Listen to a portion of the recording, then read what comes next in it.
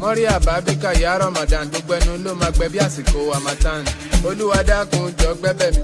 Benefit mo fẹ́ jẹ mi ò fẹ́ jẹ̀bi. Ẹni tó wà nǹkan àwẹ̀ kó má rí mi ní kọ́nà. Bíbẹ̀ kọ́ àgbà lámbà bí Olúwa bọ́nà. Báríkà ya Rasulullah. Mákìmí pàdé lọ kí Jùmọ̀tì. Bẹ̀rù Ọlọ́run tákùlà. La ilaha illallah. Báríkà ya Rasulullah. Mákìmí lọ kí Jùmọ̀tì. Bẹ̀rù Ọlọ́run tákùlà. La ilaha illallah. Àwẹ̀ tán ojú tajọ̀sán, Ọlọ́run ló mọye ládá 30 bag. Nothing should tamper with my ego, èmi mo lẹ̀sìn mi sẹ́ mo lè fi brag. Ẹgbẹ́ Ọlọ́run tóbi, Allahu Akbar. Ẹyọ̀ ń bá nábì, sallallahu alayhi wa sallam. Olúwa ló ń ṣọ́ wa, àwa ò ní ìdí ajá. Into the act.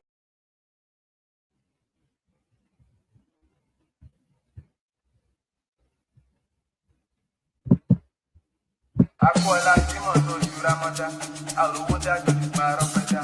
Mori Ababika ya Ramadan lásìkò president tó kújà ban. Akola àwẹ̀ Aku Ramadan, àròwó dájọ́ ṣùgbọ́n arọ́ pẹ́dá. Mori Ababika ya Ramadan dugbenu ló ma gbẹ bí àsìkò Hamatan. Olúwa dákun jọ̀ọ́ gbẹ̀bẹ̀ mi. Benefit mo fẹ́ jẹ mi ò fẹ́ jẹ̀bi. Ẹni tó wà nǹkan àwẹ̀ kó má rí mi ní kọ́nà. Bíbẹ̀ kọ́ àgbà lámbà bí Olúwa bọ́nà. Báríkà ya Rasulullah. Mákìmí pàdé lọ kí Jùmọ̀tì. Bẹ̀rù Ọlọ́run tákùlà.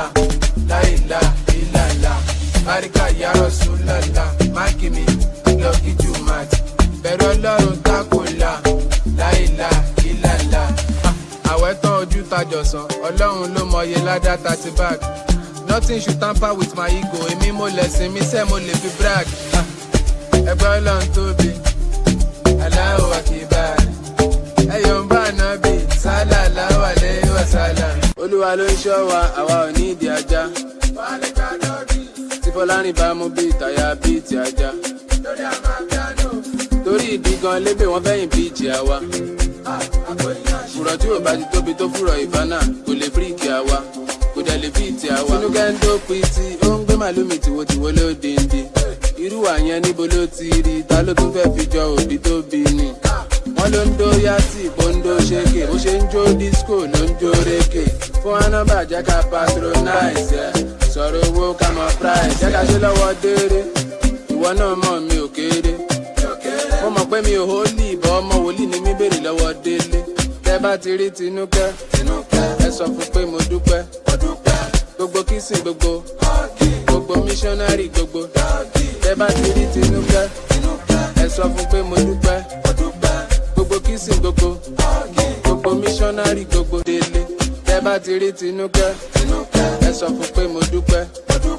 Gbogbo kìsìn gbogbo missionary gbogbo. Tẹ́ bá ti rí Tinúkẹ́, ẹ sọ fún pé mo dúpẹ́. Gbogbo kìsìn gbogbo. Ọmọ ìgbà wo ló jáná?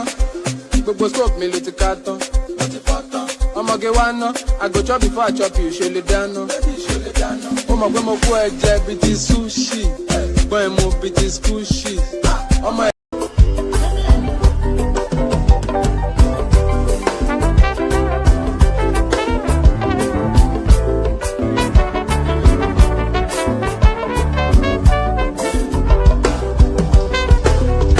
I don't suffer, no be small. But say I get sense. Poverty no good at all. Now it make I join this business. For one night, no be it's once again. Everybody will pay out. If anybody follow Mugu, my brother, I go chopper. National airport, National stadium, President, my sister, brother, we be Mugu, I be the master. Oh, Iboma, I go chop your dollar. I go take your money, disappear.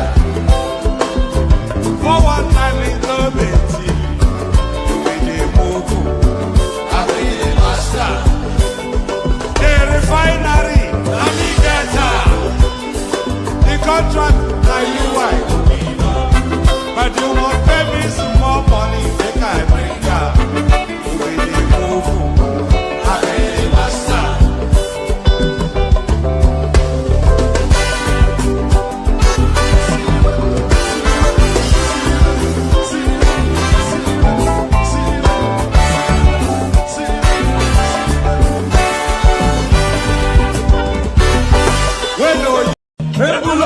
ní ọ̀sán ní kan wò ó. Okay now. Tupẹ̀sẹ̀ bí fi máa ń pẹ́. Àti pátápátá ló wẹ́ ní ìfọ̀gẹ̀ mẹ́wọ́n. Okay. Ọkọ yẹn ló fi fi ìdílé anya. Màmá mú sí na nwa m etogo kwa. Maka na nwa m jẹ ló ń bà, òwe bú n'ike. Ọganiru na-ebute ilo nwanne m ooo. Ọta mẹ́wàá nke ya dịka akpa ya jọkwa.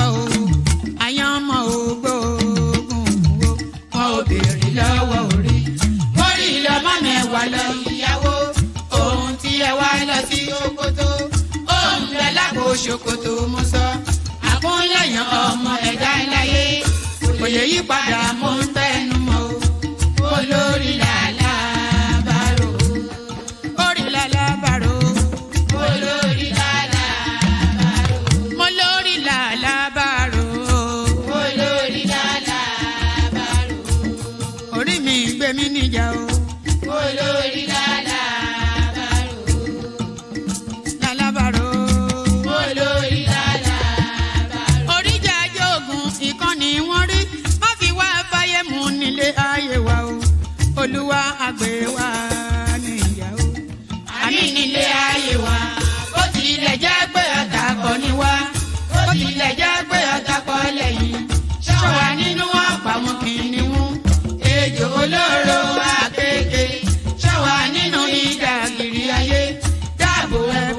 ìṣọ́rẹ́ ìṣọ́wà o.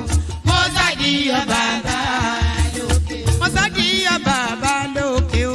Mo ṣàdíyọ bàbá lókè o. Mo máa ṣàdíyọ bàbá lókè o. Mo ṣàdíyọ bàbá lókè o. Olúwa gbé wa níjà o. Mo ṣàdíyọ bàbá lókè o. Kó má fi. Ẹ̀jẹ̀ mi ni ẹ kí n gbọ́, àkànbí ewé ayò, ewé tún léde, ìtún ló ní ọtún ẹ ṣe, ìfà ló ní kan fà ẹ mọ́ra, àìbínú gbogbo àtàrẹ, gbogbo méjì ọkà bàbà, gbogbo mẹ́ta ọkà wáṣẹ́, orí ló túmọ̀ ẹnu, gbogbo ọ̀nà ní túmọ̀ ẹsẹ̀. Akọni ìmọ̀ tú ìmọ̀ ọjọ́, ìmọ̀ èmi ni wọn kì í dálẹ̀. Wọ́n bá lọ mẹ́lẹ́mọ́, wọ́n á fi jóye ẹlẹ́mọ́. Akọni wọ́n bá lọ gbé fèrè, wọ́n á fi jóye ẹlòkò. Bọ́ọ̀wọ̀ wọn bá tẹ̀ mí, wọ́n á fi jóye aláre. Àwọn mẹ́tẹ̀ẹ̀ta parapọ̀, wọ́n wá jọ ń pẹ́ mọ́, ẹ̀ẹ́mọ́ olóko jẹ. Wọ́n pa Akíntọ́lá, Akíntọ́lá ọmọ Ògún. Wọ́n pàdé Ìyọ̀dà, ọmọ Àtàràbọ̀bà. Àkànbí wọ́n pàdé Ṣàtàdá dẹ, ọmọ ọba Ìjẹ̀bú Mèrè. Aṣíwájú odò gbólùkẹrẹ, ajagun lólòdì ọ̀run. Tó o bá ṣe pé tìyẹ, tó o bá ṣe pé tìyẹ, lọ́ bá ń darí jọ wí. Àgbèrò ni kò ń gbọ́wọ́, ọ̀gọ́ ti ṣìgìdì bá gbé, àgétì ló máa ń gbé, àyàn ti ìlàyàn ewúrẹ́. Ọlọ́run dákun má padà lẹ́yìn ẹ, kó má gbàgbé ọ̀rọ̀ tẹ́. Aṣíwájú Ọlọ́run dákun má padà lẹ́yìn ẹ. Àkànbí Ọlọ́run dákun wá padà lẹ́yìn ẹ̀. Ọkọ̀ olúrẹ̀lẹ̀ Ọlọ́run dákun. And there it is right there. There it is. Absolutely, categorically right there. So there it is right there. So Ọlọ́run má padà lẹ́yìn ẹ̀. May God never depart from us. You all already know what that means by now. I tell you every single session.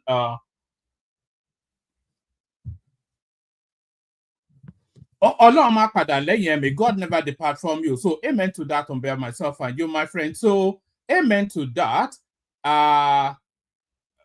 Look at that.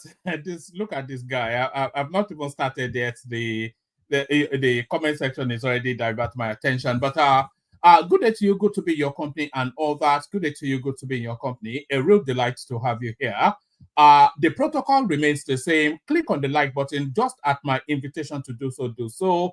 Not already subscribed, please correct that. To subscribe means to subscribe. So click on the like means to click on the thumbs up button, and then to subscribe means to depress the subscription button from red to gray. So do those two things. Click on right.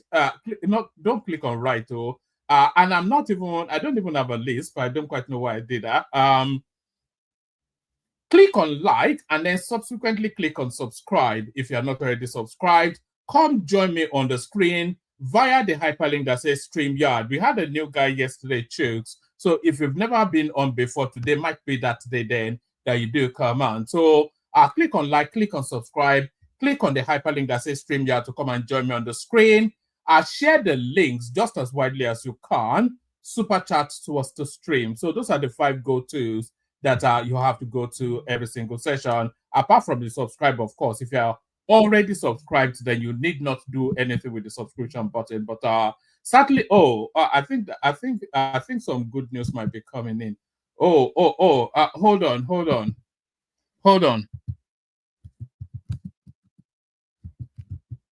on.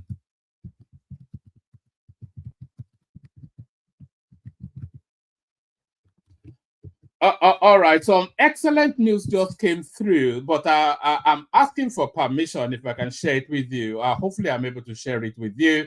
But some excellent, just right within this second now, some excellent news just came through. So if I get the permission to share it, then I certainly will.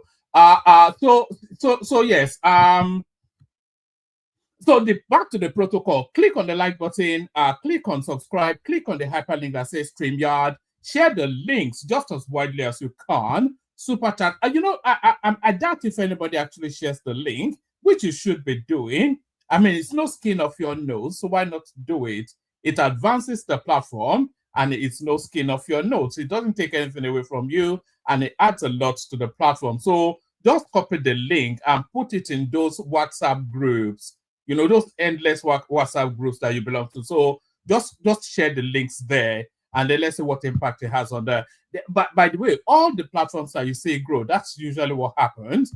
The members of that platform share the links just as wide as they can. So you do that as well if you want to see quantum leaps in the platform. Then that's how to do it. You know, there are 3 ways to drive platforms. The heavy lift is the sharing the links around everywhere. But the quickest route is to have a strong presence on Twitter and TikTok. If you're able to establish a presence there, then you'll be like some overnight whatnot. But I can't make the effort to start chasing around on Twitter and TikTok. So it's like a steady as she goes sort of a thing we're doing here. But steady as she goes. So yes, like, share, subscribe. Click on the hyperlink that says StreamYard to come and join me on the screen. Share the links just as widely as you can. Super chats towards the stream. So those are the things I invite you to do, and I'm inviting you to do them yet again today. So all that, why don't we just get started? Maybe we should. Where do we want to start, actually? Where do we want to start is the question. Let's start from here, actually. I don't want to start quite with the headline news yet. Natasha, a lot of people disappointed today, by the way, because of course we all wanted to see this woman in custody, but it looks as though she may. Oh, right, I have permission to share, so let me share. So what you're seeing on your let me bring it up. What you're seeing on your screen right there is the latest member of this platform. So that is our newest subscriber. So there she is right there. So female. So there she is right there. And here she is with mom and dad. So you all remember Des, of course. That's Des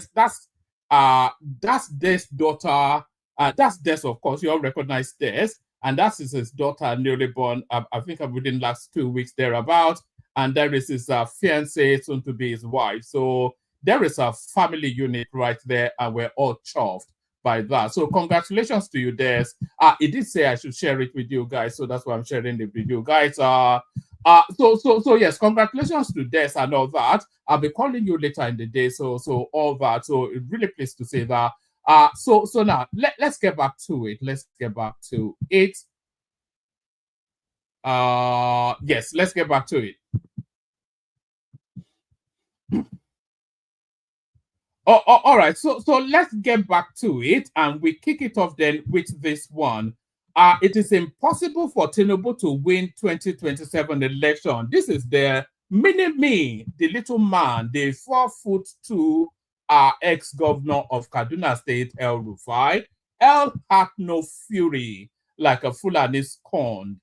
It is impossible for Tinubu to win 2027 election. The diminutive little Hitler from Kaduna State, El Rufai. Former Kaduna State Governor Nasir El Rufai has said it is not possible for President Bola Ahmed Tinubu to be re-elected in 2027. The Social Democratic Party SDP chieftain made this known in an interview shared on X, stating that anybody who thinks otherwise does not live in Nigeria. According to El Rufai, Nigerians have lost faith in the All Progressive Congress APC and the president, and will have no interest in voting for them in the coming general elections. It'll be interesting actually to see just how they are able to pivot our public opinion. And by the way, all this raging and riling that we're seeing against the government is not the popular consensus in Nigeria. It's just a vocal minority. the obedient space, which is a code word for, you know what the obedient space, when people talk about the obedience, you know it's really a code word for another set of people. So I'm not going to say the fullness of it, if you should know. So the obedient space, you know, they've been hate mongering against Tinubu since he gave their local champion a flogging in February 2023. And they have and there it is right there. That's Papa Bomboy. So that's Papa Bomboy right there doing the super chat. So that's there. As I welcome super chats, maybe that should go towards diapers and formulas. Oh God, I don't envy you, man. That faith, you'll enjoy it 3 years later, but the sleep deprivation, the endless burping, the new worries that you have to have. So those are the new things that you'll experience new sensations. So the super chatter there is Des, of course, recently turned a father, and it's just subsumed with joy. So well done, Des, and congratulations. So yes, so all these people are saying, oh, Tinubu is telling us that he is hated, and I was surprised he said that, and he should not have said that, because of course they want to leverage that in 2027 to say, oh, even he knew that he was hated, so how did he win an election? Tinubu is not hated. Tinubu is probably one of the most loved, if not the most loved Nigerian. Hello to you, Henry Kudeti. Henry Kudeti. So hello to you, Henry. I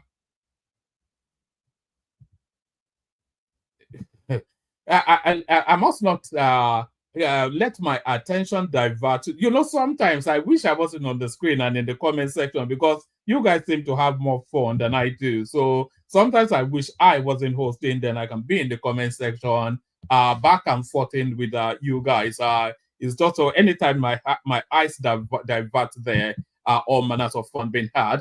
It is impossible for Tinubu to win 2027 election. Diminutive little mini Hitler El-Rufai.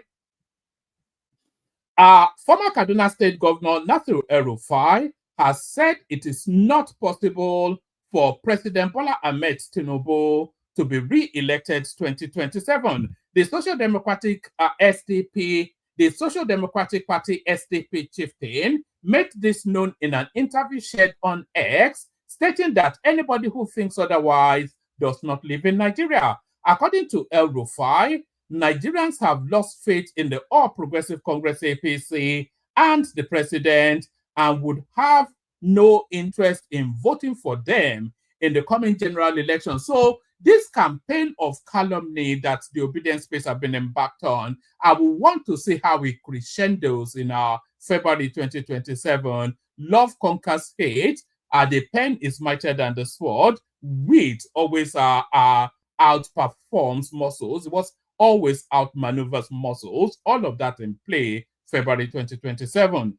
This is despite assurances from the Tinubu administration that Nigerians' sufferings will soon be over. The Minister of Information and National Orientation, Mohammed Idris, spoke confidently during an interview on Channels Television on Wednesday, providing a summary of what the Tinubu government has done so far to set the economy on the right path.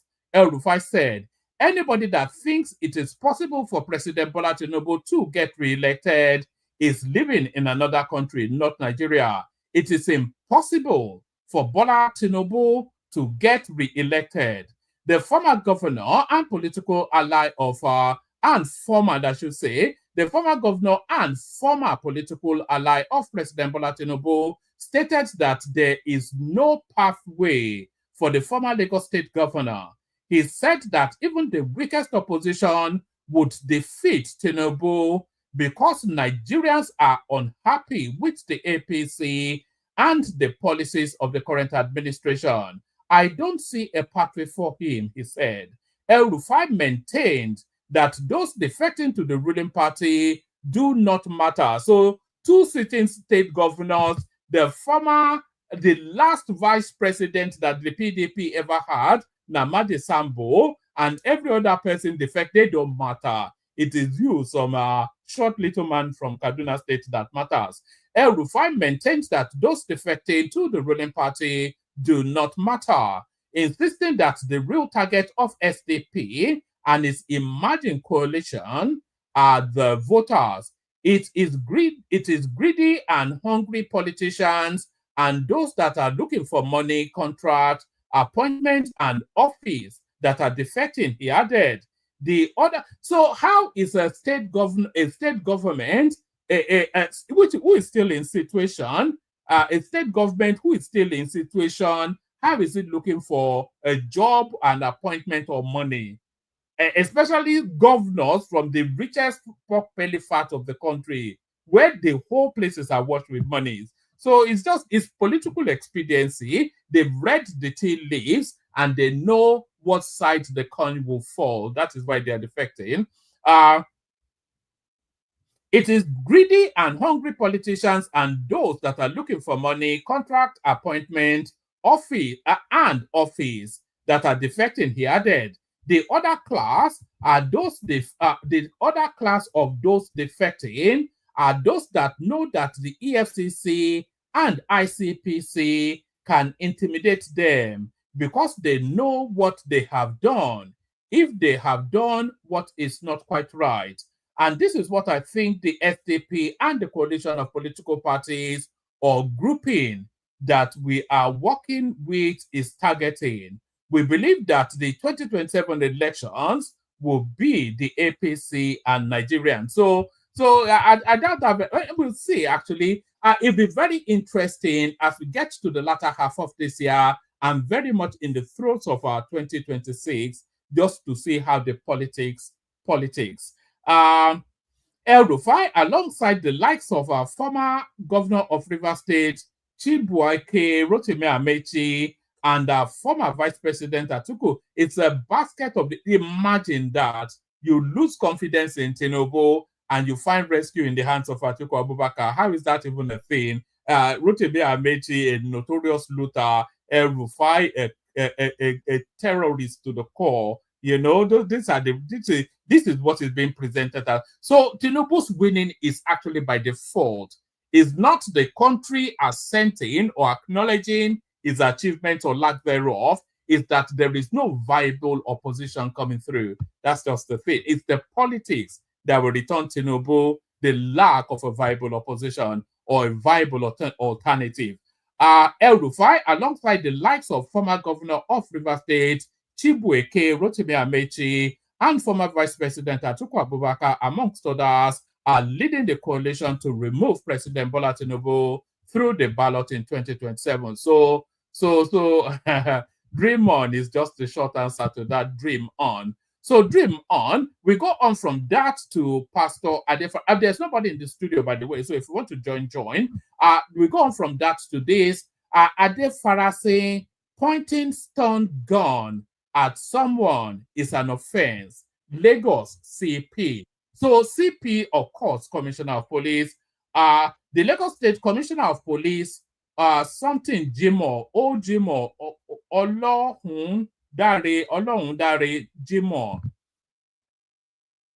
The Lagos State Commissioner of Police, Olohun Dare Jimo, has said it is an offense to use a stun gun as a form of threat or to create fear in the mind of another person, with reference to the case of the senior pastor of the House on the Rock, Pastor Paul Adefarasi. It'd be curious actually to see if they will follow this through to prosecution. They've not yet dared jail a big man, so maybe it's time we started jailing big men just to curb their excesses. Jima said it's on Channels Television whilst giving an update on the case. So recall that Pastor Adefarasi turned himself in to the Lagos State Police Command following the circulation of a viral video allegedly showing him holding a firearm during an encounter with a content creator in Lagos. The biggest clue, that content creator, by the way, he should have blown by now. He should come out and speak to the matter. According to the Lagos State Commissioner, according to the Lagos Police Commissioner, nothing is an offense under the law except what the law states is an offense. Even under the Firearms Act, if you fashion out anything that is not metal, like wood, and you make it look like a gun, and you use that guise to take possession of property from another person, you have committed armed robbery. So pointing a stun gun at another individual and sending that threat and fear to such a person at that time constitutes an offense. So the police is doing everything in line with the law. He was invited, a letter of invitation was sent to him. In fact, we had prepared our warrant of arrest in case he refused to comply with the invitation, but he turned himself in and was questioned by a team of investigators who were already on the matter before he turned himself in. The matter is still undergoing further investigation as the PPRO has informed the public what was recovered from him was a stun gun, not a lethal weapon, but it is prohibited riot equipment which we are investigating. So they did actually recover a gun from him, is what the police are saying. A stun gun, the guy that he was pointing it at had no reason to know that it was a stun gun now. For all he knew, his life was at risk. So for all he knew, his life was at risk. So Ade Farasi then, I wouldn't object to him going to prison. It's a lot of, just as I was, not only would I not object to Natasha Akpoti going to prison, I was rather hopeful that she would be in prison already by now. So maybe I'm just a hater of big people. I don't know. Or just the unnecessary big manism that we have in Nigeria. It needs to be curbed. The excesses of these people needs to be curbed. So from that to this, and still talking about curbing excesses.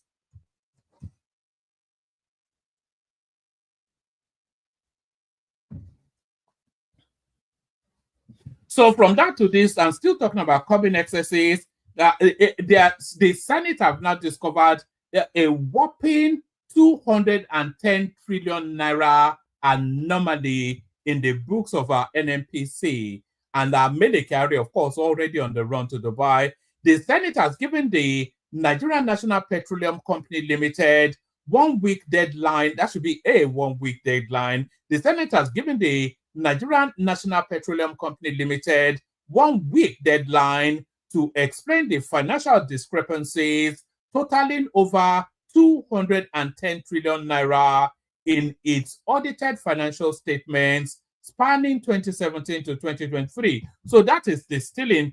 They've always said that that there's a Fulani account at the NNPC, which they just use to funnel money easily. So I think it is that space actually that they're looking to take on. Good luck with recovering any of it though, but 210 trillion, can you imagine that?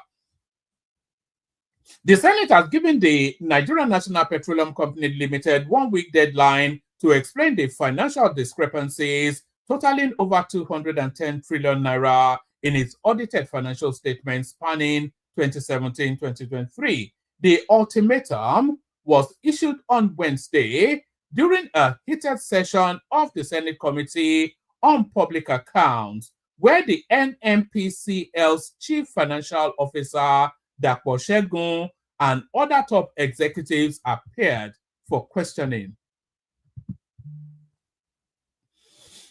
Lawmakers expressed outrage over what they described as mind-boggling irregularities in figures listed under accrued expenses and receivables in the company's official reports. The committee chairman, Aliyu Wadada, did not mince words, branding the inconsistencies as unacceptable and warning that the Senate will pursue the matter to the full extent of its oversight powers. So that's then. Good luck. That Mele Kyari, he should be next to Emefiele in some prison cell. That guy is it is the number one problem that we had under the Buhari space, because it was the bagman for all of the monies. So still the back and forth between El Rufai and Tinubu. So let's go on from that to this. Kaduna no longer toxic, uncontrollable. Tinubu takes swipe at El Rufai. So yes, and we can see that there's a unprecedented peace in Kaduna, which was in marked contrast to the 8 years of El Rufai, when they were just slaughtering. El Rufai was actually paying people to slaughter the Christians in the state, and we know that because he told us that the bandits will go to southern Kaduna and slaughter the Christians there, and El Rufai would then tell us that he's paid them money not to do it anymore. So that's what that was. So it was essentially paying the killers of Christians, which is to tell you then it was paying them to kill the Christians in Kaduna State. Kaduna no longer toxic, uncontrollable. Tinubu takes swipe at El Rufai. Okay, I think we have a clip. So let's take it from the clip rather than from read out. Oh, yeah. And we've seen a governor, Obasani, an agent of change, stability, love, unity, and progress. Obasani has performed wonders and changed the environment from previous toxic, uncontrollable environment to a state of life, progress, and development. I say thank you, my comrade. Thank you very much. So there it is right there. That was a little dig there at El Rufai. So they should put an H behind that guy's name, and then that will give you the real fullness of it. El Rufai. El Rufai. Kaduna, KBC, Christian Association of Nigeria, debunks rejection of 30 million naira gift. Says fund was for Christian Crusade project. So I'm not quite sure. Somebody said this in, but I'm not quite sure what we're meant to glean from this. The Christian Association, this is a subscriber contribution.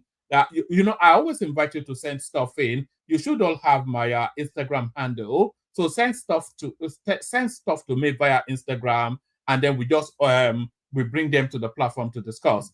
The Christian Association, and somebody sent this in, the Christian Association of Nigeria, Kebbi State chapter, has dismissed viral reports claiming it rejected a 30 million naira donation from the state government. What's that got to do with anything? I'm not quite sure that I understand what's going on there. So let's just go on from there today. Apparently, allegedly, somebody tried to attack Tinubu. It's the hate that the obedience space is building up within a subsect of the Nigerian society is now manifesting to the point that somebody actually launches at the president. And then if they shoot him now, it's another matter. Leave him alone. Tinubu tells security as man tries to approach president in Kaduna. So this is one of those obedience. So maybe it was even strapped with you know, those Arab bombs that they strap it around their body. A yet to be identified man attempted to breach the security parameters around President Bola Tinubu on Thursday during an official visit to Kaduna State. The president was in Kaduna to commission several projects executed by Governor Obasani's administration when the incident occurred. The man reportedly attempted to approach the president whilst he was delivering his speech, prompting a brief pause from Tinubu, who appeared momentarily surprised. Members of the president's security details quickly intervened, restraining the intruder before he got any closer. In a calm response to the incident, President Tinubu said, "Leave him alone," before continuing his speech without further interruption. Reacting to the incident in a post on X, Tinubu Senior Special Assistant on Digital New Media, Ortega Ogra, praised the professionalism of the security personnel who managed the situation, handled with utmost professionalism by Secret Service agents without any disruption to the president's speech at the event, he wrote. So I wonder if it was the Peter Obi space that sent that guy to go and attack Tinubu. FYI, Mr. President is protected by some of the finest, well-trained, and most professional officers and agents from our internal security, intelligence, and military institutions, he added. So don't get yourself shot, because they will just shoot you. And Peter Obi probably won't come to your funeral because he will just want to distance himself from you. Let's see what Tinubu made of it. As well as prevail.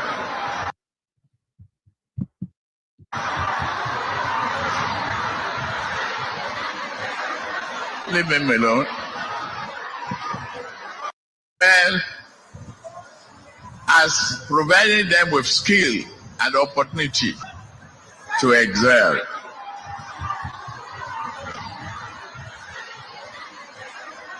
Leave him alone.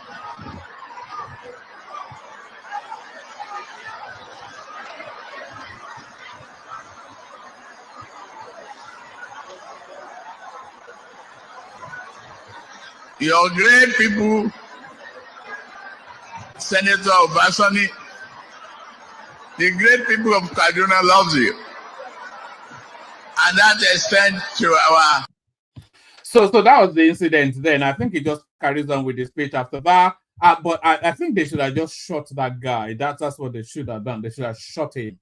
Let's come from that to this. The Independent National Electoral... This is this next piece here is in response to the lies that Rotimi Amechi has been parading all over the media space to tell us that INEC are refusing them the chance to register a political party. So this is INEC's response to that.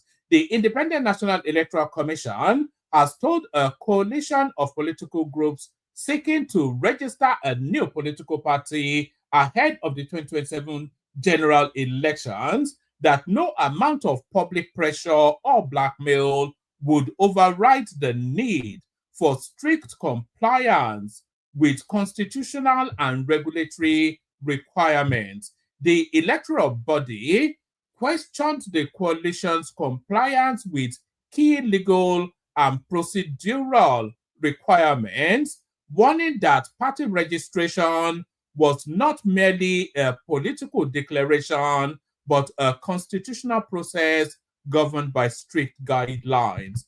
INEC also denied reports circulating online claiming the registration of two new political parties, the Independent Democrats and the People's Democratic Movement. Several opposition members had recently accused the electoral body of refusing to register new political parties, raising concerns about the inclusiveness of the electoral process. So that is Rotimi Amechi as ever not able to comply with law or order.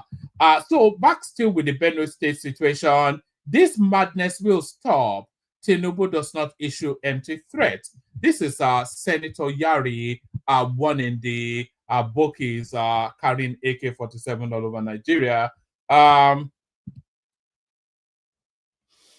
The senator representing Zamfara West Senatorial District in the National Assembly, Abdul Aziz Yari, has expressed confidence that the bandits and terrorists responsible for the recent massacre in Benue State will soon be brought to justice. The lawmaker said President Bola Tinubu has the will and capacity to fish out the criminals, and the security chiefs are also aware of their responsibility. And Tinubu actually stood them up and rebuked them publicly. If somebody can send me that clip, we can play it in the course of the session. When Tinubu was standing up all the service chiefs and telling them that, look, get this job done, I'll fire you and get somebody else in. He made the submission whilst reacting to the gruesome murder of several Nigerians in Benue State and the subsequent condolence visit to the state by President Bola Tinubu on Wednesday. Yari, whilst calling for peace, commended Tinubu for personally visiting the affected areas. He condemned the killings. And by the way, on reflection, I'm not sure if it's the smartest move that Tinubu visiting that space, because of course, sadly, we all know predictably that there will be another incident fairly soon. And then, of course, then the obedience page will start to agitate that you have to. So he can't be visiting all of these things because it's happening with so much regularity. So he can leave it at the symbolism of our Benue State. Hopefully, we don't have further incidents, but almost certainly we will. But it should ignore it should have ignored the cry by the obedience for him to go to Benue. But he has gone there rather, and he has been now the first Nigerian president to ever do that. So that particular landmark, that particular milestone has been established. So the next incident is to just ignore the screeching and the squealing, because he's gone to visit now. I was even reading somewhere that Peter Obi was criticizing him that he wasn't wearing black. So it will never end. Once he lets them capture him into that space, it will never end, because they hate him for being Yoruba. You know, there's a strong element of ethnic hatred. We all know that. And they detest that this Yoruba guy overrode their own person. They felt it was their turn. He took it anyway. They tested their will in the country. It fell short. And the person that now won is this Yoruba person. So the resentment for that, it cuts it, because that is their biggest thing. This Yoruba, something that agitates their mind. So Tinubu's victory really cuts into the bone marrows of their being, and that is what is going on. So it should not pander to them. Just do the barest minimum that the Constitution requires you to do for their space. Develop Yoruba land, take care of the North, hand over to Anaboki in 2031. Let them go and swivel. And if they try anything, just Nnamdi Kanu them out of the way. It's just getting out of hand, these barbarians. Benue, this madness will stop. Tinubu does not issue empty threats. This is a Senator Yari signaling to the Janjaweeds. The senator representing Zamfara West Senatorial District in the National Assembly, Abdulaziz Yari, has expressed confidence that the bandits and terrorists responsible for the recent massacre in Benue State would soon be brought to justice. The lawmaker said President Bola Tinubu has the will and capacity to fish out the criminals, and the security chiefs are also aware of their responsibilities.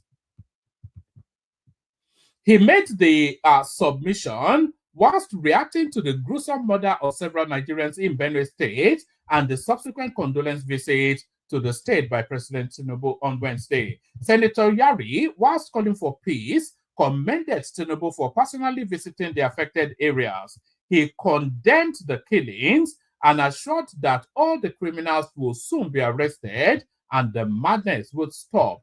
The president is capable of containing the situation, and even if it means adopting totally extreme strategies to give every part of the nation peace, he would do it, because he was elected to secure the nation and the people, and this much he understands. Tinubu's decision to suspend everything he was doing and to also keep others on hold are worthy of note. If we understood the responsibilities associated with the office of the president, we will see the empathy in his decision to personally visit Benue State. He could have delegated a high-powered team to visit and stand in for him whilst he had gone on with his other commitments, but he decided to show leadership and identify with the people who showed him love through their votes and also believed in his person and leadership. I can assure the people of Benue and Nigeria in general that those behind this dastardly act will not get away with their mindlessness. Those in charge of security also know the implication of not living up to the billing, so no one is kidding here. The criminals will be apprehended soon, sooner than we all can ever imagine. The president doesn't issue an empty threat. He meant what he said and said what he meant. They will not get away with this. And whatever their motives was, we will also unravel. Soon. But ultimately, this madness has to stop, and it will stop. The former Zamfara state governor said. The lawmaker called on all Nigerians to see the security of society as a joint business and responsibility. So that's Senator Yari right there, former governor of Kaduna of Zamfara State. So yes, I'm in accordance with those sentiments. Actually, I think Tinubu is. I think Tinubu is going to catch up with those people sooner rather than later and summarily deal with them. It's just I think Tinubu might not be the person that solves the insecurity situation in Nigeria. There's a part of me that actually believes that. Or hope even for that, because as much as you hate Tinubu, hopefully you hate the insecurity even more, and you wish him then the capacity to be able to do that. Court rejects federal government's application to remand Senator Natasha Akpoti, grants her 50 million bail in defamation suit. So this is Natasha then fine getting her way out of justice. It just the injustice in Nigeria is next level. Of course, it had to be now. So the name of the justice explains everything you need to know. Justice Chizoba Oji of the High Court of the Federal Capital Territory, FCT, has granted 50 million naira bail to the suspended senator for Kogi Central, Natasha Akpoti Uduaghan. In a ruling delivered today, June the 19th, the presiding judge held that she found no reason to deny the defendant bail, saying there was sufficient evidence that she was willing to face trial. She did come back from abroad to come to court, so if she was going to be on the run, she was already in England anyway. Consequently, the court held that the defendant must produce one surety who must be a person of integrity and owns a landed property in Abuja. The court based its decision on Section 36 of the 1999 Constitution as amended, as well as Section 163 and 165 of the Administration of Justice Act 2015. The case was subsequently adjourned till September the 23rd for trial. The court also rejected an application for the lawmaker to be remanded in prison custody pending the determination of the case against her. They are bending the law to accommodate this woman, and it really rankles, you know. And like all Nigerians are outraged by this, by the way. The federal government is prosecuting the lawmaker for allegedly making a false claim that the Senate President Godswill Akpabio and a former governor of Kogi State, Alhaji Yahaya Bello, were behind a plot to assassinate her. So that's Natasha then, who escapes yet again from justice. So that's Natasha as let me send this in. Actually, let me send the link in. Anybody wants to hop on.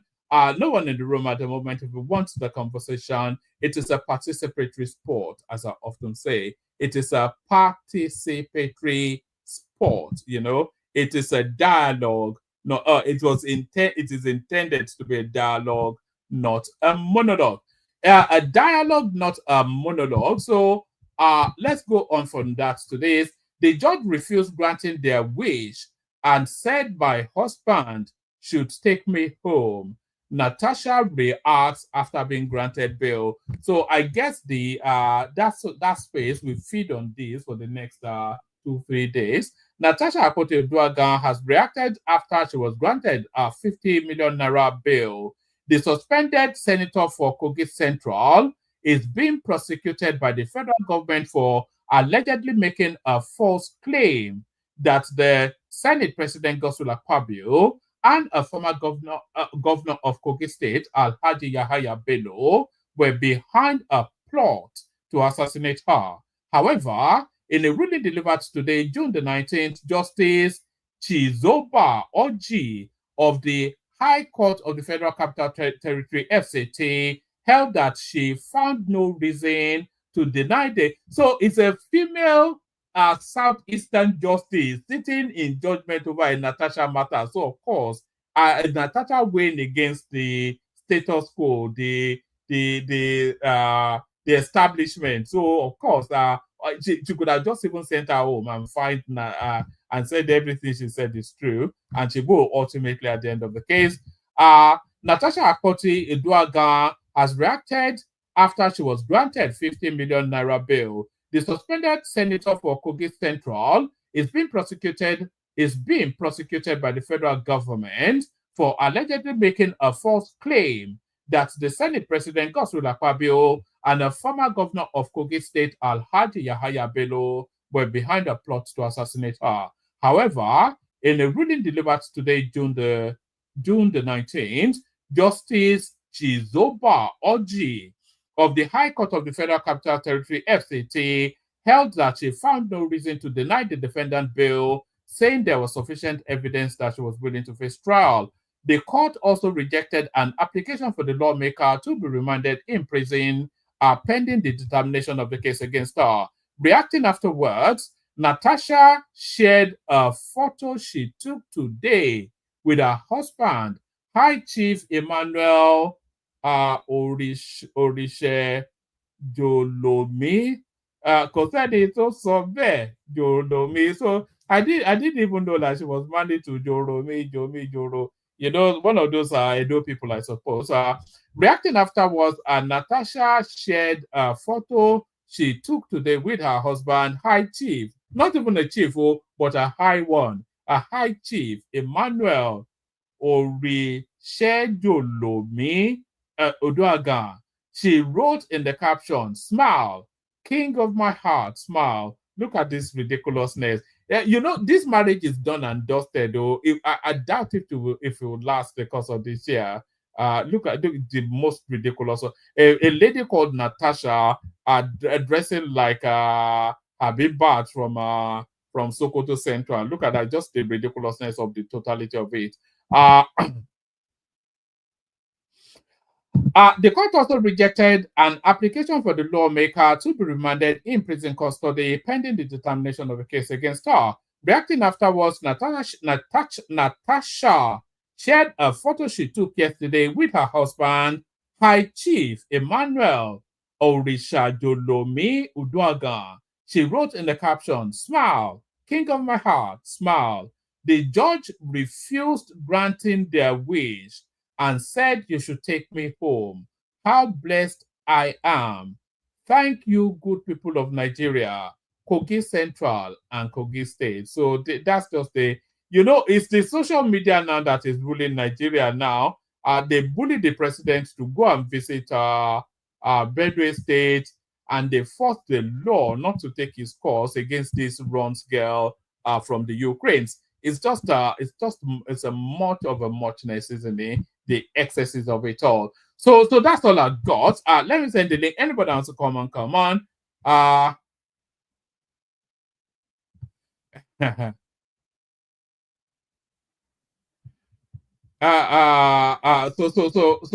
So yeah, that's all I got. Anybody wants to come on? Let me play you the clips that I do have. I came across this clip actually. It's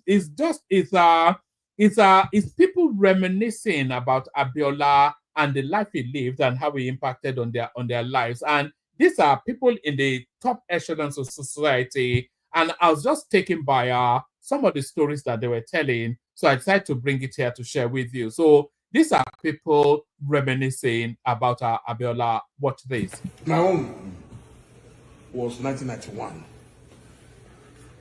I didn't know NPO was in London. So I was going to a party in Stratford. So, but I needed to call my apartment. Then I was expecting a message there. So I put a 20p coin into the box. After I finished talking, I still had 10p left. So I didn't want to waste it. I said, oh, let me call the Abiola. So someone picked the call and said, can I speak to the Abiola? The person said, who is that? I said, my name is Dele Momodu. Then I heard, Dele. Then me too, I said, who is that? My name is Moshood Abiola. The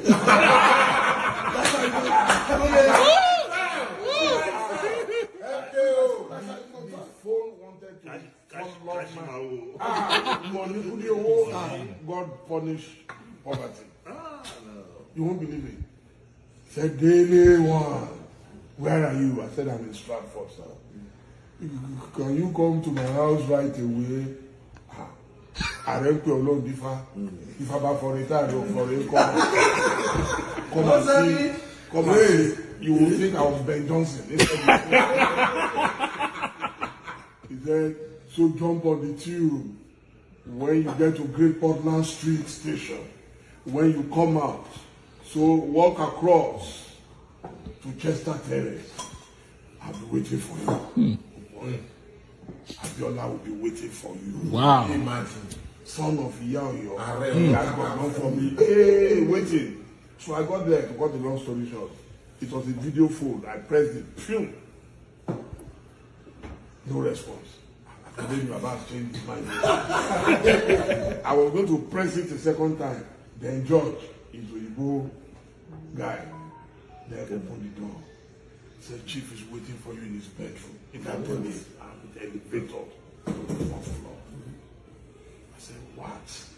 Then I opened the door. I saw my pa on his bed. He was in his house coat. His son was sitting. They were watching a video of a speech he made somewhere. To cut the long story short, started gisting. Daily one. He was talking about my life, you know. Then he said, I told you to go and marry. You have not married. So what are you waiting for? Yeah? You can't put signature on a woman's tie. So what's your problem? I said, Daddy, I don't have money for that. He said, no. Nobody waits until you have everything. You have to do it like I said, my girlfriend, my wife today, we were cutting. So it was time for me to go. Then he looked at me, Daily one. Then come. Let me find you something. 2.5 grand be okay for you. Me that it was £290 that followed me to London. Somebody is now asking me if 2,500 will be okay. In 1991, oh boy, I stood up. My legs were already shaking. Then he looked at me again. He brought out the chair. Oh, account in London, please. Do you have an account in London? I said, no, sir. Okay, I will ask them to open two for you. Wow. Then you even said your girlfriend is around, then I'll make the money from around. I went on the floor. On the floor? 4 grand straight. In 1991. Yes. It was more than my salary in 1 year. I know. I went on the floor. Then, as he was writing the check, then he turned the back. They are calling Haywood. Biara has no accounts in the UK. Please open 2. It was a Sunday. I forgot the elevator to start with.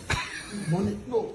The easiest way to go mental is to see the kind of money that you never bargain for. Yeah, that's true. And unexpectedly, suddenly, so I came downstairs. I couldn't open the door. I ran back upstairs. You could see that money. I'm telling you. So now I asked me to go and let me out. When I got into Regent's Park, his house was overlooking the Regent's Park. So I was singing. Like you said, I could not sleep. I'm telling you. Money is a demon. I was afraid. I said maybe something will fall on the check and I won't be able to go back to him. Maybe somebody will take. I was thinking of. Then in the morning, I went to number 266 Pentonville Avenue. I can still remember. How can you forget your biggest break in life? Your biggest break in life. How can you forget? Colin Haywood, I will never forget his name. The bank manager later was Peter Mumford, who became his personal assistant. Wow. Yes. Yes, Chief Abiola employed Peter Mumford from National Westminster Bank, this first bank. And the people have money today. No. If you have the money, you can't spend it that way. The man was the style is uncommon. Anywhere I can tell you, let Bill Gates sit down here, let Warren Buffett sit down here. They can match you. Be the center of attraction. Yes. We lost a man. Yes. We lost a man. That was how he opened the account. Then when I saw Colin Haywood the following day, the first thing I did when he saw the check, oh, from Chief Abiola. So would you need some cash? I look at the man, give me $1,000. I guarantee that one inside my pocket. So yes, those were people telling anecdotes, whatever the word is, to reminisce about Abiola once upon a great time. Once upon a time, a great man. So now, this next clip that I'm about to play you now, it speaks to the thorny topic of racism. So racism is a very complex thing, and it's not always a dark manifestation of prejudice. It's not always that. Sometimes racism it comes in the form of pragmatism. You know, stay with me. You'll understand all I'm saying when you watch this clip. So racism not always is a consequence of a dark, thought or dark prejudices against you based on the color of your skin. Sometimes racism is still a dark art, it's still a nasty thing, but sometimes pragmatism necessitates racism. What am I talking about? Let this lady explain it. She has the articulation to explain it better. Watch this. Izzy, racism doesn't exist in the UK. Well, I think we can probably all eat our words on that one. But let me tell you how prevalent it is, not only in the UK, nationally, socially, locally, but also in the workplace, in hiring processes. Bear in mind, this is with this face present in the room as the hiring manager. So we were interviewing for client services roles at a company that had global customers, like genuinely global customers all over. A large part of their customer base was American. And we interviewed this guy who had a Nigerian name, first and last name, and he was absolutely excellent. Absolutely, he blew me away. He was so charming, he was so good, he was excellent. He had the experience, he interviewed so well, he was the epitome of excellence. And he left the room and was chaperoned out to reception, etc. And I caught up with my boss at the time. I had like 2 or 3 bosses kind of thing. And I said to him, wow, he was fantastic, can't wait to offer him. And he was like, no. And I was like, why? And he said, because our customers in America won't like the sound of his name. I was like, I'm not sure about that, but yeah, his name's not going to work, so he's not going to get the job. Like, we don't need to talk about it anymore. Right, okay. So I left shortly after, as you can imagine, because the only difference between me and him is that my name sounds quite English, and his didn't. Like, that is the epitome of racism. And I just thought I'd share that little anecdote, if not to demotivate, but just to let you know that it's rife, and I won't hear anything otherwise. So hopefully you heard what that lady said. So the guy that she was talking about, by the way, he looks almost certainly and almost definitely sounds like her.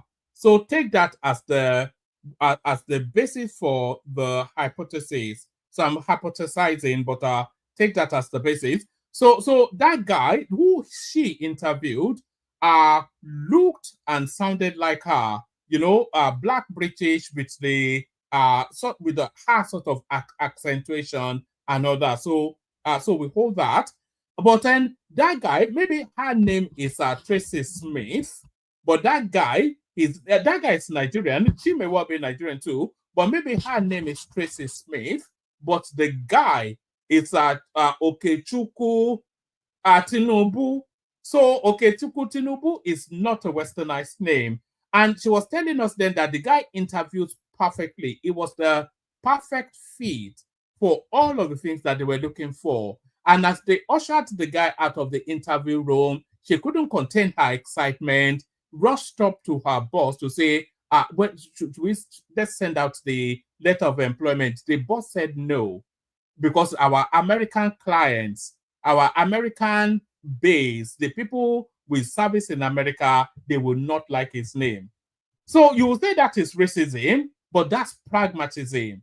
So the boss could say, oh, he could want to be a champion of whatever, this moral, whatever it is, he could do that, but he would lose his business.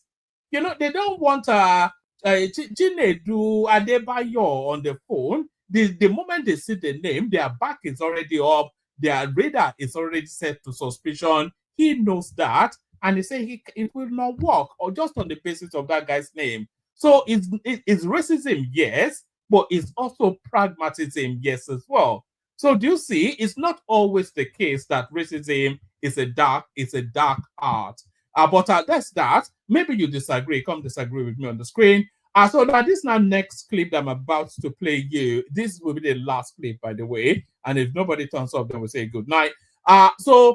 This now next clip that this clip that I'm about to play you, I don't know the content of it, but the speaker is one of my favorite Nigerian parliamentarians, especially for reasons of the way that he flogged Natasha Akpoti.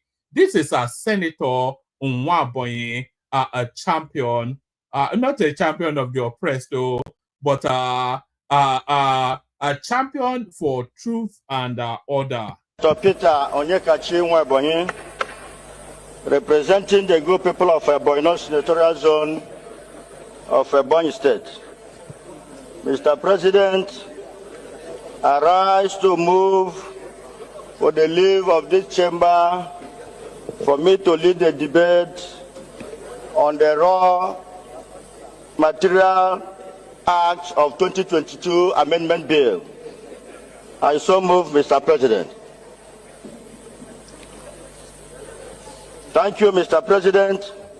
Distinguished colleagues, permit me to lead the debate on this very important bill, which is the Raw Material Processing and Local Production Protection Bill 2024.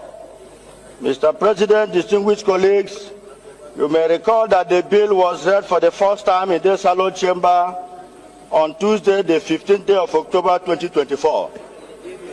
Distinguished colleagues, as Nigeria seeks sustainable economic growth, the introduction of the Raw Material Processing and Local Production Protection Bill promises to be a transformative initiative.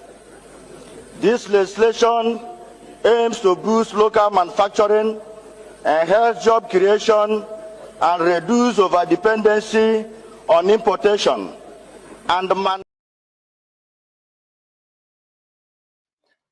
all right. So that's Senator Nwaboye. I don't really know what he was talking about, but I delight in the guy at the moment just for the way that he really brought the Natasha Akpoti person to her knees.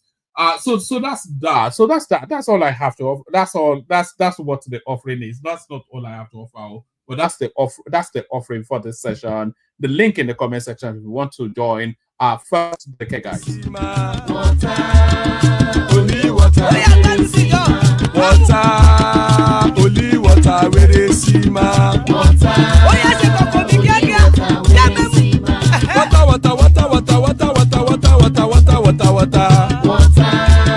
only water, where they see ma. Hapa o naido, hapa o naido, hapa you don't come o.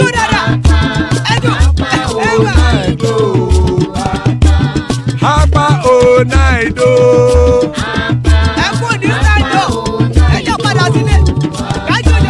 Oro kẹ̀kẹ́ ẹlẹ́mu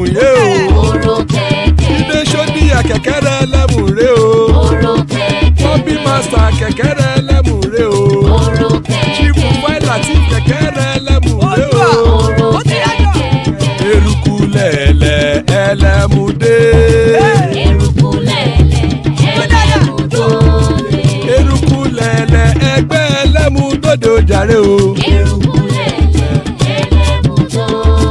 Eruku lẹ̀lẹ̀ Ghana ti dé ẹgbẹ́ bọ́dì o. Ọmọ ẹlẹ́yẹ ẹyẹ o ó dìlé o. Odúyẹ̀lá ẹyẹ o ó dìlé o. Petrosonama ẹyẹ o ó dìlé o. Petrosodunke ẹyẹ rẹ̀ ó dìlé o. Ẹlẹ́kọ̀ọ́ ọ̀run mú ìní o.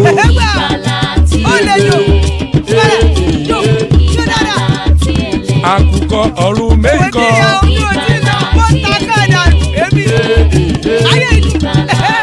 Ikú kò ní ríwà gbéṣe o.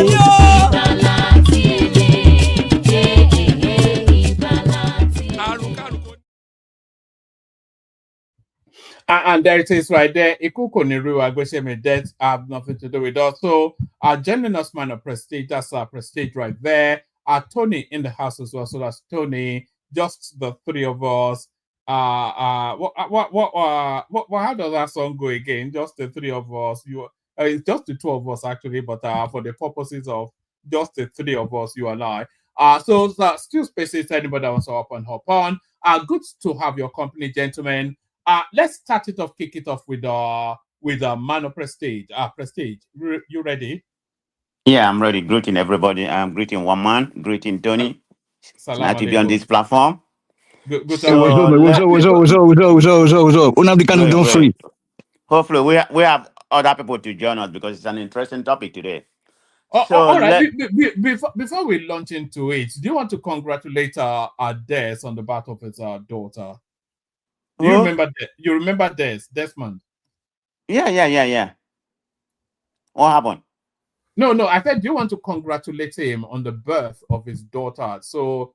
Congratulations! Oh man, okay, beautiful. Yeah, just okay. Oh man, that's nice. So, congratulations, man. Wish you many, many more. Depending on how many you want to have. Long life. Thank you, bro.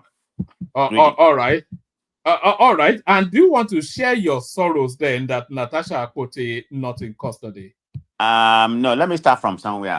One man, you never seem to amaze me. By disseminating your ethnic jingoism, that's part of your narrative you portray here. So you know what I'm talking about. What ethnic jingoism? What Natasha Akpoti is ethnic jingoism? No, it's not about Natasha Akpoti because everything you just don't blame it on obedience. Obedience is just that wouldn't bother me. But when the way you narrate it, my own reading about it, you make it sound like one part of the country just against Tinubu. They want to plot and keep Tinubu. That's the way I understood of course, now that everybody knows that, you know that as well. Everybody know what that the Igbos want to kill Tinubu. They want him dead. They want him. They just hate him for being Yoruba. They hate. Come on, man. Everybody. No. You go ahead. You go ahead and defame yourself. Go ahead. Keep on talking. No, now I didn't even know that. That wasn't even a controversial thing. Everybody knows. Don't worry. Everybody knows now. Okay. Keep on defaming yourself. That's okay. I'm glad you're making it. You're pointing out more. Okay. Igbos want to kill Tinubu. They gave him what's his name when he went to Enugu Anambra. They have opportunity to kill him. Yeah, but did one of them not try to storm the stage in Kaduna just as early as today? So wait a minute. Shot him, by the way. So hold on. Let's get this part straight.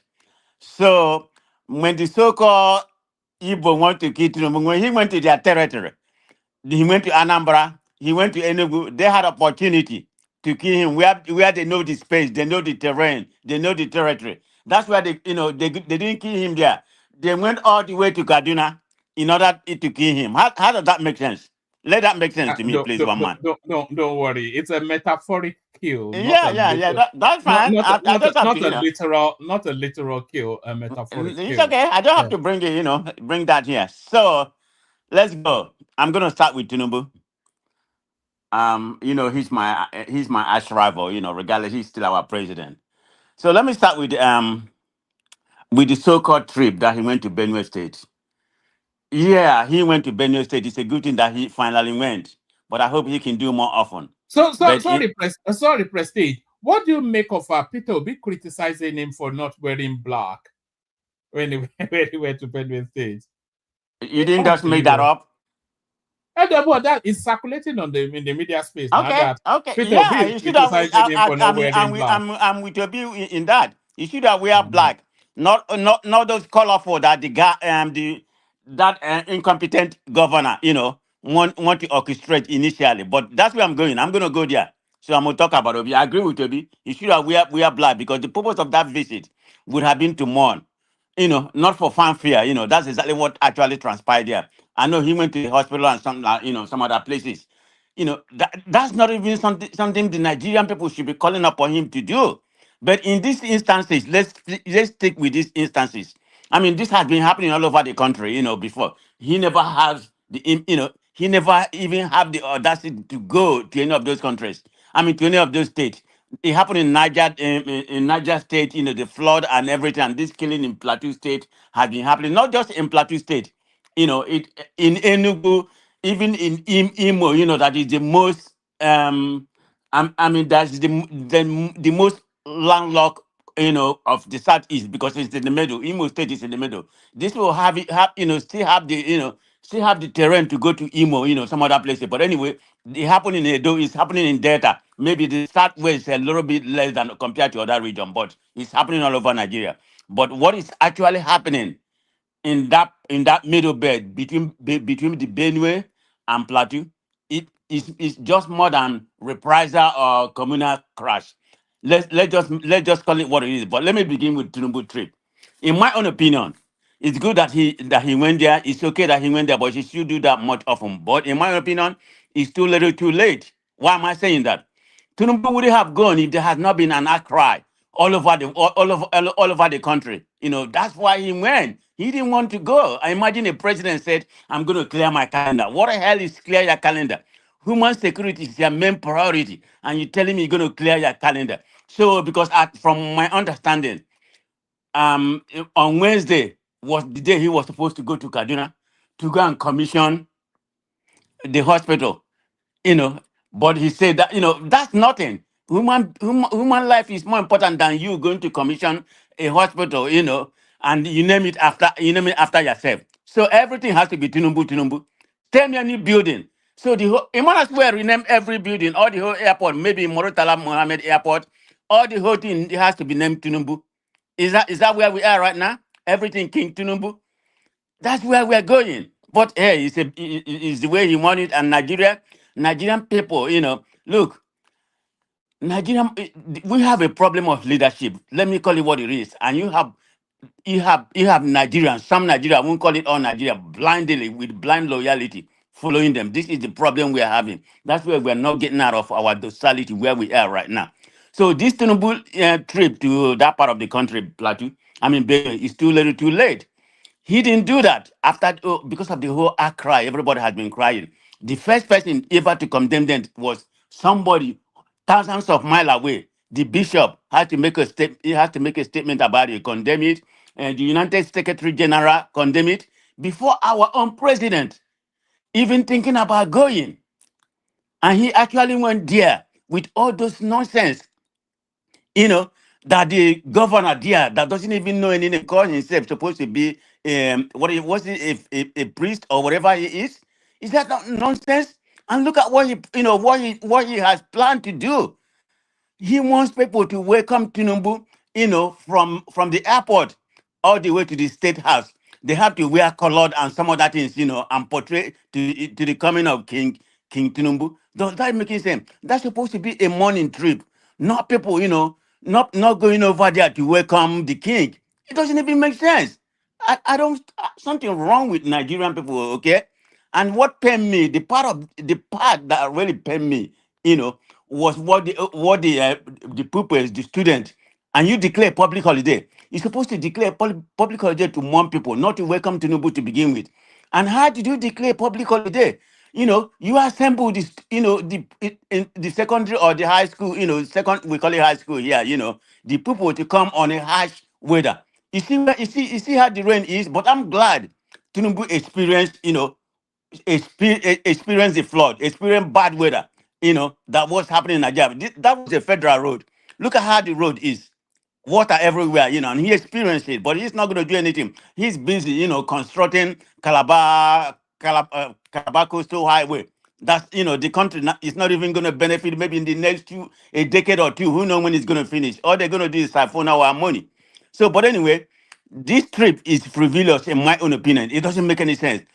Like I said, this in Nigeria should be charged for human rights violation because those kids endure harsh weather to come and welcome the president. Look at when they was passing, the water, flashing, over the kids. Is that not an abuse? So in my own opinion, the government should be charged for criminal, even Benue State governor. That's where the buck stops because he's the one that organized it. I hope the human rights organization, come after him and charge him for abusing of our kids. That doesn't even make sense. So he went to he went to Have you he not went just, he went to Benue. have you not What just is going to come out of it? Is sorry, it just going to? have you not just confirmed the point I was making earlier? What is their point? That you obedient space, you are really after this guy's life. So Well, you are giving me opportunity to monologue now. So give me my time now, one man. No, you still have the time, but I just wanted to document what you just said there.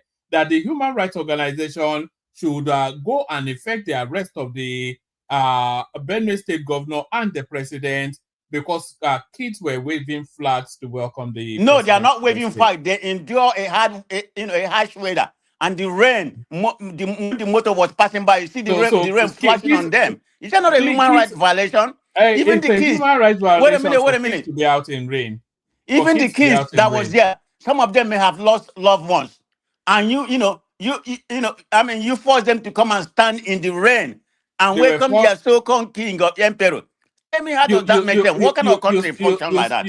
You saw the guns being held on their back. Did you see that? Do you have a clip? Yes, a gun was. They forced them. Are you not telling me? Okay, one man. How do you have a public holiday?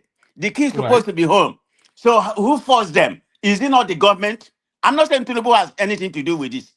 Is it not the government of Benue State or whatever, the sycophancy, for the governor?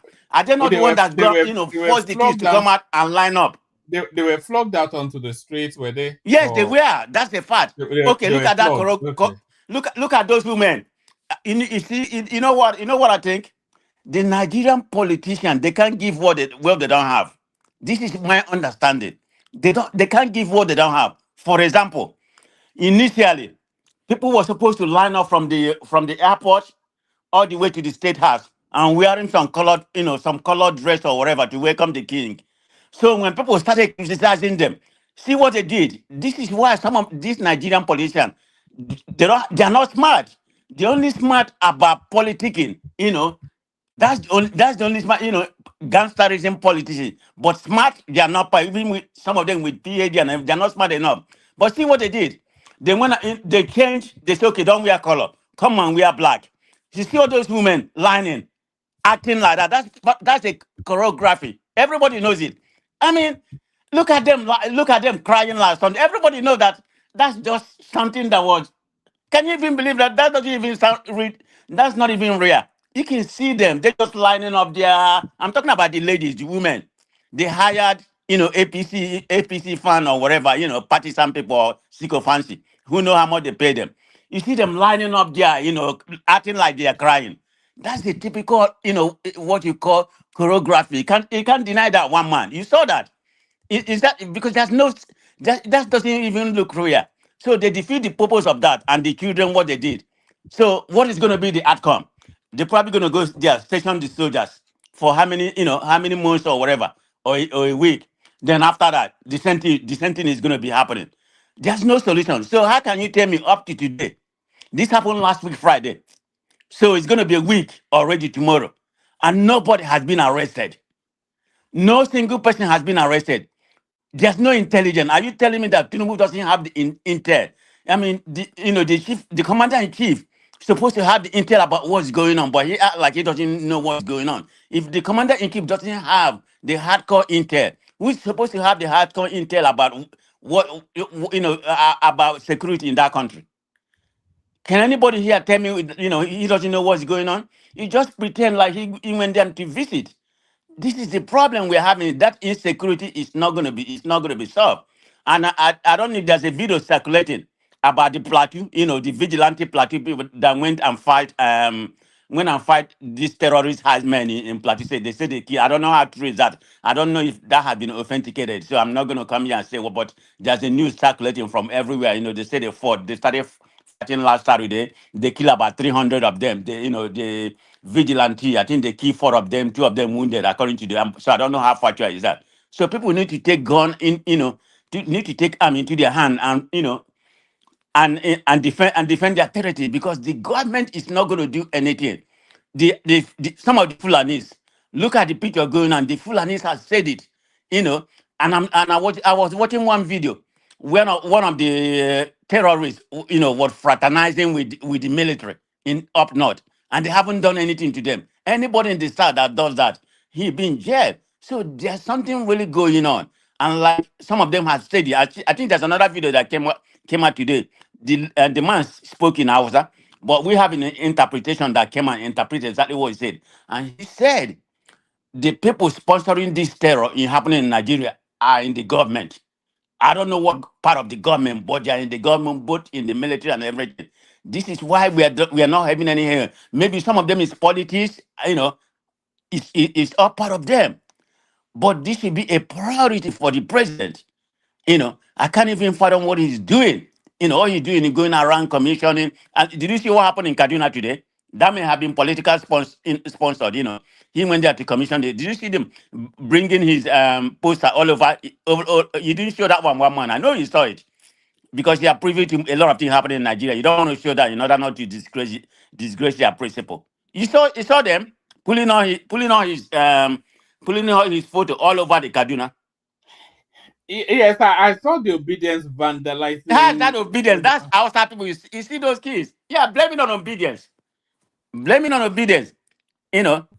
If election, in my own opinion, the way Tinubu is unpopular in that country right now, if election is held purely on election, what I call election, Tinubu is not going to win. Tinubu is not unpopular in Nigeria. Tinubu won. Tinubu is very, very unpopular. Well, that's very, very unpopular. Even among the Southwest. Even among the Southwest. They might vote for him for ethnic reason. I mean, that's who we are. Tinubu is not... Or maybe for performance reasons. What has he performed? You already what has he know performed? The list. Okay, you what has he know performed? the list. I don't have to run you through the list. No, we don't have to go. No, I don't have to go the list. So forget about that. I don't want to go into that list with you, because you're gonna come here, and bring out a figure that doesn't even make sense. Like any other person, we are not smart enough to bring the figure. I'll only tell you what you know for fact as well. So I know a lot of things. I know I've been very vast. I'm getting better when it comes to Nigerian politics. So you can't teach me you can't teach me a lot. It's not like before when I was very naive. Hold on. Did you know that the tax reform bills that they've already they've sailed through Parliament and now awaiting Tinubu's signature? Well, it's going to go to Tinubu for reconciliation. That's my understanding. Nothing. It's not final. What's not final? Where he has to reconcile everything, So, but anyway, let it be. I mean, there's nothing wrong with. I'm in favor of the tax bill. I mean, but is that the only thing that's going to help Nigeria? That's the progress. That's not going to help Nigeria. I said, is that the only thing that's going to help Nigeria? And the local government autonomy. Is that what about that? How far is the local? Let's not go there. Let's not go there. That's not why we are here today. So those are the reasons why they will one man that's gonna take us all day to be talking about achievement or incompetence. So you're shifting the goalpost. They will vote for him based on achievements. That's what I'm saying. What achievement? That is what I don't understand. Like, if you want us when you have not done the nitty gritty, what is supposed to be, what achievement? All those achievements are just on paper. It's a process. Nothing tangible that has been achieved. In my own opinion, this is strictly my own opinion. This is why the student's loan is not that tangible. Oh man, that student loan is a scam. You come here and tell us about human capital development all the time. Okay. Yes, they're not. What is our GDP per capita? Is it not between about 835 to about 1,100? One of the lowest in the country.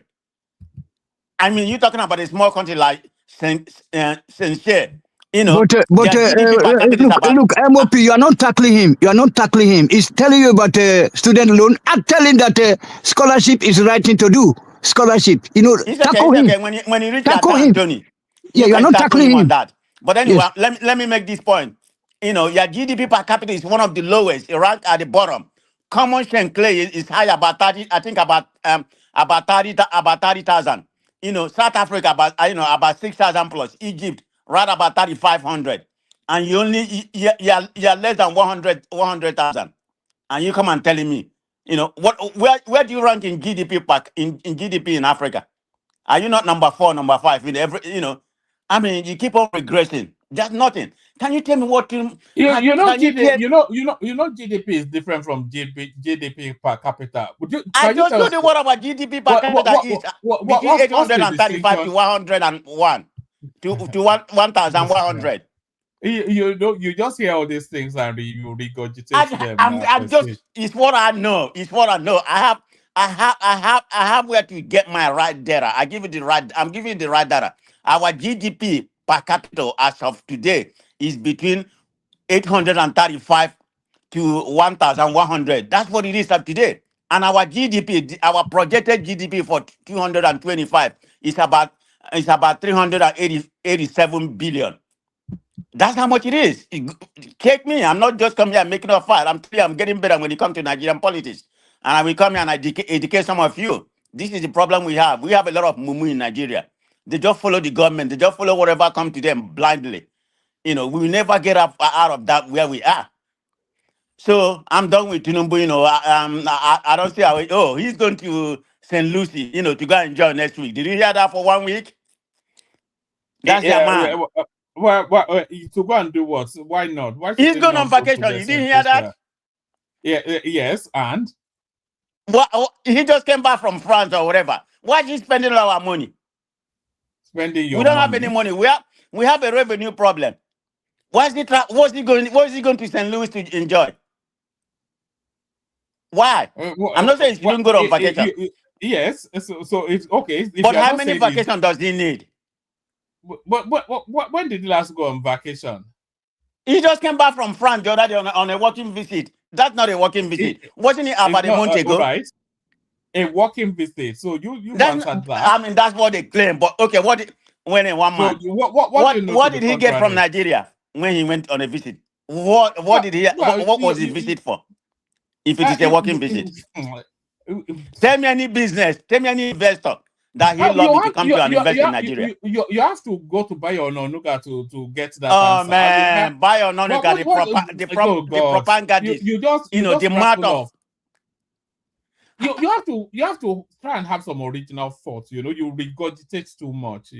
I don't regurgitate. You see, the problem is that I like coming on this platform. Because in order to give you a different narrative, because a lot of people here are saying kumbaya. There's some people here. So, that's why I make the platform, for people to judge. People listening, there's a lot of people listening, they can make their judgment. You can say your opinion. People can say their opinion and let the people make their judgment. So that's where we are coming to this. Let me play you a clip and then give me your thoughts on it. Yeah.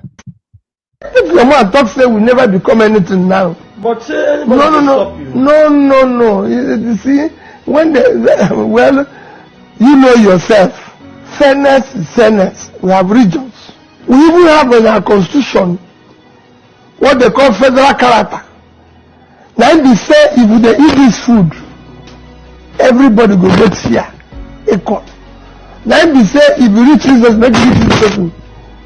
Even if say na mumu will be, he treat us like human being. If mumu, okay, mumu come do your own. Let we come do our own mumu go.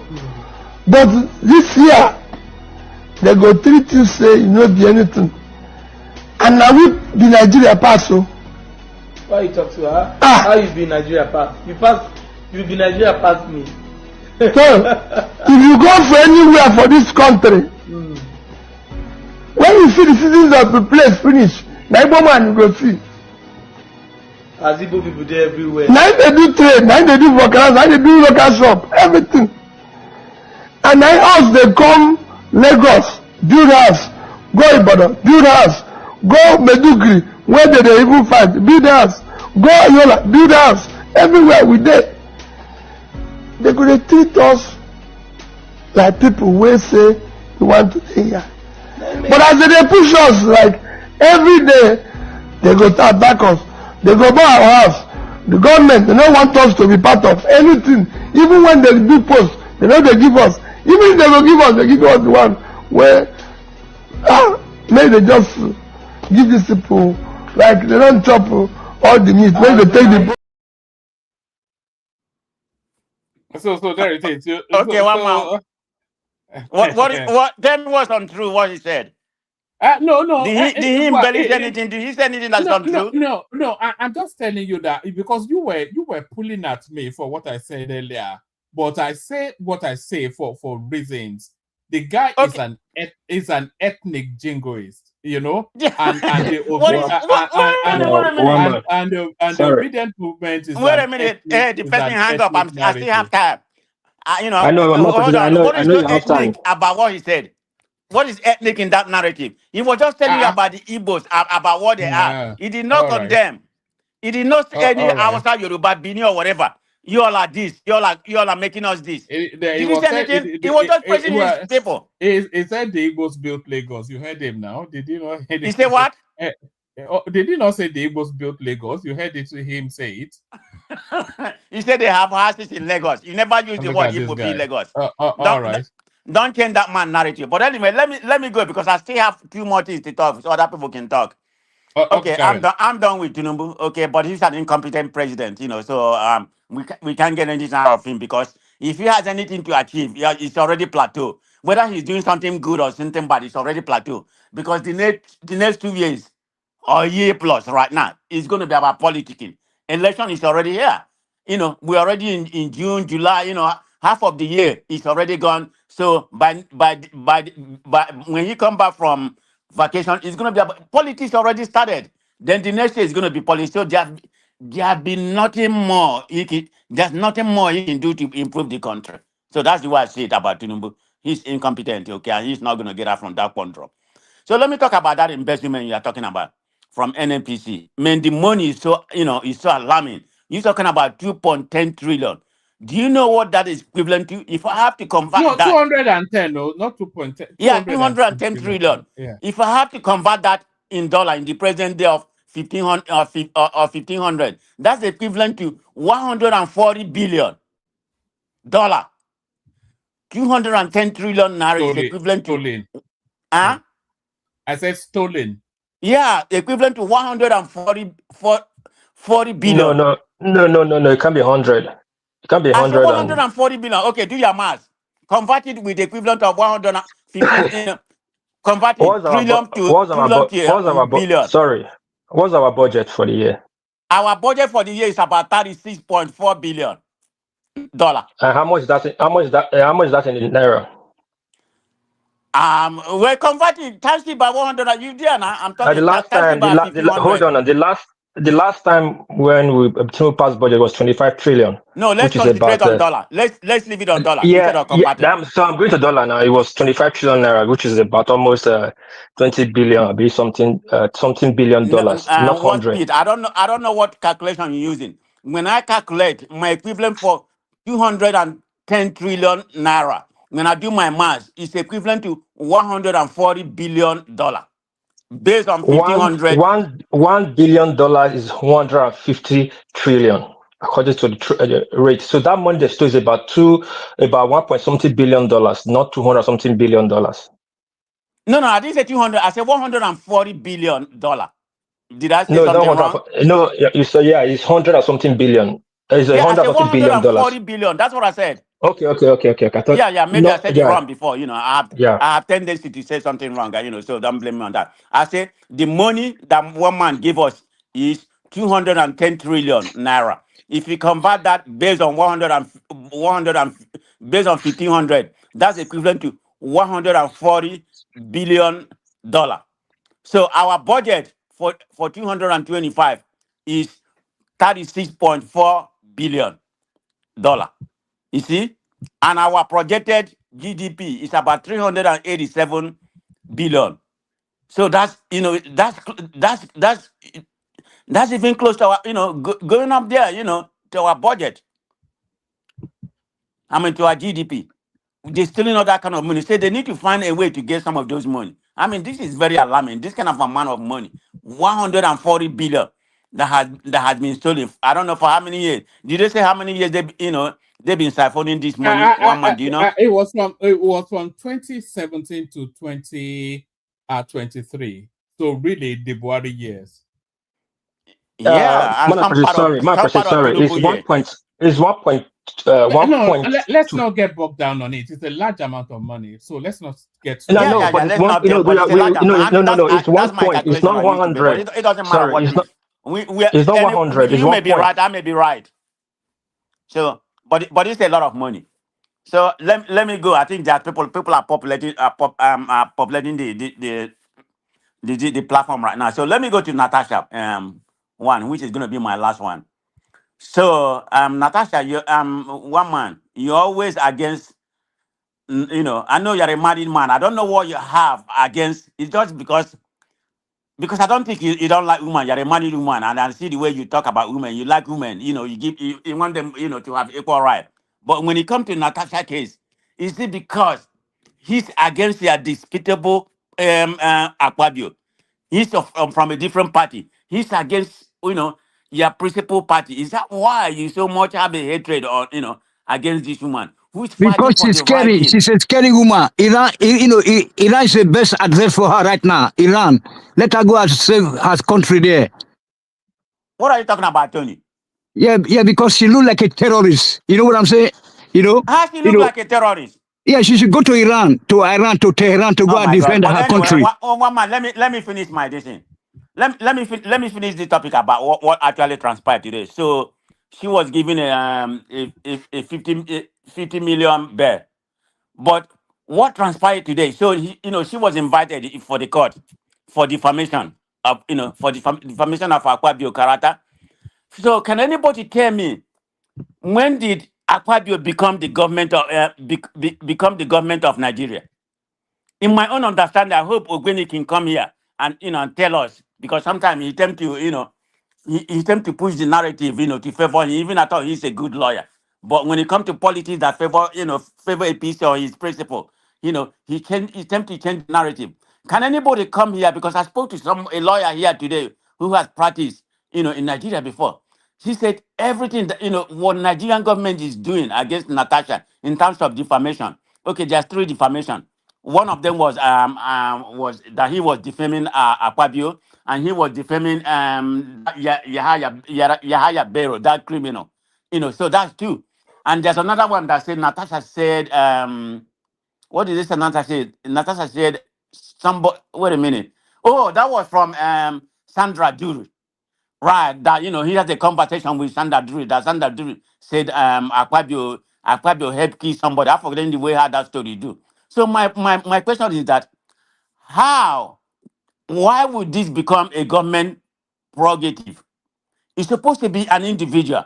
So why is Nigeria? Can anybody here tell me why is Because Nigerian government? it's a criminal matter. If it's a criminal matter, then it's usually the state versus the accused. So it's not a civil matter, it's a criminal matter. So How is that a criminal? How is a defamation a criminal matter?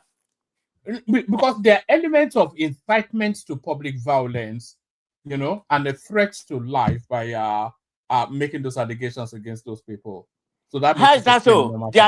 From my understanding, the allegation that and Natasha made, he said that the Senate president and what's his name, the former Yahaya Bero, they want to kill her. That's what she said. So that's a defamation. So tell me, how is that a criminal matter? What the government is saying, those comments can incite public disorder, which will be a criminal No, it's matter. not. So No, it's not. there's elements of incitement in it. How? And from my own understanding, I'm not a lawyer. Defamation is supposed to be a personal thought or liberal, or libel, slander. How's that, how is that a criminal matter? Because I don't understand when it comes to Nigerian politics. because that's a private, it's a private matter. I don't see anything that whereby the federal government has a standing to sue anyone, for defaming a private citizen.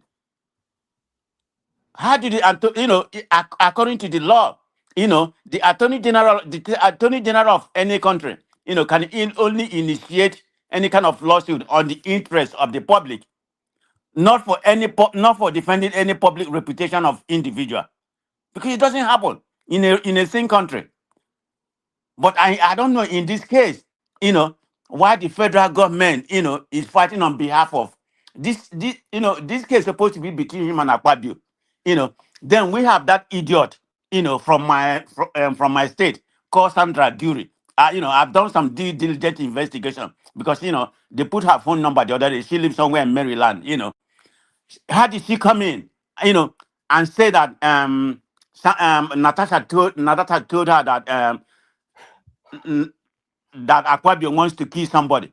Then, because it wasn't Natasha that said it, then they should have brought her in. Do you all know the history of this Sandra Dury? The so-called, I think she professed herself to be a professor. And what is that she professed herself to be a media person and claimed to have, I don't even know that lady. That lady doesn't even have a college degree because Are you referencing the poor interview that No, Geola did with I'm not Natasha? referring. Forget about the poor interview. Sandra Dury, the lady is compromised already. Do you know that the lady was a fugitive? He left Nigeria in 2016. She was a fugitive. Go. There's I think there's a document, that she's a wanted person in Nigeria. So how can a fugitive be a weakness? I mean, they're supposed to be trying to get her arrested right now, and now she's making something up. They need to bring her there because Natasha did not say it. If she has an evidence, they need to subpoena her that Natasha told her that that Akpabio killed somebody. That's what she said. This lady doesn't have. I don't even think that she has any degree, and she claims herself to be a professor. Definitely, she doesn't have any doctorate degree. And I've done everything to search to see if she even have a college degree in America. In my own opinion, she doesn't have. But anyway, I just find everything to be very frivolous, about what's going on in that Nigeria. I mean, we don't know how that case is going to happen, but in my own opinion, the government doesn't have to be represented. It's supposed to be between her and the Akpabio. That's the way I see it. Thank you, one man. Oh, all right, brilliant. So that's the excellent man of Prestige kicking things off for us. We go on from Prestige to Tony. One man. Tony, yeah. One man, please one man. Please let me just quickly because I'm going to work now. You are going to work. Yeah, no, you are going to work. You always say that. Let Tony go first. Tony, you know what the time. No, just hold on. Let Tony go first. Tony, you're up next. Unless if he's trying to interject, are you trying to interject MOP? No. Work is just all the time. It will just come in and want to go immediately. It will tell you that he has to go to work, Okay, the network is gone. Tony, go ahead. You don't get network. Crazy. We need to hear you well. Eh? Okay. Yeah, good evening, everybody, sir. Good evening. Yes, Ogata. So, yes, I remember yesterday also, even though I was not there, they want me to say, I know that due to the time difference, okay, he can say that, because I know that a woman used to usually consider people that are living in some kind of low quality network territories, like Japan is very poor.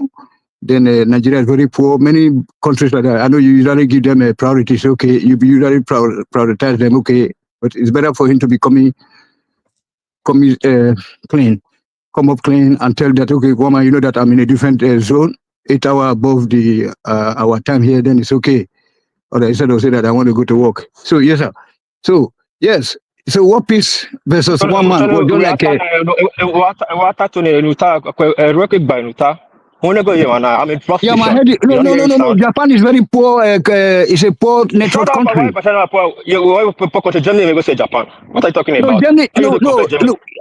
No. Have you ever heard me speaking and then it's making pro? I said that your network is bad, that they can give you priority. I was closing my dustbin rack. So if you don't know what's called No. dustbin rack, Every day your network is not good. Not just you. People coming. I have some friends that are living there. You can't compare Germany. You cannot compare German. You know that we are the provider of the whole. That is Hitler's. Job. We provided Japan, England, America, all the whole technology. You come to Germany and see wonders. You know what I'm saying? There are some supermarkets you just go to without no attendance. In villages right now. My queen, I think you're in a glorified village. You know it's called Japan. Siemens headquarters is here. Who built the G5 That's what I'm saying. We're all over. So I'm telling that most of the villages in Germany, they don't have the supermarkets don't have attendance. You just go in, pick your things. You can weigh them or you don't weigh them. You just take them and then use your bank account to pay and then they will weigh for you. So with no attendance, if you steal something, they will catch you. That's what I'm talking about. So we are number one. Only that it's expensive here, but we are just top class. Ever since you have been on this platform, you never had my network waving. You know what I'm saying? Really now. USA is very poor, so USA is very poor. Then Japan is very poor. A network. I'm not talking about money. You guys, you are richer than us. So where one kind of money goes, one kind go heaven. So you know what I'm saying. And then be that now you they talk to me now. I you don't hear. So him also know why. You know what they have for Benin now? This man want to give outside people places to build their ranches, to build their ruga. This so that one we're supposed to be talking about. Okay, woman, sorry, sir, for taking that time. Usually I don't take so much time here. Okay, so let me just get straight on, sir. But if you want to allow the war peace to come in, I will allow him, sir. If he has a network. No need. I already did my bus stop. I don't need. I not drive. Okay. I drive now for the talk. Okay, just to let you know that I'm not against you. But I heard that, sorry, I hope that you heard me, that there's problem going on in Edo State, that the so-called governor want to, give our land to the Northerners. Yes, sir. So, yes, sir. So as I was saying, sir, woman want to move. So you really dealt with my brother there just now, MOP. It be like this Iran versus Israel. You just pound the guy, he just smile. Me now I'm on now because those all those like Natasha Akpoti Tinubu, going to this place, not going to that place. All those are the characteristics of the east, or east of a fair state. You know what I'm saying? I mean, I can't imagine that. A whole place will be, will be. I don't know. People just go to invade a place, a city in where I'm a president. You know what I'm saying? And then I will be booking an appointment or postponing when I have to go there to go and see my people. Oh my God. Look at Israel versus Iran. Even look the Iran people self. Or the smallers. They say talk to their people. Take it easy. The power outage, we are doing something about it. We are doing that, we are doing this. But look at our place, just compare it. Look at Israel. Our people are dying. The president is talking to them. And then they are having that hope that, okay, everything will be all right. You know what I'm saying? That if some of your relatives are dead, at least they know that they are dying for the country. But in our own case, there is no government in Nigeria. You know what I'm saying? And by extension, no, there's no government in black Africa countries. I heard you guys talking about, analyzing the security vote or whatever of various countries today. You were talking about Nigeria having $25 billion for security vote. I said, my God, that is exactly the so-called money that they budget for Nigeria expenditure the whole year. Oh my God. So we talk about education, about health, about road, whatever they are doing, and then they are going around commissioning. The problem we have in Nigeria is that, that's what they call ituma. When I just breathe like that, I deep breathe. It's a hopeless place, sir. Hopeless place. that I'm a president of a country, assuming there was a government, then I'm a president. And then they just invaded one of my towns and killed about 100. Let me just say 10, even 3. I have to, even you don't have to be there now as a president. You know what I'm saying? But all the military officers have to be there. All the commanders, they have to be there. Even they have to be there before those guys finished carrying out their evil, whatever they are doing there, buying there. So there was no system. That is why those guys were able to, I even learned that they usually plan is, some villages, and they got the intelligence that people are coming to buy them. Then they will go to police and army. Those ones, they will be so helpless that they were not allowed to, the commanders will say that we can't touch anybody that is coming or whatever, And then at the end of the day, people will blame game, blame game like, these people, they are coming, they are not Nigerians, or they are Nigerians, so they are not this. And that one will lead me to this useless man they call Oversight. You know what I'm saying? In 2015, they did the same thing. Now again, they want to do it as if the country belongs to him and his Fulani people and the Hausa people and the TV people and the Doma people, the Northerners in general. You know, say me not like any Northerner now. All of them are the same thing because they use quota system to kick us out of the system. We struggle to go to school. Then they didn't let us get job, and then we had to come to Europe. And then at the end of the day, then they will say that the people will say that Northerners, whatever is happening to them, I don't give a damn about what is happening to them. Especially in that middle belt, because these are the administrators of the northern Nigeria. Whenever people are talking about the cheating, these people will be unleashing on us. Who are the planners? Who are the strategists? In the northern part, they are these people. All this David Mark, all this I use. Solomon La. You know what I'm saying? Teofilo Danjuma. These are the criminals. These people, they are. These are the people owing our oil west together with all this Babangida, with all this Sultan and all of them. So what is the difference between Akara and Mama? Not be business to make them. So all these things, and then like what they are doing, as far as I'm concerned, there's something like election in Nigeria, no government, and then there's no electoral something. Tinubu is in charge. Nobody can take it from Tinubu. That is a sure banker. It's a 3/3 sure banker, and then go to NAP. When they play pool, when I do So and I've told you guys last time that from next year, Tinubu will start to arrest them and lock them up. Anybody that's coming to come his way. But what we expect Tinubu to do now is to divide the country. Because of the structure, all this, work.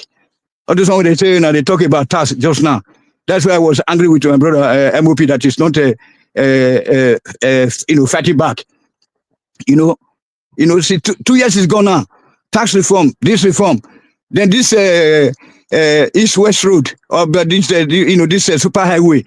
I told you guys when this project, when did they fake it or did they give us say they want to start such a project? If it were to be a correct project, they would have started it, at various points. I told them that's at the same time they will start from Edo, they will start from Akwa Ibom, they will start from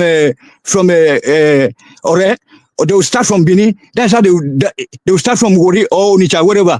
But they said they want to start from Lagos. They want to go small. That is 300 years time. That road no day there.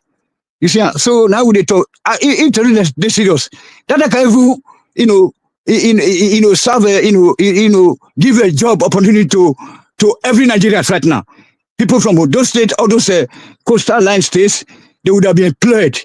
At least some of them will be bricklayers, so will be drivers, tipper drivers, sand diggers, whatever. There will be white people, there will be black people working together.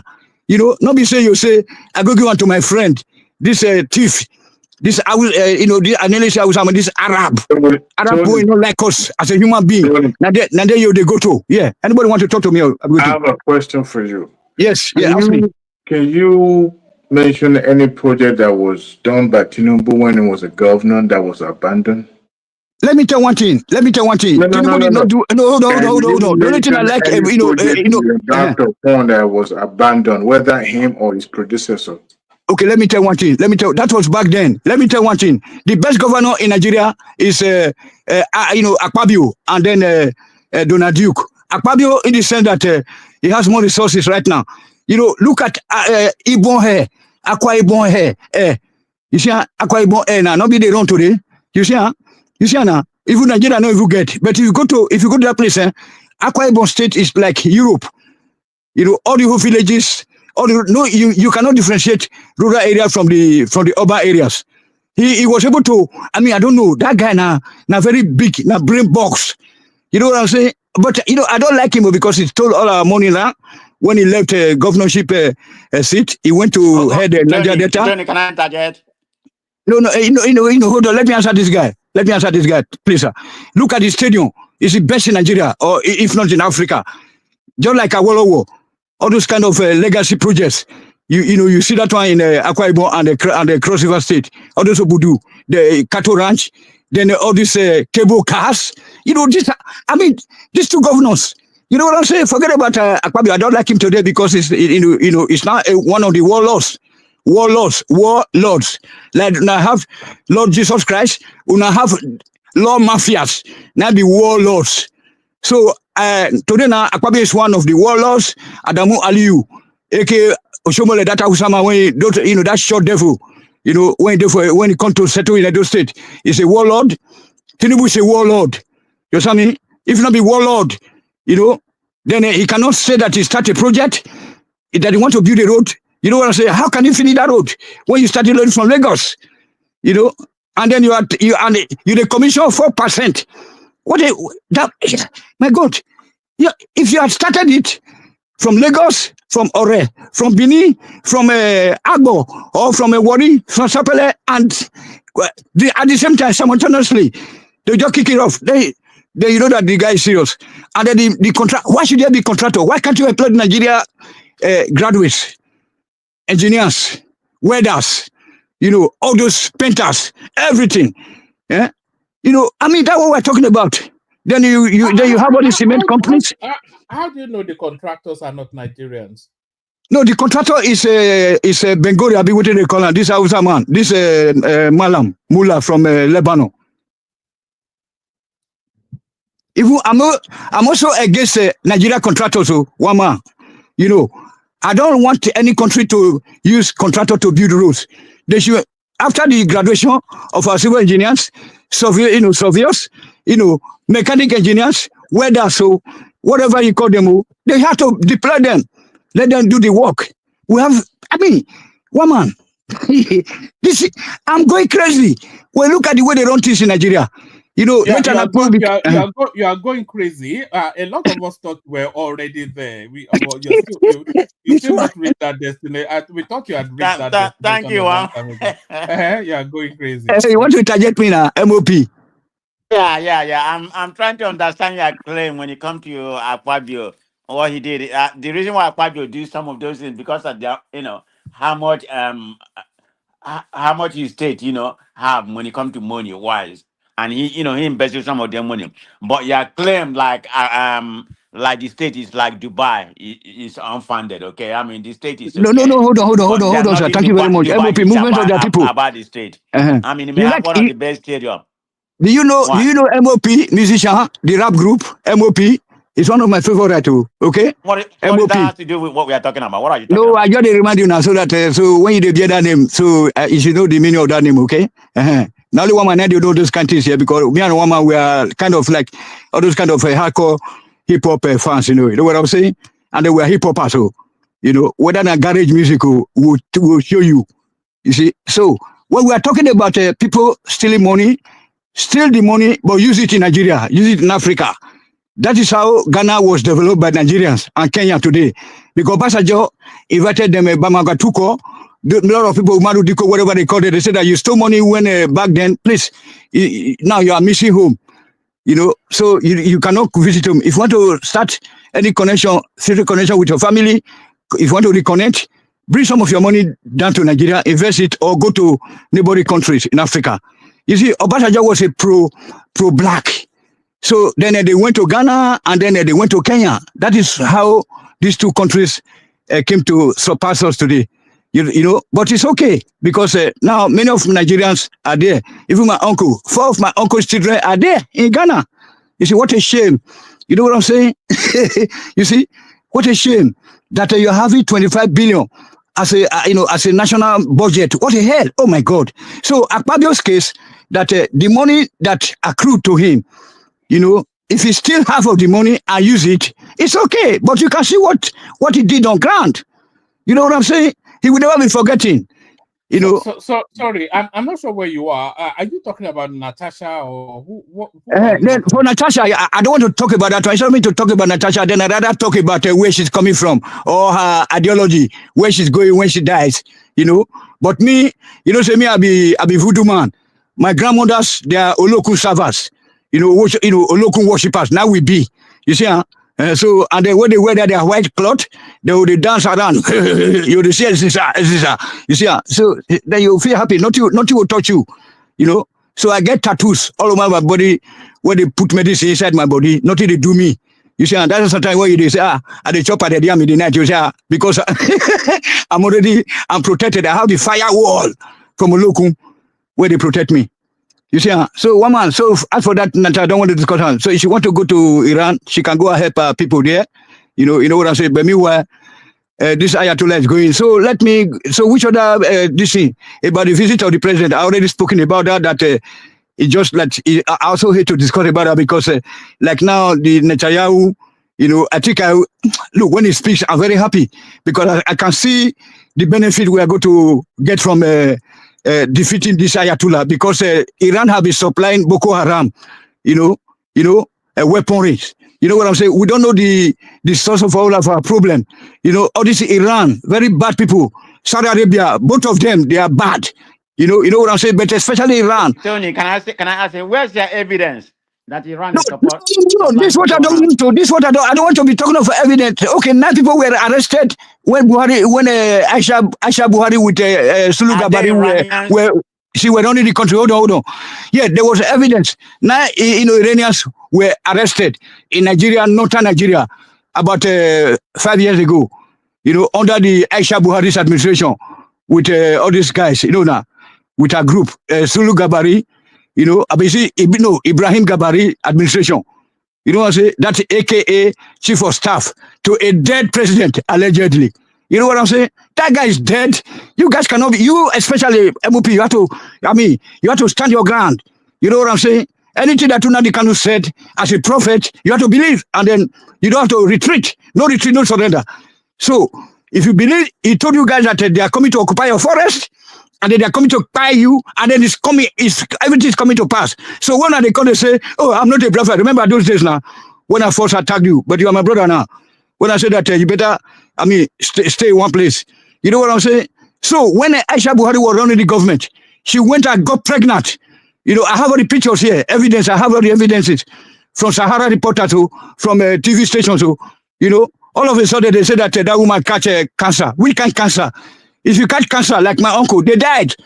They will go slim. You know, but Aisha Buhari was fat. The belly was fat after delivering the baby. Then all of a sudden, about 3 years ago, before Tinubu, before the Tinubu election, they said that she was the head of the APC women leader. And then she already don't deliver the baby. Maybe we go ask her about the baby. You know, otherwise Nigeria will not move forward. You know, God will punish Nigeria every time if we, because if we don't solve that Buhari mystery. Is that Buhari?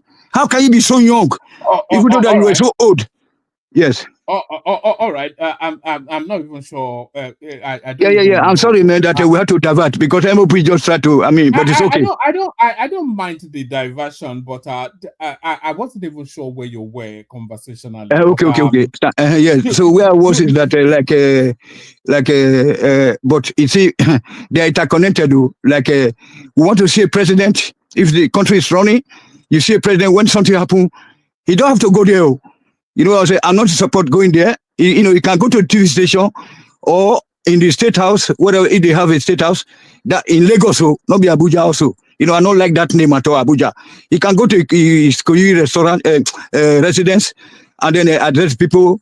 I have what is happening in Benue. I'm sorry that I'm going to do something about it. You know what I'm saying? But not going to, not go to Abuja. That's why, he can't perform well, because his mind is also not there. Because I believe that Tinubu thinks like me, that he doesn't like the North to be part of the Nigeria. You know what I'm saying? As one of the Chief Nahuru's boys, and then by extension, Awolowo's boys. I hated the Abuja town, or whatever they call it, right from the time I've been, a teenager. I don't like him, and then I don't like Abuja. All right, Tony. I'm not. And I will never like it. So Tinubu should do something from Lagos. Weekend, he go there, talk to people, help the people. Then we can talk about what the election. I already told you that them Erufai cannot do anything. You know what I'm saying? Because they can't be taking us for a ride like 2015. They will come out as if the country belongs to them. I said that, I already addressed that issue. Okay, sir. One man went to the moon with a panzer, with a rocket. Okay, sir. All right, brilliant. Thank you. So that's the excellent Tony, of course. That's Tony presenting in his own inimitable manner. So thank you, Tony. Stay with us, Tony. We're going from you to Adewale, who also joins us. He's not been here for a moment. Adewale, how far? Nothing much more, man. I was just listening to Tony, and I was entertained to some extent. Yes, until you got lost in the woods. Right? At the point, I was like, wait a minute. After I went interjecting, I was like, wait a minute. I'm just like, no way. Why am I going interjecting? I should have let them continue in his tirade, But to some people, it was becoming more boring to them. So, hearing the same thing over and over. Real quick, because before my goon started making their noises and all that, have you heard that I'm very sorry. I'm very sorry, woman. And Wale, good evening, sir. Let me tell you one thing. Do you think that you can complete that road within a 20 years time? Because if you say that you want to compare to the projects that he did in Lagos, which is just like 2 kilometers, 3 kilometers, or whatever, you can't compare that. And then it's not a priority. Hold on. It's a priority because that's his legacy project, and he will complete that road. The most difficult part of that road is Lagos State because it's densely populated. It's a waterlogged sort of area. Just a lot of issues.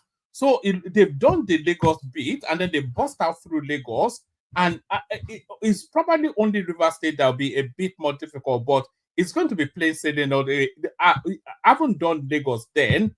There is no reason why they shouldn't complete. They will complete 100 kilometers before the end of the year, so easily. Oh my God, I don't die. Okay. Well, now, okay. No. They've done sand filling. They've done a lot of the heavy lift work. In about 70-80 kilometers. We see it now. If you want to go and follow that guy, I am Bola or another guy called Just OZ. These guys, they fly drone over that project every single day. So they're doing it at a rapid pace. It will finish it now because that will be his name in perpetuity. Of course, he will finish it. No doubt about that. Like we remember Akpabio for this Akwa Ibom Stadium and the Akwa Ibom Air and many other, airline, everything. Akpabio is a talent. But he's a criminal, but he's a good man. Thank you, sir. All right, Dewale, floor is yours.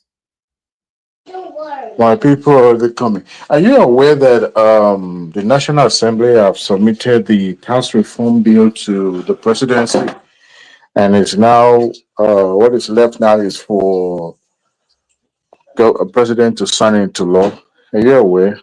I am aware. I've been trying to bring it up as a topic, but they are still hiding under this bedroom thing, doing their contrived indignation that they do about everything. Yeah. Well, honestly, I'm sorry. It's I think that's why that's probably more sense than anything. Most of the time when I'm quiet on this hand is because of this my your landlord. my landlord that doesn't pay mortgage.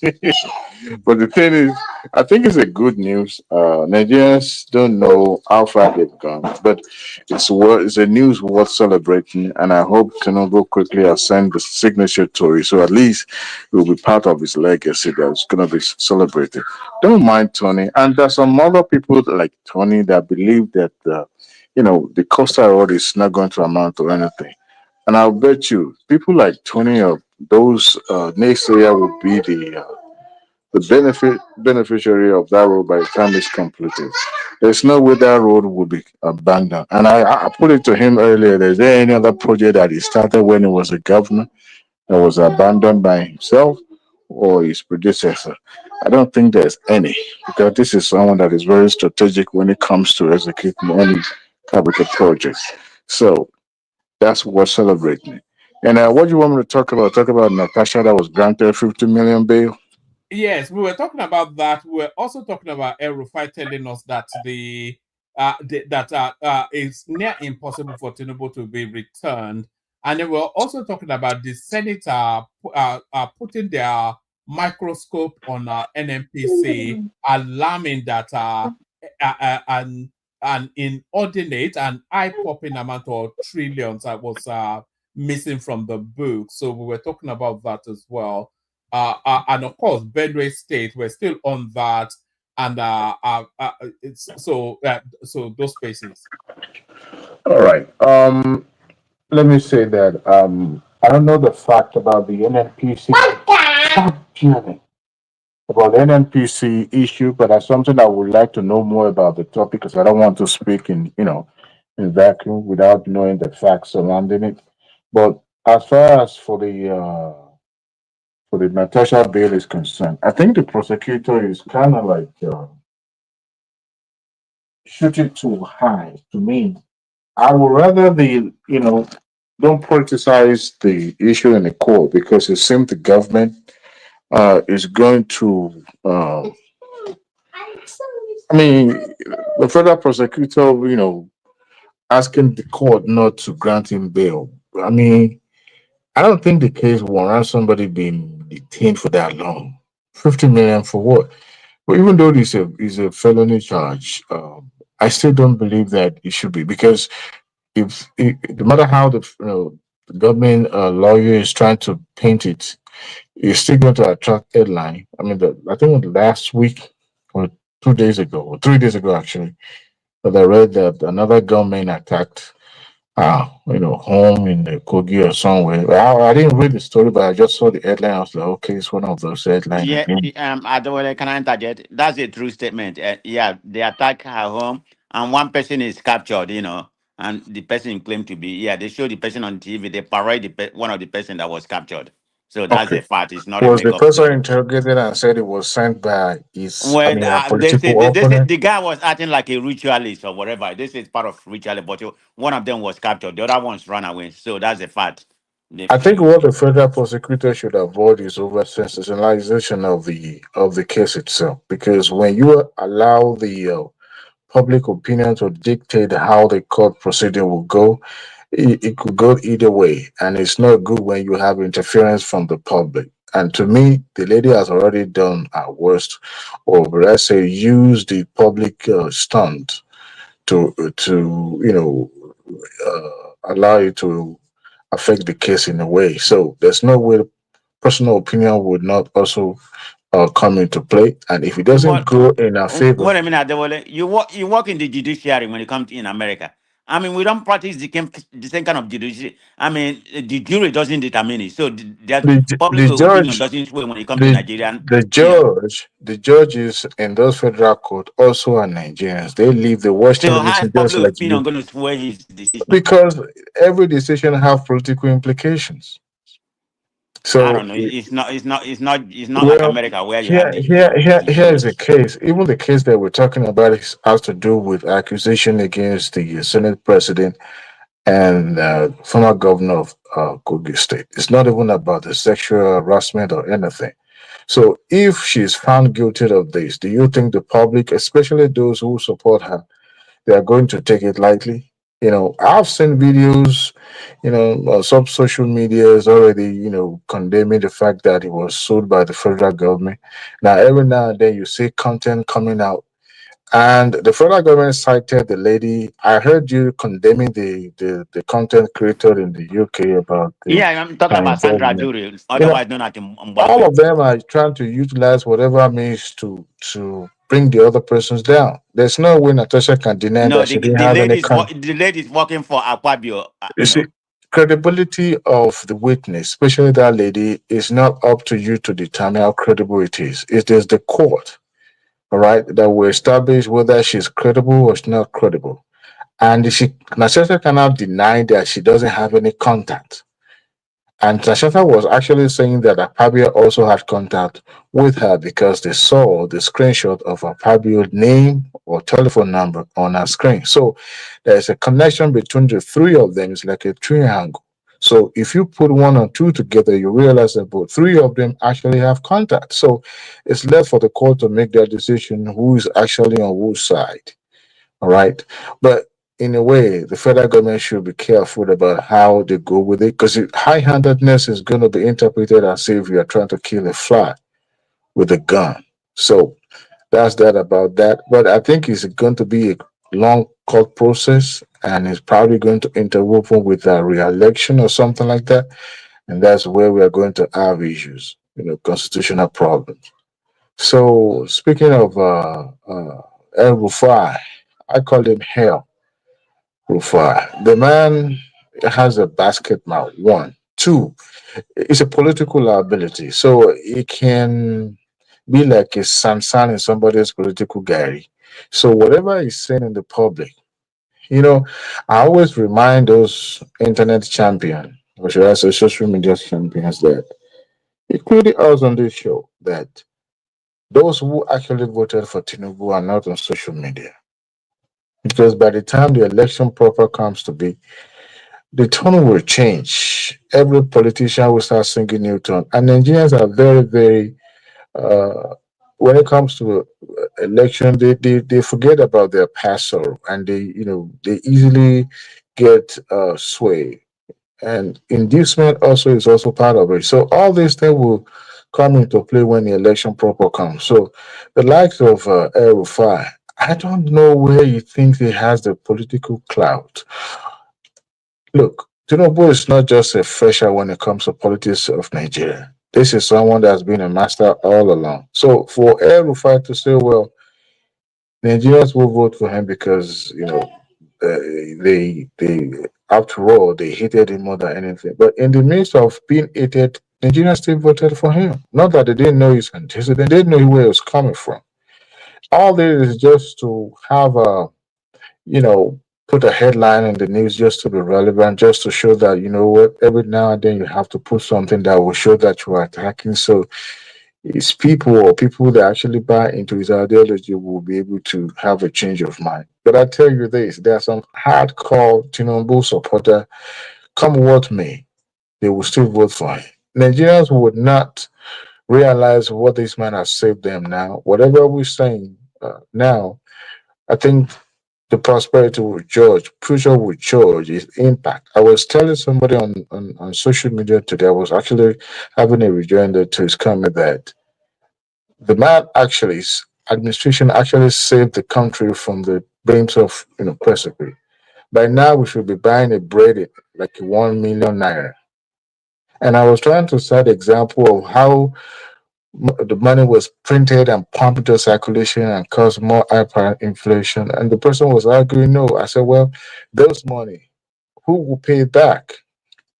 How are we supposed to recoup it back? And you're complaining about the worthless of your currency. But here's a man that's trying to plug all the loopholes. But we want quick answer. We want things. We don't want the relief balm. We want the one to be healed right now, so we can go back to our old way. Well, it doesn't work that way. If you want to find out, ask Zimbabwe. Ghana was once there at a point in time, but here we are. There's no state in Nigeria right now that can afford to play at least maybe below the minimum wage, but at least paying their staff, their salaries of their civil servant every month steadily. without borrowing. You guys remember when the state government used to borrow to pay salaries? It was the most shameful thing. And the federal government guaranteed those loans there. But those things are the things of the past. But we don't channel our grievance and anger to the right appropriate channel. So I kind of divert, but the El Rufai is just, he like to talk. But we'll see. We will see right now the party at the center is trying to coalesce and oppositions are gravitating towards them. One, because they know they don't have the resources, they don't have the means to face them in the general election. The likes of El Rufai knows there's no money out there. And the APC or the Tinubu administration is going to do everything possible for them now to mop up the currency in the circulation because they're probably targeting the reform of the CBC. I heard that they are trying to recapitalize all those Bureau de change companies. So in a way, they won't have the way they used to have it, where they will mop up all the foreign currencies and then use it towards the election time. You can call it, one of their tactics, but I mean, it works well for them. So El-Rufai can talk all he likes. I've never been his fan because he's talked too much. He doesn't even talk like a professional like I used to know him. Now he seems to have been, when you taste power, power is very intoxicating, unfortunately. How are you going to confront somebody like Tinubu that is the master of the game is what I have no idea about. But we'll see how things pan out. One man, let me let you go so that others can come in. Thank you.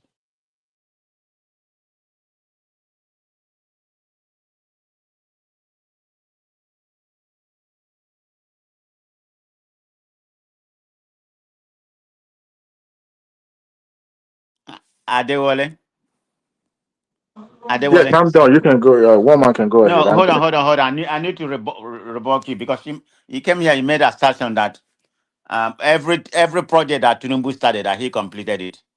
I mean, you are very economical with the truth on that. He did not complete all project that he started. I mean, he did okay, but there are some project that he didn't complete. So when you come here, you need to be very fat. You need to be factual because you're unequivocal about what you said that he Mention one. completed 100% of the project that he started. That's Mention not true. one. Huh? Mention one. Mention one. Yeah. Okay. I will mention one that he initiated that he never, the fourth mainland bridge. He did not complete it. That's a federal project. That's a federal project now. But he initiated it, but he didn't finish. That's a federal project. What are you The talking about? Ulubri Forest Estate that he launched, that was never complete. So what are you talking about? What are you? It's fourth. That's a federal prestige. project. Yeah. That's what? That's a They are federal federal project. projects. He initiated it, but it wasn't complete. How It doesn't can you matter. He initiate initiated it. It wasn't. Yeah, but He I can't didn't complete finish. a federal project now. What are you? You can't even do anything on a federal project. It's that side of his purview. A prestige, man. But I'm just going by the narration that Adewale made here. So it wasn't 100% that he complete everything. That he make it sound like every project that he started, he finished it during his tenure. But that's not true.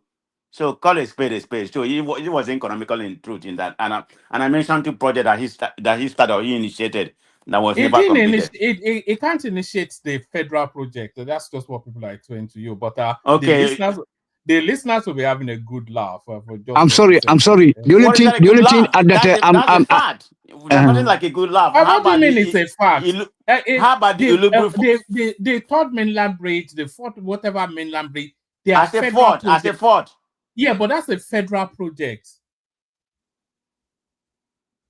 I mean, MOP. but what Adewale make it sound like he completed every project. MOP. Thank you. MOP. MOP. But he didn't complete. Hold on. Like the Lagos Red Blue Line. He started, but it wasn't complete. Yeah, It was eventually completed by his successor. So you stop. You stop. You don't even Painting some understand a little bit. You don't even Painting some a understand little bit of lie. Half the time, you just want to shout. You don't like somebody. You don't like somebody to rebuke what he said. I'm just giving you the fact. You are not. Is the thing now. How am I not? I told you about the. I told you the Lagos Red Blue Line. What? Just listen. What am I listening? You don't know. You're in London. You don't know either. What are you talking about? I'm just talking about what you all started that everything that he touched, he finished it.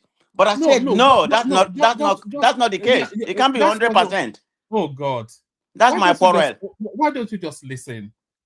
They've all those Fort Mainland Bridge, whatever, those are federal projects, but I'll leave that to one side. All these rail services, he initiated them, but of course he did not finish them. But the point that he's making is that they are not abandoned projects. All of them eventually. No. He that's not the way he put it. He said every project that he started, he finished it. You know. All right. All right. That's the difference. There's a difference in his word. I'm just trying to correct the word I use. You're not correcting anything, man. You are telling I am correcting. You don't like the fact, so we need to educate people listening. You are not educating anybody, man. You are spreading ignorance. You are telling us the initiative. I'm not spreading ignorance. It's a fact. I have where I get my information. Tinubu initiated the Fort Mainland Bridge. Is that what you're saying? That's a fact. Do you even know what? Yeah, consensually and budgeted. Construction begin. Tinubu budgeted for the Fort Mainland Bridge. Say what? Are you sure about that? What did you say? I didn't say anything about. What are you talking about? I said conceptually and budgeted, but actually constructed began a year after he left office. He did not conceptualize. Anyway, let's just move on. I don't think you understand these things. You don't have the whole knowledge, so don't say I don't understand. You don't have the whole knowledge. There's nobody here. Nobody has the whole knowledge. But facts are sacrosanct, I have my fact, and I tell you I got my fact. You have the fact that Tinubu initiated the Fort Mainland Bridge. You have that. That was what you said. Even Zita had to pipe up that she even. Zita doesn't know everything.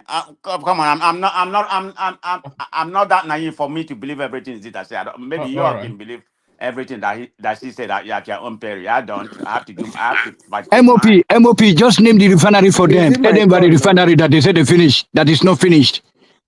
Now there's Iraq war. So there's Iraq war. We are not getting any money out of it. All right. Let's Zita. Who told you we're not getting any money out of it? So sorry, Zita. Floor is yours. Yeah.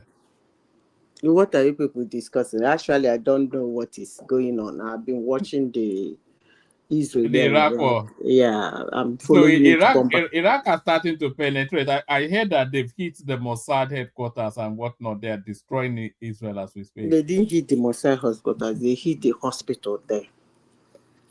All right. That's what they hit. They targeted. And what happened, Madam Zita? Let's see how you're going to construct your own narrative. What happened today? I mean, what's your own point of view about what happened today? Nobody died, but some people was injured. So how do you view it? I don't understand the attack. Where is your attack coming from? The hospital was hit.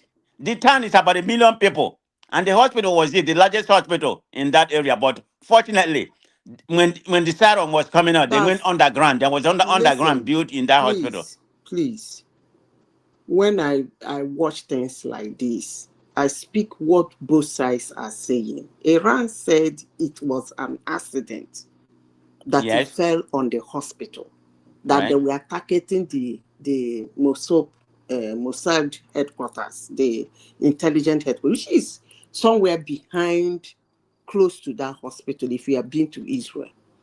Okay? So they always lie. They like to kill the civilian targets. All right. So Israel are using human shield, is what you're saying. No, what's your point, Madam Zita? I mean, one of the missiles penetrated, but luckily everybody secured in the underground. That's the point we are making. Some people were wounded.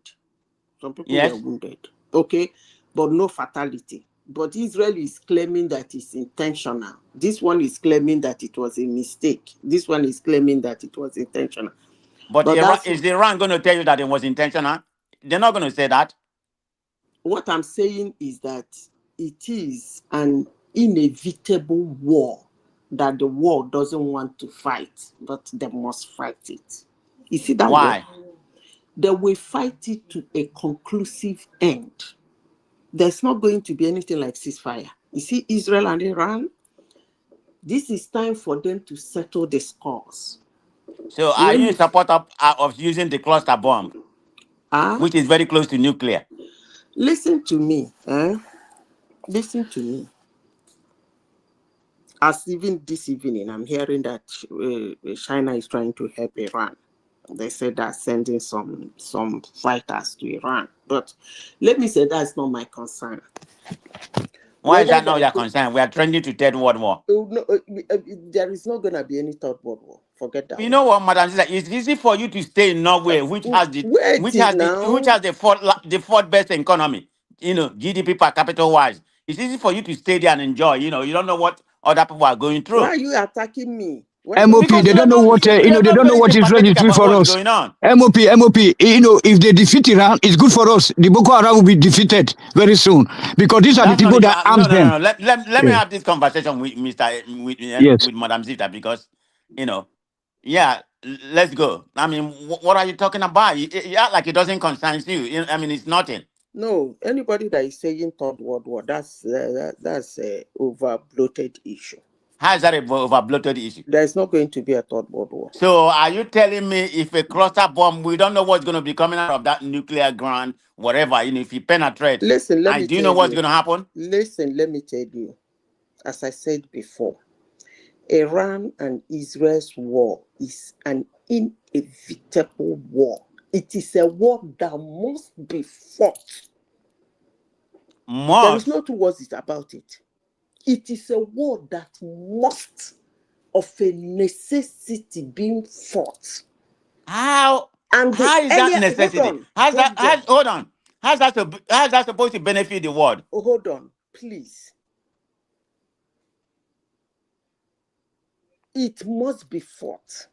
Because to be precise, I'm not anti-Israel, so let's get that clear. Goodness. I know they like when somebody is interrupting my thoughts. Okay, go ahead. I'm sorry, I respect you. I give you a space. Now, it might be more destructive in the future. So if they wait any longer, those two nations will not stay any longer.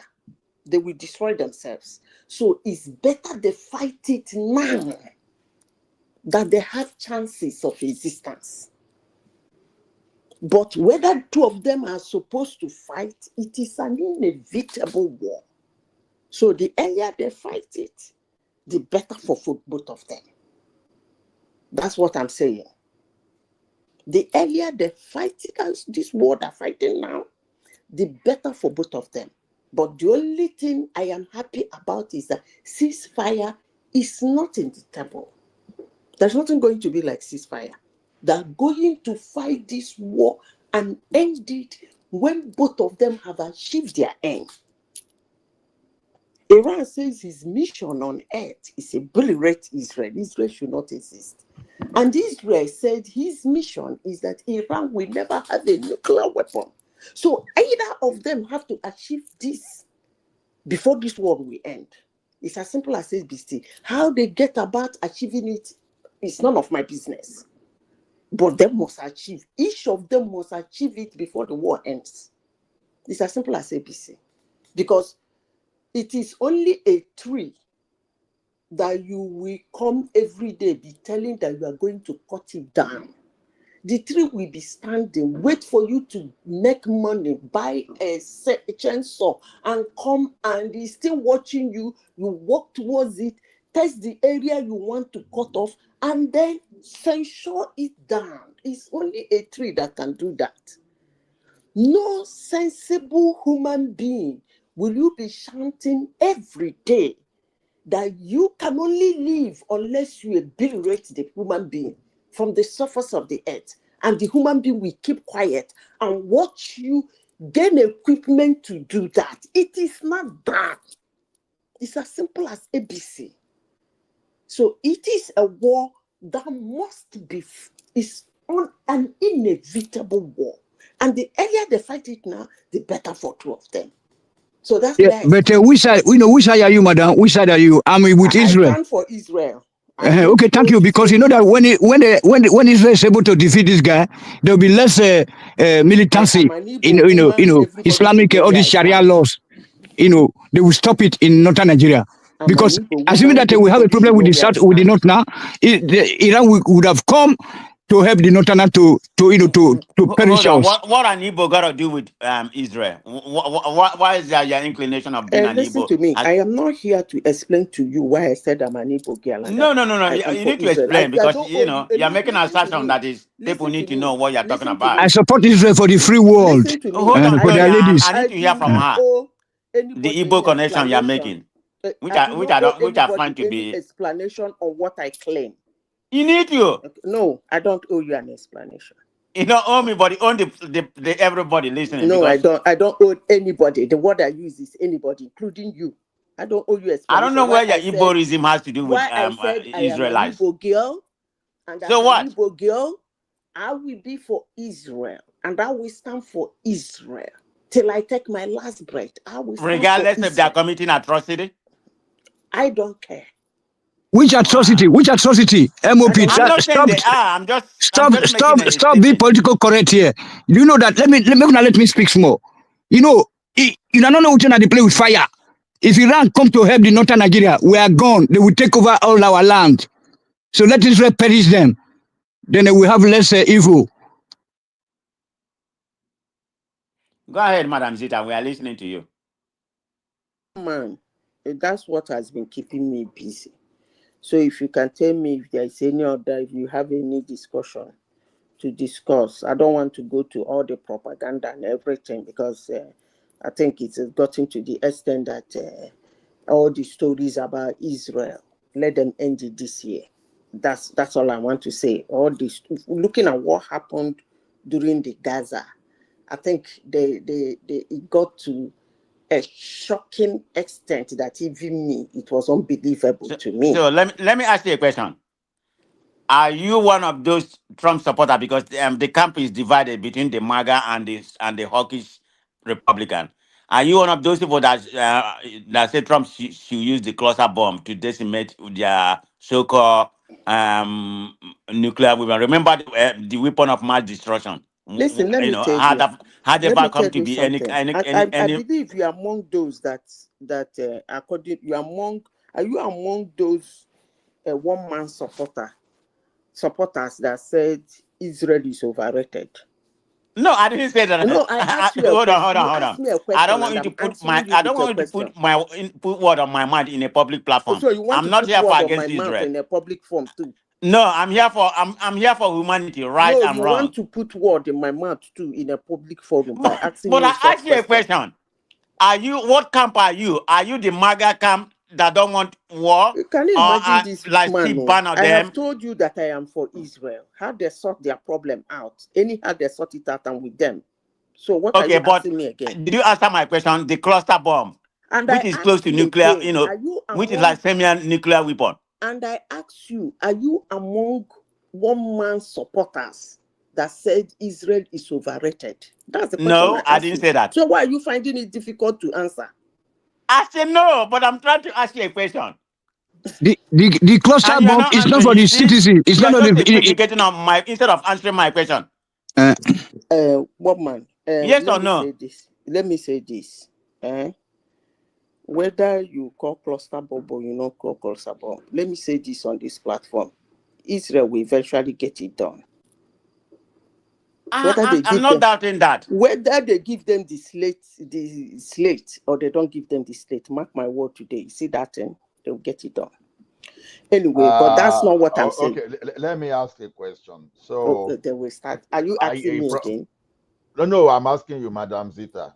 I didn't even see you coming there. So thank you for turning up, Paula. I know. I I was know just you about will run.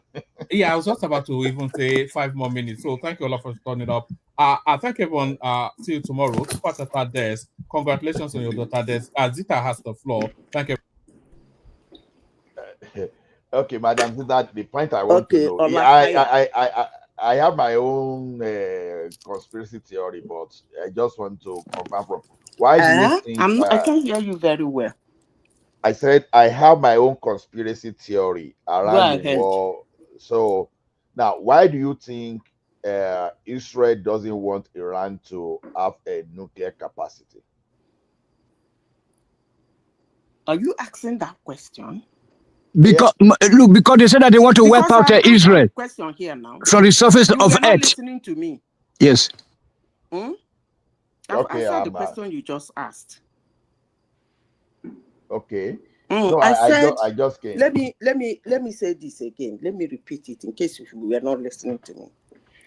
Okay. There is an adage in Igbo land that says that it's only a tree that you will tell you are coming to cut down. It will stand there and wait for you. You go and make money. Take your time. Make money. Take years. When you're ready, you buy the same chainsaw and the tree will still be waiting. You come there, observe it, it won't run away. Then you bring it down. So I think that answers your question. But you can't do that to a human being. Yeah, I got your if point. If you tell a human being you are coming to get him, he will run away. Or he get ready to fight you. Either way. Depending. If he doesn't have the strength, he runs away. If he has the strength, he will even be the first to attack you. Yeah. So I think I've answered that question. Yeah, I know. Like in Yoruba adage, we say when a baby or maybe a toddler says, "Okay, when I grow up, I will feast on pigeon head." You know, they say the pigeon head will not even allow that toddler to grow. So that's the point. So the thing is this: I don't think whatever is happening between Iran and Israel will lead to the Third World War. It's not going to lead to a Third World War. Because it's not as if we are talking a rift between maybe China and the United States. Nobody will fight and it will be a Third World War. Nobody. So, we've passed that stage. Those things, listen, let me tell you, those things are fear. The kind of stroking fear to douse the situation. When they say, if you... Never mind. But those things are being said to douse the situation so that to gather momentum to douse the situation. No two countries will be fighting that will cause the only thing you can say is that it might be catastrophic. That's what you can say. But saying it will be a Third World War, who wants his country to be in rubbles? Nobody wants his country to be in rubbles. You even see the lesson learned in this situation is this: if you are a Nigerian and you've listened to this narrative of some foreign headmen and some foreign people coming to attack Nigeria, that should even resonate with you because it shows these people that are very serious. Israel knows the danger of Iran having nuclear weapon. They will nuke them now. Exactly. In fact, it's because of Israel that getting nuclear weapon. That's just the truth. Exactly. In Nigeria, we have something that is giving us seriously, and they were saying, "Oh, let us give them ranch, let us give them buga, even around your this thing." When you even have example of the Southern Kaduna, you've already seen what El-Rufai did in the Southern Kaduna, and so that's an example because it is a lesson to anybody that want to learn. You understand? Like tortoise will say, "Oh, I trust my children." They will never learn. They will never learn from their own mistake, but they will look at someone else's mistake and learn even before that mistake comes to them. So what am I saying is this: we have some kind of critical issue that is similar, that is threatening our existence. You know, we have existential threat in Nigeria, but what are we doing? You understand? Anytime we want to move and try that issue, we defend, and we defend. So we are seeing an example now. You know, all these kind of experiments that have been happening to us, you understand, it's what we've shouted over time. I still remember as far back as the early 90s, maybe late 80s. They will say, "Oh, if whatever that is happening in the north ever happen in the south, they will solve it once and for all." Let me tell you one thing. How long has that thing been happening now? Okay. You and it's spreading. And it's spreading. And yet we are indirectly defending it just because some of us want to be politically correct. See, let me tell you, Allah, let me tell you the truth. I've been hearing a lot of stories and propaganda and narratives about Israel, but I did not actually know how deep this has gotten into until that October 7. That October 7 happened. When it happened, some people were celebrating. And then, when Israel started reacting, the whole world went to the street. I was shocked. I couldn't believe it. You know, it is good that thing happened. Because I am kind of sure that Israel too will be shocked. I'm sure Israel didn't know how deep those propaganda narrative has gone. I'm sure they are shocked. Never in the history of mankind that people revolted, not even in the recent time of a country. So, Ola, let me tell you see this war, they must fight it all. Every night before I go to bed, I lay down. I say, Father, this thing must be settled once and for all. At least, by the time they finish this one, let Israel rest for at least the next 20 years. They too will be recruiting, while another government in Iran will be recruiting. Their younger ones will grow and they start planning again. Because as it is now, after this Iran, if Israel survives it, Israel will have peace. Because they've dealt with Hamas, they've dealt with Houthis, they've dealt with Hezbollah, all the proxy wars that Iran put around them for reasons I don't know. So it's a mission that because must the way I happen. even see it Madam is, Victor. Remy, Madam wait, Victor. Remy, you will continue. See, the way I see it is this. Maybe I know many people may not really understand the implication of Israel fighting this war. I think it goes beyond even Israel, even though the target is for Israel, but it goes beyond Israel. You understand? How I wish No, most we people have, don't understand it. They don't. you They understand? don't understand Because it. They don't.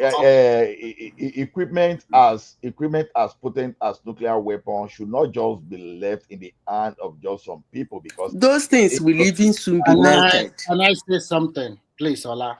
wait When till you're now, talking, I no, don't no. wait. Before you Yeah, continue, just we hold are on. okay, continue, Just Remy. 1 second. You will continue. Before you continue, please remember that when they accuse the Iranians that they are trying to enrich uranium for nuclear power, do you know that Israel also have and they did not allow the IEAE, that international body, to come and check Israel facility also about nuclear also. So when you guys are talking here, please balance it very well. Don't be Let me respond to Just you. hold it. Let me respond to Hold it. you. Yeah. Hold on, Ola. please Ola, balance it. let me respond to him. Let me respond to him. You just said that Israel has a nuclear weapon. Thank God you said that.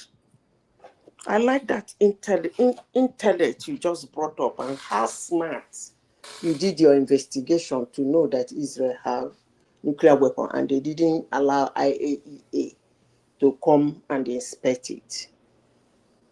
And you know that since Israel came back to that land, they've been fighting war.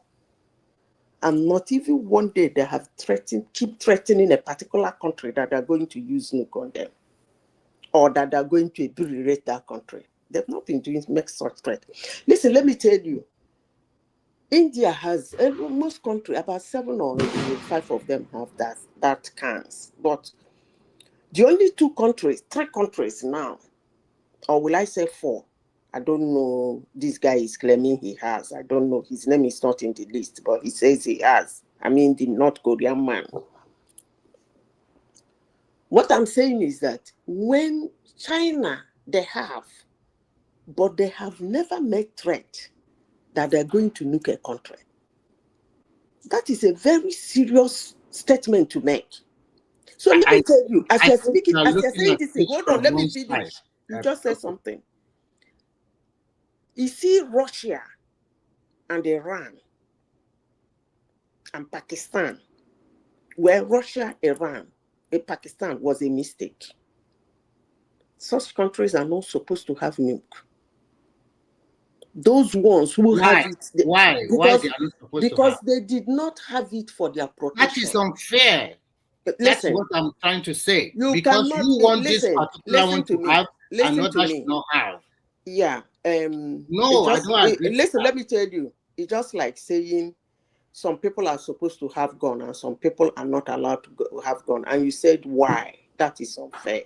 That's actually what you're saying. No, I'm not talking that way. When you finish, I will come with my No. own. That's exactly what you just said. You said some countries I have said it, after you. and After why you, wouldn't other countries have it? And I said, in simple terms, what you're saying is that some people have a gun, and then why are they saying some others? The ones that they were allowed to have, they also continue to bully the rest of the world. That's why I say you have a balance. Who bullied the rest of the world with their Are nuke? they not America and the other superpowers? Has America bullied you with their nuke? Are they not bully us? Hold on. Is it not Israel? Is it not bullying their neighbors? You see, I don't. They are also bullying their neighbors. So Remy, don't be one side. Don't look at it from the country you are supporting. Look at it from Remy. This is everyone. Listen, Remy. Please, this is a very serious issue. I wouldn't want anybody to run. If we don't want to discuss it, we end it. I wouldn't want anybody to start running around the whole place. When you say this, they bring this. When you say this, they bring this without evidence. Please. Madam Zita, let me ask you a question. I think you are mixing it up. Hold on. Let me ask Madam Zita a question. No. Man of Presi, let us have a structure around this because. But I'm asking for a permission. Wait now. Let's even fit you. Let's finish one point. Then you let's finish one point. Don't let us. I don't want us to discuss it the way we usually discuss issues here. You run around the whole place. They want to talk. We are talking about Iran and Israel. You call US. You call this. You say this person is threatening. And not the one sharing the whole world. I mean, please. 2 countries are about to go down. So can we focus on them? People don't know what is going on. 2 countries are about to get down as we are speaking. 2. So can we concentrate on them? Please. Yeah, go ahead, Madam Zita. Can I ask my question? Go ahead. This is to you. Okay. The point we are making now, which Remy brought up, which Remy Cummings, said, why would you decide who to have and who not to have, this nuclear weapon? So my question is to you. This is pertinent to Iraq. Let me make it clear. I'm not here to support Iran. I'm not an Iran person. I'm not Israel. I'm more in favor of Israel, but I want what is right. What is right. So has Iran ever exhibited any kind of actionable example, to show you that they can use their nuclear weapon, or it's just a rhetoric? Oh no, you don't take somebody who has proxies around you and they've been using the proxy to attack you and they are not stopping there. You can't call their statement a rhetoric. Please. Okay. That is suicidal for somebody who, for no reason, planted in Syria, planted in Gaza, planted in Lebanon, planted in Iraq, around you, and he's using it from time to time to fight you. And he's saying that his mission is to make sure you do not exist. Okay, fine. Make no mistake about it. Hold on. Hold on. Before this thing escalates, I will put my own. I need to respond to you too. Because I know. He said his mission on earth is to make sure you do not exist. Even as this war is going on, they are still saying it. It will be suicidal. for you to ignore such a statement and call it a rhetoric. Remy, hold on. I don't know what you mean Hold by being Remy, a hold on. rhetoric anyway. Let me ask you a question, and then I want to You ask ask the if other question. Remy, you asked the other question, and 10 minutes has gone now. I've been unable to even respond to you. So you don't let it just go out. I think my question was to Madam Zita, not you. Wait now, because I was even to going to respond, and 10 minutes has passed, and you want to answer another one, another 10 minutes will pass. Let's just take it this thing one after the other. Okay, ask your own, Ola. Now, let me look at it from this angle. Now they are blaming. Did I have right to respond to you after you finish? You respond after. Okay. Now, just imagine this way: Iran, we are talking about, the issue of terrorism. Count that one as one. So when someone has a issue of terrorism, state-sponsored, let me just state-sponsored terrorism, and you know what that means. If you're a stakeholder in the entire universe, you know what it means. Now, when you talk of Israel, can you actually measure? Can give us something like issue of terrorism against Israel? I just tell me that it's not self-defense. That's one thing. Just be okay it now. Just imagine a situation. Oh, just be writing it down. Imagine a situation that maybe Libya had nuclear weapon as at the time that the Libya fought, and they are now giving an excuse that okay, that's the reason that we have nuclear weapon proliferation in the sub-Saharan Africa. And just imagine Boko Haram, Fulani S-men carrying some kind of small nuclear weapon around. How safe are you? Okay, can I respond to you? Let me land. So this thing is all about responsibility. Every stakeholder. See, if you were in the shoes whereby you see a very terrible human being around you in your community, now developing capacity to carry gun, and you're a landlord, and you know that these people that are carrying gun around, they don't have anything they are going to do than to come and rob you. Will you allow them to now start increasing the capacity of holding gun? So you interpret it the way you want. Thank you. Okay, I will start this way. To me, I think we have two evils of equal standard. Both of them have committed a lot of atrocity in this world. When you look at it from the Israel, the way they have treated the Palestine over years, dumping kilogram of bomb on people that does not have harm to defend themselves, on innocent children, on what they have done with their collaborators, with the super big powers that is behind them, what they have done is totally condemnable. They are evil of the same measure. Can I condemn? No. You cannot interject. Let me say something to my own. They have equal evil with Iran. Iran himself, you are right, they may be sponsoring terrorism all over the world. But for them, they are also doing it to survive, because if they do not do that, and when we look at what has transpired in the last 6 or 7 days, it is Israel that attacked them first. And they have a right to defend themselves. What I want and what I really want, Madasita already said it, let the two countries go head to head. Don't let any elder superpower saying, okay, or maybe somebody. It doesn't matter. No, let me Anybody finish. can So let help me them. finish. Let me Anybody finish. can help them. If everybody China, can help, listen to me. let me China, finish. if China want to help Iran, let I China allow help you Iran. to say your own. You don't want me If to. US want to help Israel, let it help Israel. But my important thing is that this war must not end. No, if it's head to head, then nobody should help one another. Leave both of them, let them fight it out.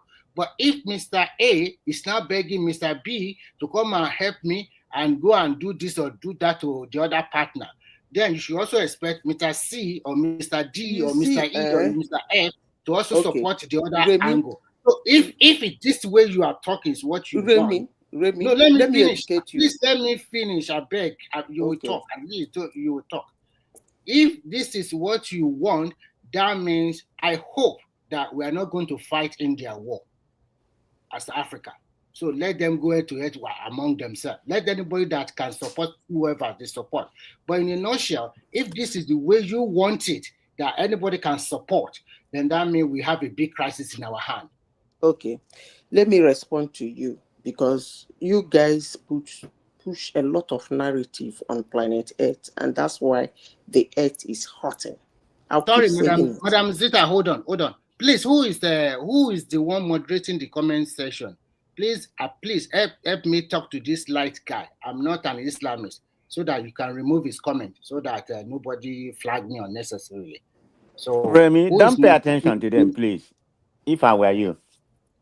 What? No, no. I understand what Remy is saying. It's just like someone. If someone call me and just say, "A man of prestige is a terrorist," will you like that statement? Oh, I'm not paying attention to the chat, so I don't even know what they said. I'm sorry. Okay. I'm just giving you an example. So sorry, I'm not saying Islam people are terrorists. Sorry, that's not what I'm saying. But if you know, Remy, if you know that Israel, we need help from United States, that means Iran knows more than you do that Israel will get help from United States. Now, if Iran know that somehow, US is going to help Israel, then why say you will berate them when you know they have another brother? The same thing in Ukraine. People so Iran also have another brother. Right? Let me finish. There is what they call alignment. Let me finish. When you know that somebody is aligned to something that can deal with you, and you decide to say you're gonna kill him, anything you see, you take.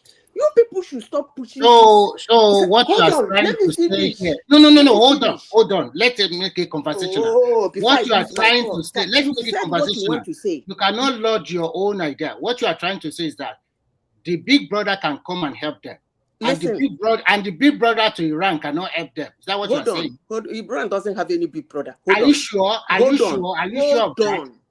on. Please. Let's learn. We are not learning. It's too one-sided. I don't like it. It's not fair. In Ukraine and Russia, when Ukraine, they fought that war now, I think they're entering the 4th year. And I hear people say things like, Russia is actually fighting the whole West. That is a stupid narrative. Because if you know that Russia attacking Ukraine means he's going to fight the whole West, that means Russia know more than you do and still went in. So why use it as an excuse? He knew. And he still went ahead. Even when they say we're gonna help him come after your house, he still went ahead. So why use it at the end of the day when the war has dragged for 4 years to use it as an excuse? If not for the West, that. Russia knows more than you do. Okay, Madam Zita, can I come in on Ukraine, this angle? Come after him. Okay. I think let it's me just one-sided. Let me go back to Israel. Okay.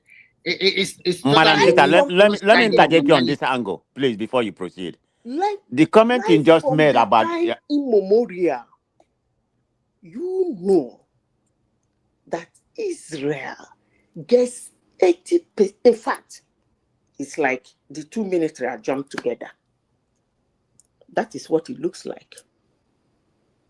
Technically, that is what it looks like. To me, to be fair, if they want you to go ahead, and let all the big brother leave them alone. Let them face one another. And then listen, let me tell you, it's just like saying you knock somebody down. And you said, if you have a car, let you knock that person down. Let their family carry them. For example, when they were permitting the Palestine, nobody because Palestine ain't got nobody. So this one around that those big brothers also want to help the other side. So don't complain. What you are wishing for, let me tell you, it's not good for humanity. Listen, what you are wishing for is not good for humanity. Hold on. That is not the way to. You see, Remy, you are encouraging them to continue to fight. You are not even encouraging peace at all. Remy, I want us to learn. But if you don't want to learn, allow me to finish my submission. then you can start talking around all over the place. I'm not talking I around repeat, the place. Finish. I Don't just- say that. Finish your own submission, and I'll Listen, come after you. please. You won't like If you it don't if want somebody is people to rude learn, you. let me finish my submission so that you people can talk it all over the place with emotions. When you sign, if you look at what is going on, is it last year? Iran and Russia signed bilateral relationship on security, because you people don't follow what goes on security. If you read that their bilateral relationship, there is nowhere it is written that Russia will help Iran. That is the difference. What is written? Now? Let me finish, please. When will you finish? You cannot have please. the I just started before you people came and start bombarding me with questions. Let me finish so that people will learn how it works. You can continue with what you want to say. I'm not talking to you. I'm trying to pinpoint how things work. Please. Can I do that? think you should start from the agreement they signed with Obama. People will understand from that angle. I'm not talking about agreement signed with you. I'm telling you how it works. You are talking about helping somebody. So can we discuss that one before we go to another one? Please. You brought out one, and I want to settle it. Allow me to settle that one before you bring out another one. Don't cut me off and bring another one and load on top of me. I beg. When you sign the bilateral agreement, it is passed round. Russia signed with Iran. China signed with Iran. What they signed was ridiculously, I don't even know why they did that. Intel, security intel, we can share. You can give me weapons. I can give you weapons. But I can never help you fight your war. So, if in future, Big Brother sees Russia, fighters, humans in Iran, helping to fight Iran war, that's an offense.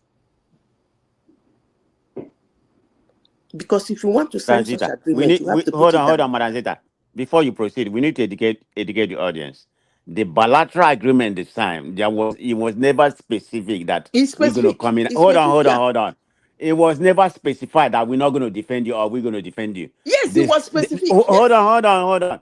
The bilateral agreement this time was for security purpose, exchange of weapon and everything. Because as of right now, even before this, Iran is the one supplying Russia. That is what I'm saying now. In their that missile agreement, defense they are using against Ukraine. There.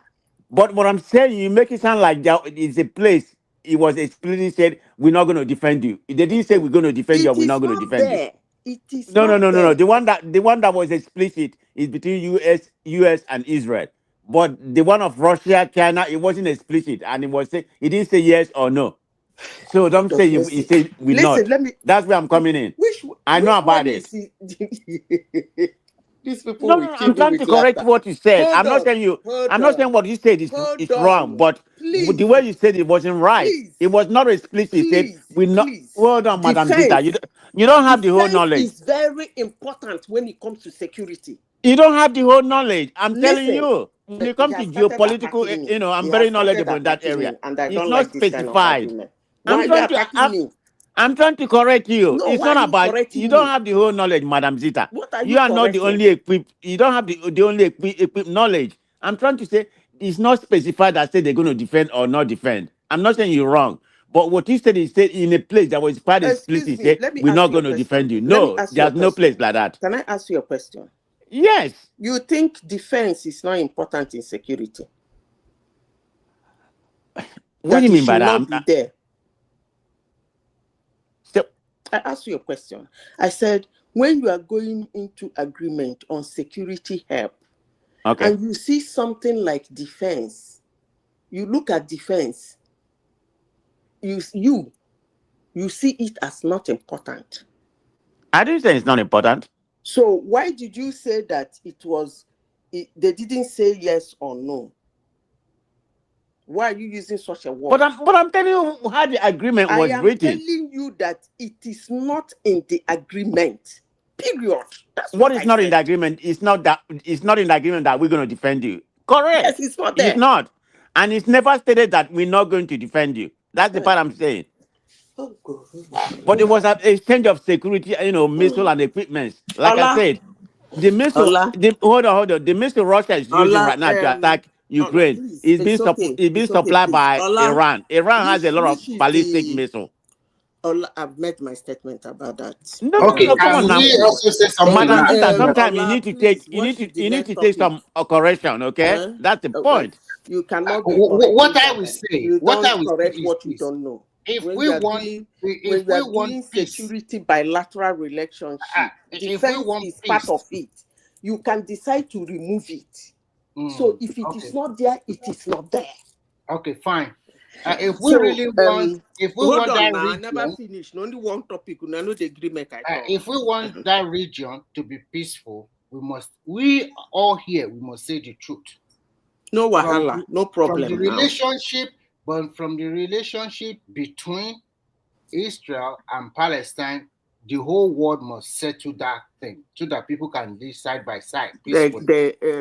There is nothing like Palestine, and that one is settled. Okay, They then will I not be opt out. there. They will not be there. That's See, Wait a minute, somebody need to come in. What do you mean there's nothing like Palestine? There is nothing. Are they There's not no a country nation? called Palestine. Man of prestige and Remy, There let's is no talk of this. nothing like Palestine. There is no country in the No, world called but somebody Palestine. need to interject now because sometimes Madam man of There prestige. is Madam no Zita be country saying on nonsense planet Earth and she called knows it. Palestine. And she said that No, she be saying nonsense man of sometimes. prestige. Let me vary this discussion because I it's said like there is no you country are on Remy. earth called Palestine. So why are you saying what do I mean? Madam, hold on. Let me just this thing. See, Remy, a man of prestige. It seems as if you two. I'm not really accusing you verbatimly, but that's what I think about your position. It's like you care more about political correctness rather than looking at the situation. See, when you are looking at a threat, it doesn't come to the situation of, okay, it is not fair, this one is having. The question is this: those people that are having it, how responsible? Now, look at it this way now. You can be a leader in your company today, and some inexperienced people may insult you, and you still allow them to go, you won't even fire. Some people, even the one you put them there, they will fire almost half of that company. That tells you a lot about leadership. The fact that A has this thing, like United States of America, they've used this weapon before, and they know how deadly it is. For the world, for the United Nations to come around to start looking at how the proliferation of this type of weapon will not be in the hand of the wrong person. Otherwise, the existence of human race. This thing doesn't care whether you are white, black, or you are brown or whatever. So that will become too dangerous. So now, look, we may not appreciate what United States of America is saying because people say, oh, America does this, America do that. You understand? Just let America not be there to police the world for just 1 year, and you will hear another story. You will hear another story. Everybody that is talking now, that is free, that is look free today, all of a sudden you become enslaved to other people. How? Don't just imagine. If you want to know, go and read back into the history of the entire global conflict. Then you will understand better. You understand? United Kingdom that you see that they are gentle, it's just because they have a power like United States, even though they all come from they all came from the same source, but the ideology of United States was totally different from the United Kingdom. When United Kingdom got access to the Iron Revolution, what happened? They started enslaving everybody around the world. You understand? Now, give nuclear weapon to all these people we are talking about. You and I, you won't be talking the way you are talking today. Even when they are not even using nuclear weapon, look at what is happening within even their territory. They don't have access to nuclear weapon. No. Go and look what they are even doing with what they have now. They will just hold the entire global space to ransom, and they will be pushing their ideology because they have something now to say, okay, it's either you take this thing or we count you out of us. You start looking at that situation. So when you look at the danger, and the irresponsibility of some countries, the way they behave, you will appreciate why they should not have. So the question is this: yeah, assuming Israel have this. Now give me something that is afraid, that we're afraid about Israel misusing, compared to some certain states whereby, without any provocation, just because they want to control, they sponsor, the state has sponsored terrorism in the past. So you have to look at the accident of people before you can just say, okay, let them have this. So it's not a function of restricting. When you are saying they are restricting all that, is unfair. It's unfair to do what? Unfair to have weapons of mass destruction. Is that what we are calling unfair? You understand? If there's a way to even say, let America not have this thing, I will even vote for that way. Let nobody have nuclear weapon. But out of these people that have nuclear weapon, you understand, some people, they are able to even maintain. You understand? They are able to control themselves because they know the implication. But some, they have some kind of fundamentalism, what they want to drive. Either you take it or not, we are going to use. So let's be very careful. So you may not like Israel. We are not saying you should like Israel. You understand? But the fact that they work with America within that region, you understand?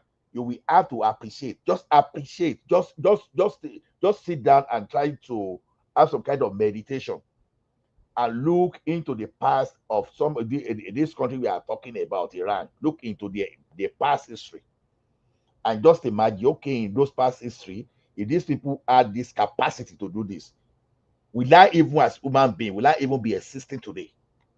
Just look into that before we start taking our side. You understand? Don't like Israel. That's not the issue.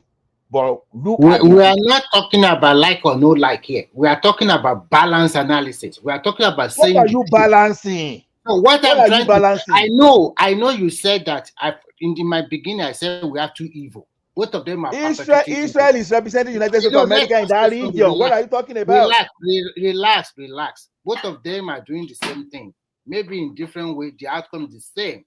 If we want truly peace in that region, we all know that after the Second World War, most of the Israelis, they were relocated to Palestine. They gave them a land. And after that, they have been conquering the land more, and they have been maltreating them very well. You are maltreating them badly. Everybody knows the truth. So the thing that is happening today, the fight between both of them, if both countries are left alone, let them fight it out by themselves. But if you are saying one big power is behind them, the other people also have another big power behind them, what will happen? Then we have a crisis that will not finish. We are already suffering from post-COVID, and to today, the economy of the world is not at its best. After that, we have the Ukraine. Don't even take it too far. Please, I'm not educating. I am just the question I'm telling you, ladies.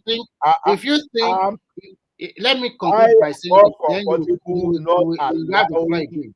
Let me conclude by saying this, and then just some seconds. Just some seconds. If what you guys want, you are just saying, just for a second. Have you read about the influence of Nigeria, of Iran, in part of what is happening in Nigeria? I am telling you the truth. I told you the truth that both of them are evil, okay? And I know what they have done, both of them. So I am trying to say that let the two countries, let them fight it out for themselves. But if you are involving another country to help one or the other, then we have a big crisis in our hand. That's what I'm trying to say. So that is not the way to stop what is happening. Okay, Ola, can I come in now? No, you become a man of prestige. What are you talking about? Look at 9/11, for example. Look at 9/11. As strong as America is, they still find a way to do that. You understand? And now, what we are talking about now, go and read about how. I don't want to say a lot of things because this is a public platform. If to say we are behind there's not a lot of things you want to say. I will never be in support. I will never be in support of Iran having capability of nuclear. No matter how you say, the two people are trying to find themselves. No, we are not looking at that. The question is this: look at the influence of Iran on arms smuggling in Nigeria. That is part of what is okay. When we are talking about rocket and all this kind of thing, and all this kind of weapon that the Boko Haram they just developed, that where did those equipment come from? Okay, you want to say it's by mistake. Okay, now don't go there. Don't go to that place at all. Guy, don't tell me not to go. It has also been proven that most of the gun ammunition these people are having have been supplied by Western countries. And there was a video that circulated. I hear you. I hear you. Whatever you want to say. You understand? So we have two evil in our hand. We don't know which one. Wait. At least, let me talk about the one that so whatever you want to start saying. Let me see your evidence after this. Then I will bring out the evidences of what I have. And then maybe we can present to the public. Let's forget about speculation. Go and look for hard facts. The question is this: we know how religion is used to mobilize our people. And we know how religion drives something with our people. Are you saying the Western people, are you saying the type of religion they use to drive some people is from the West? What are you talking about, guy? I'm not talking about religion. I'm talking about the weapon they are using. Whether it is the weapon, the question is this: they are playing double side. How did that weapon? Look, let me tell you one thing. They're not the ones selling all those things to them. Who are selling those things to them? Are they manufacturing by themselves? Forget about those. Forget about people selling to them. It's just like you are saying Nigeria have a weapon, and our military weapon now is getting to the hand of the military or the Niger Delta militants, or it's getting to the hand of Boko Haram. You are now blaming someone that is selling. That's not the point. But the question is this: who are those people behind taking our gun out of our armory? Giving these people, who are those people behind? Let's talk about this and forget about those people that manufacture the weapon. That's not the point. The question is this: did these people go to America to go and buy weapon? Who are those people that got that weapon and they were able to? You all know that, okay, they now accuse the fall of Libya. We know that Libya got some weapon from the Western. So some people are now giving some kind of story. Oh, the weapon. Put one plus one together now. They don't need to. If they say they get weapon, the Western world weapon from them, you can easily calculate that could have be from Libya. You understand? But the question is this: who are the one behind the ideology of what they are pushing? The ideology drive this thing, not just both of the ideologies you are talking about, whether from Islam or Christianity. At the end of the day, it's the same evil. Guy, both of them. Anything you want. They also use the other one to also propagate another evil thing. Please stop talking. Okay, guys, can I come in, please? Okay. My point before I begin, I need to make some correction from my understanding. The perpetrator of 9/11, majority of them, and I think 6 out of 9, they didn't come from Iran. I don't know how many come from Iran. So let's get that straight. Majority of them come from Saudi Arabia. Osama bin Laden is from the son of Saudi Arabia. So that's clear. I'm not here to defend Iran. I'm more sentimental when it comes to our narrative towards Israel. Does Israel perpetuate any voting like sponsor of terrorism or something like that? Definitely not. That there's no way has been proven in that regard. My only issue is that I don't want, if I have to call somebody more evil, I would say Iran is more evil, in my own opinion, from what they have done. The only thing I'm against Israel is, innocent people, the way they are handling their conflict with Palestinians. They should have concentrated more on the Hamas, which are considered to be terrorists, evil, and leave innocent people out of it. Is that possible when it comes to war? Probably not. And Madam Zita made some statement which align with what she said. She said that you can't allow everybody. As a citizen, I'm a bearer of arm, because my record is clean. So you can't allow some criminal in this country or people who are very susceptible in using gun to kill people or crazy people to have gun. So in that narrative, she's coming to the war stage that it can't allow everybody to be, to have nuclear weapon. But when it comes to this Russian thing, that's it hasn't. I mean, they keep on saying right from the time of Sudan. I mean, Iraq war, they are developing, nuke. Has it actually been proven? That's what I'm trying to. All kind of verification has been laid there. So I'm very skeptical about the intel.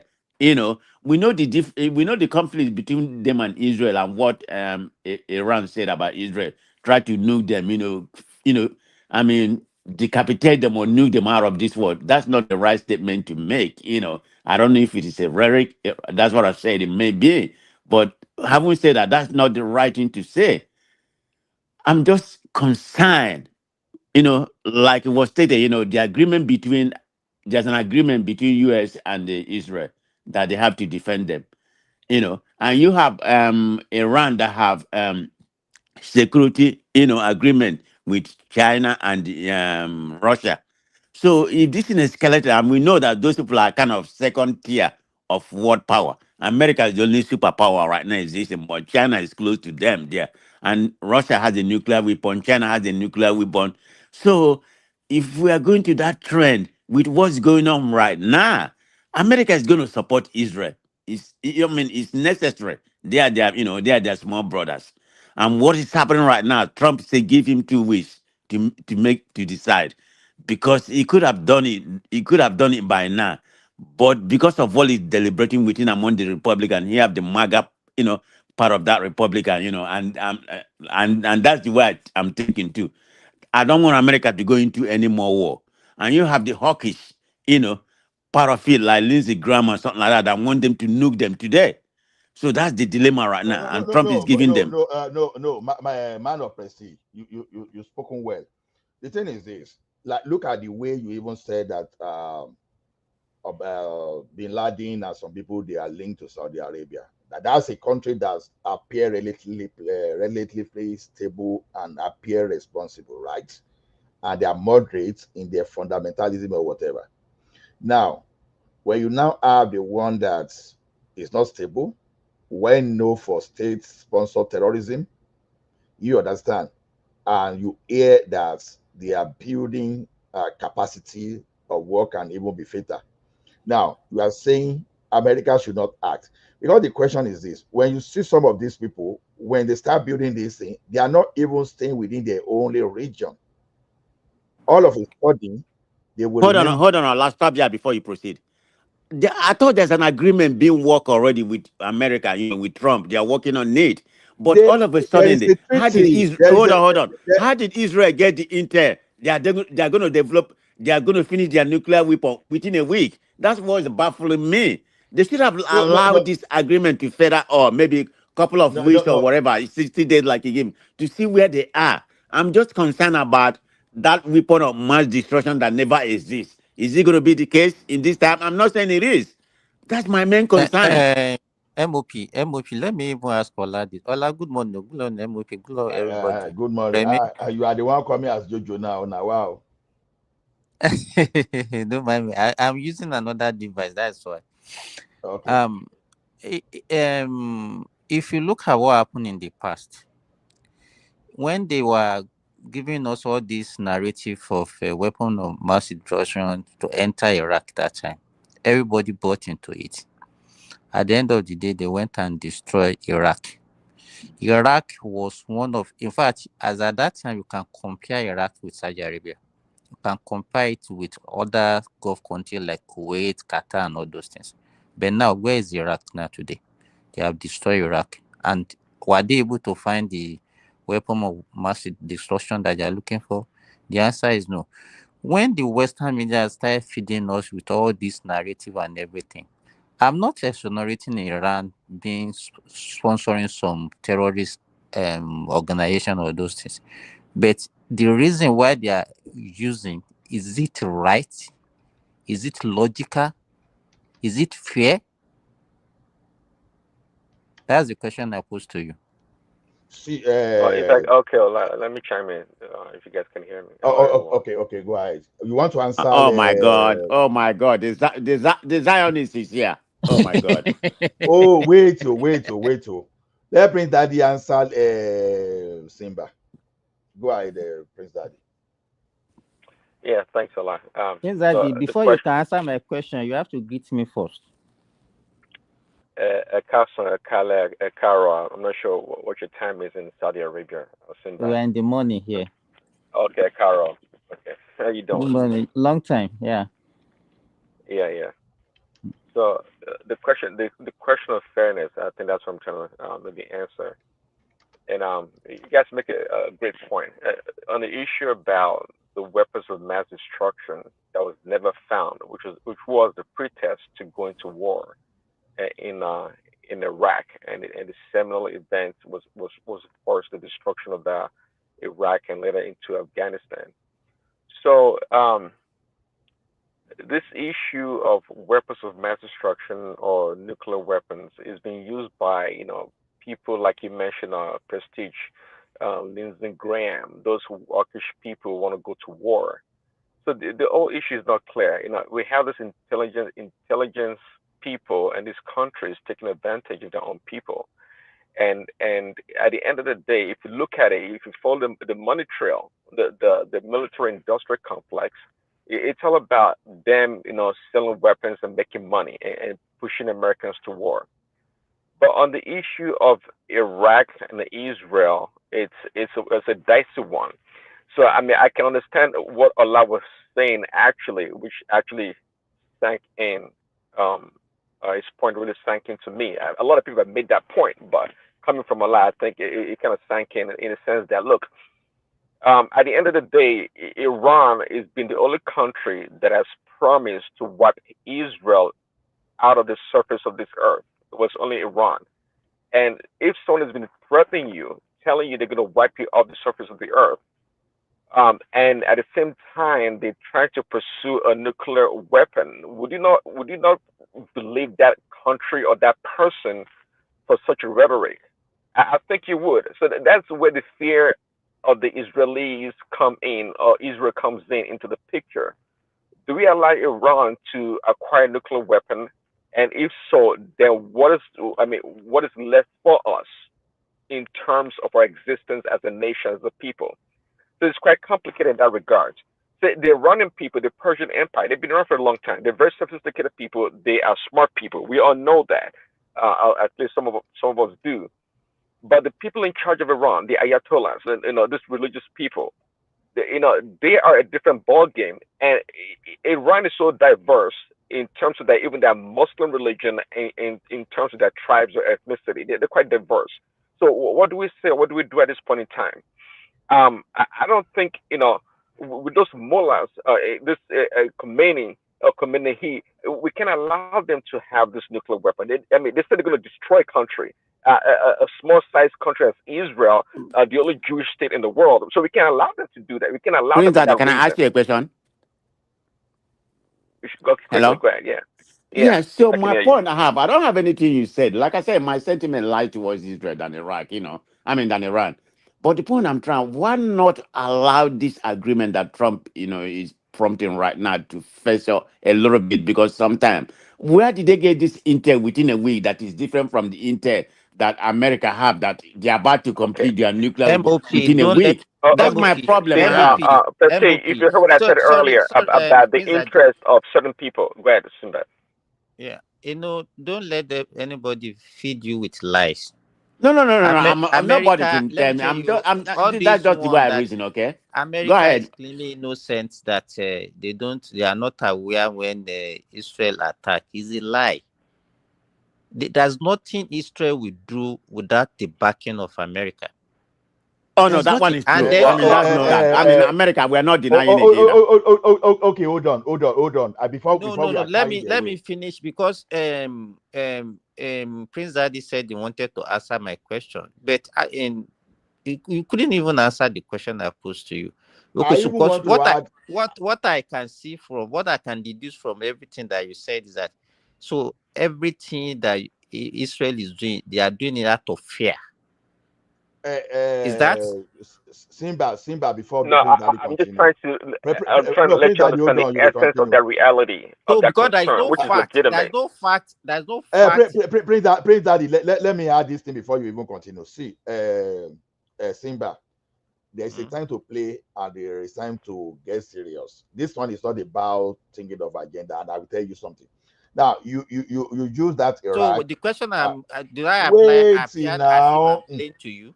Wait, no, I'm not saying. I'm just saying let's get serious. Doesn't mean that you are not serious. That's not what I'm saying. Now, the thing is this: when America accused Iran, you understand, Iraq of building a weapon of mass destruction. You understand? That was between the British intelligence and the CIA or whatever. But now, the people championing this one now is Israel. And don't forget, just take note of this thing.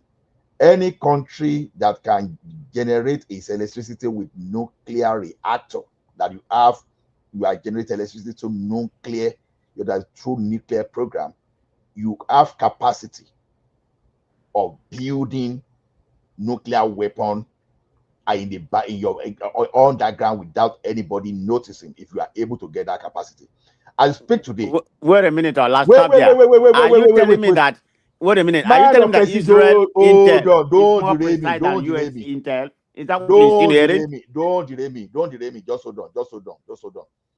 Now, in case of Iran, Iraq, we know no record that they even had electricity being generated, no nuclear. But there's a history that they were building that nuclear capacity before they discontinued it. There was history. They actually started. Where is the history coming from? Ola. Where is the Wait, history coming from? it doesn't matter where the history is coming from. Ola. No, well, Madam Sister, hold Saddam on. Let me Hussein land. posted of it. Let me land my point. Don't worry, Saddam you will Hussein continue. posted of it, and he threatened the United States with it. Period. So now, Simba, look, as I speak today, Iran has been generating electricity through nuclear. So that the part that maybe we are saying maybe they probably do not have it.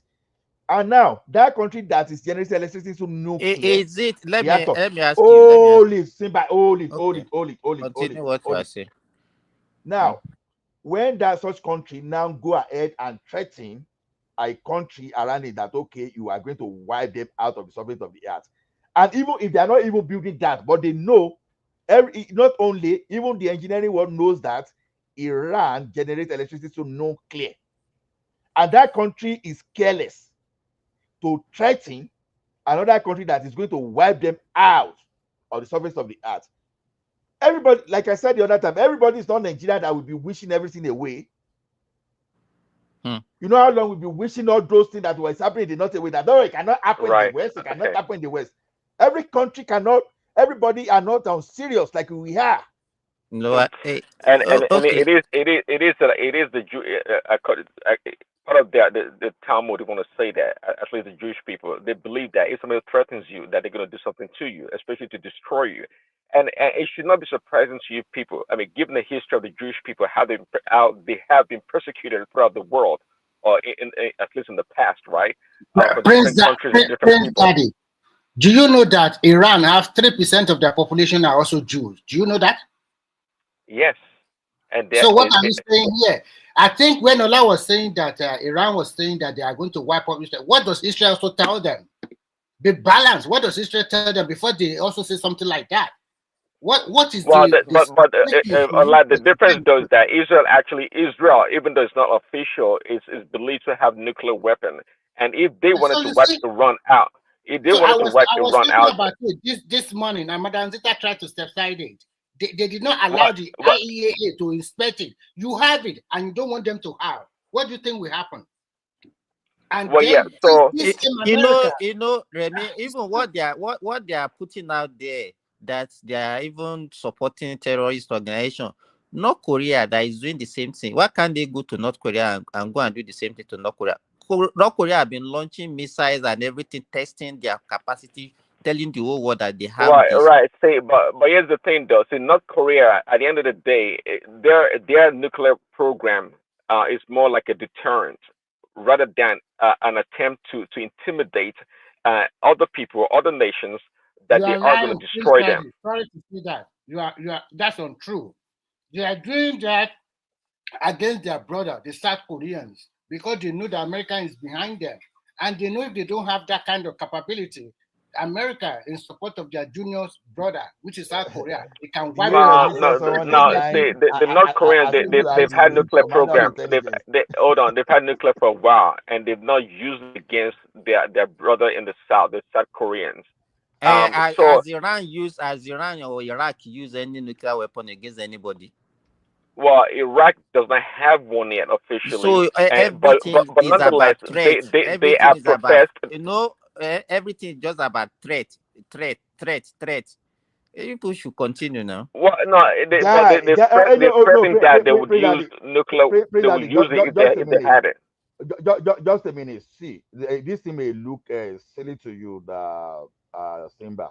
Now, you were here when Ogbeni said the other time that even if you carry a toy gun to someone, Don't even bring. Let me tell you, wait, Ogbeni. Don't bring Ogbeni here because that's what I I'm saying. know. That I you know. don't have Let me tell something. you. Let me Wait say now, you this. don't Let me have say something, this. and you are threatening. Ogbeni can be listening to us. Wait, Ogbeni can be listening to us. I know Ogbeni. Ogbeni is very intellectual and he can analyze issues very well. But when it comes to religion, Ogbeni is not a balanced person. I've noticed that he's very This one consistent. is not even about religion now. No, let me See, tell you, most people, let me tell don't you, put most religion. No, people that are let's make this a supporting, whether security issue. supporting No, Israel don't or put religion. supporting No, that's not Iran what we in are this saying. issue, What so I'm saying has people nothing. are What I'm bringing, saying. Zita was here this morning boasting. No, no, no, no, no, no, no, I'm no. an Simba, Igbo Simba. girl. I'm an What Igbo I'm girl, so saying has I nothing to have do the with right to religion. support Israel. Simba. I don't What even I'm know saying what has nothing. connection does Igbo girl has to do with My Israel. analogy has nothing to do with religion. I'm telling you that Ogbeni said if someone carry a toy gun and threaten someone, and that person has that belief that, oh, this guy brought a gun to me, that is armed robbery. It's plastical. Now, you are saying someone does not have capacity and is threatening that it's going to wipe some group of people out of the surface of the earth. If Nigeria, as we hear, can believe that even a toy gun qualifies. Let me tell you. Let's finish. No, this is not. At No, least they have succeeded. let's Wait just get. now. Don't They let us front. started with Iraq. They have succeeded in bringing That's not Iraq even the down. point. Iraq is at least Forget they're about Iraq handicapped now. now. They will Forget about Iraq. bring Iran Let's down and make Iran handicapped. forget Another about country will Iraq. come in and they will, to let them Okay, continue that way. if I can wrap up, Let's stay with Iran. quickly, I like to say though, I'm meaning to chime in. I like to say at the end of the day though, the issue of Israel and Iran or the Middle East, to me, it's beyond our intellectual analysis. To me, it's a spiritual issue to the core, and most people don't analyze that the situation from that perspective. To me, it is spiritual. Israel. Um, would always be attacked no matter what, right or wrong. I'm not going to be here and defend BB 100% being an innocent leader of the Jewish people. He's done a lot of mistakes, just like all leaders have. So he's not unique in that regard. American leaders, they make a lot of mistakes. So have African leaders. So if you want to put in the human element, Israel as a nation being led by a people, they're not innocent as such. But from a spiritual perspective, Israel will always be under attack. Okay, from all sides, rightfully or not. But now, again, the Jewish people, they have to defend themselves at all costs. That's just the bottom line.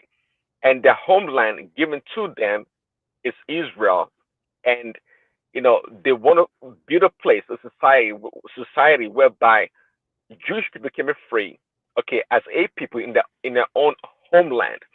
Just like Manazita was saying, in reality, the notion of a Palestinian state is not a reality in the sense that it never existed before.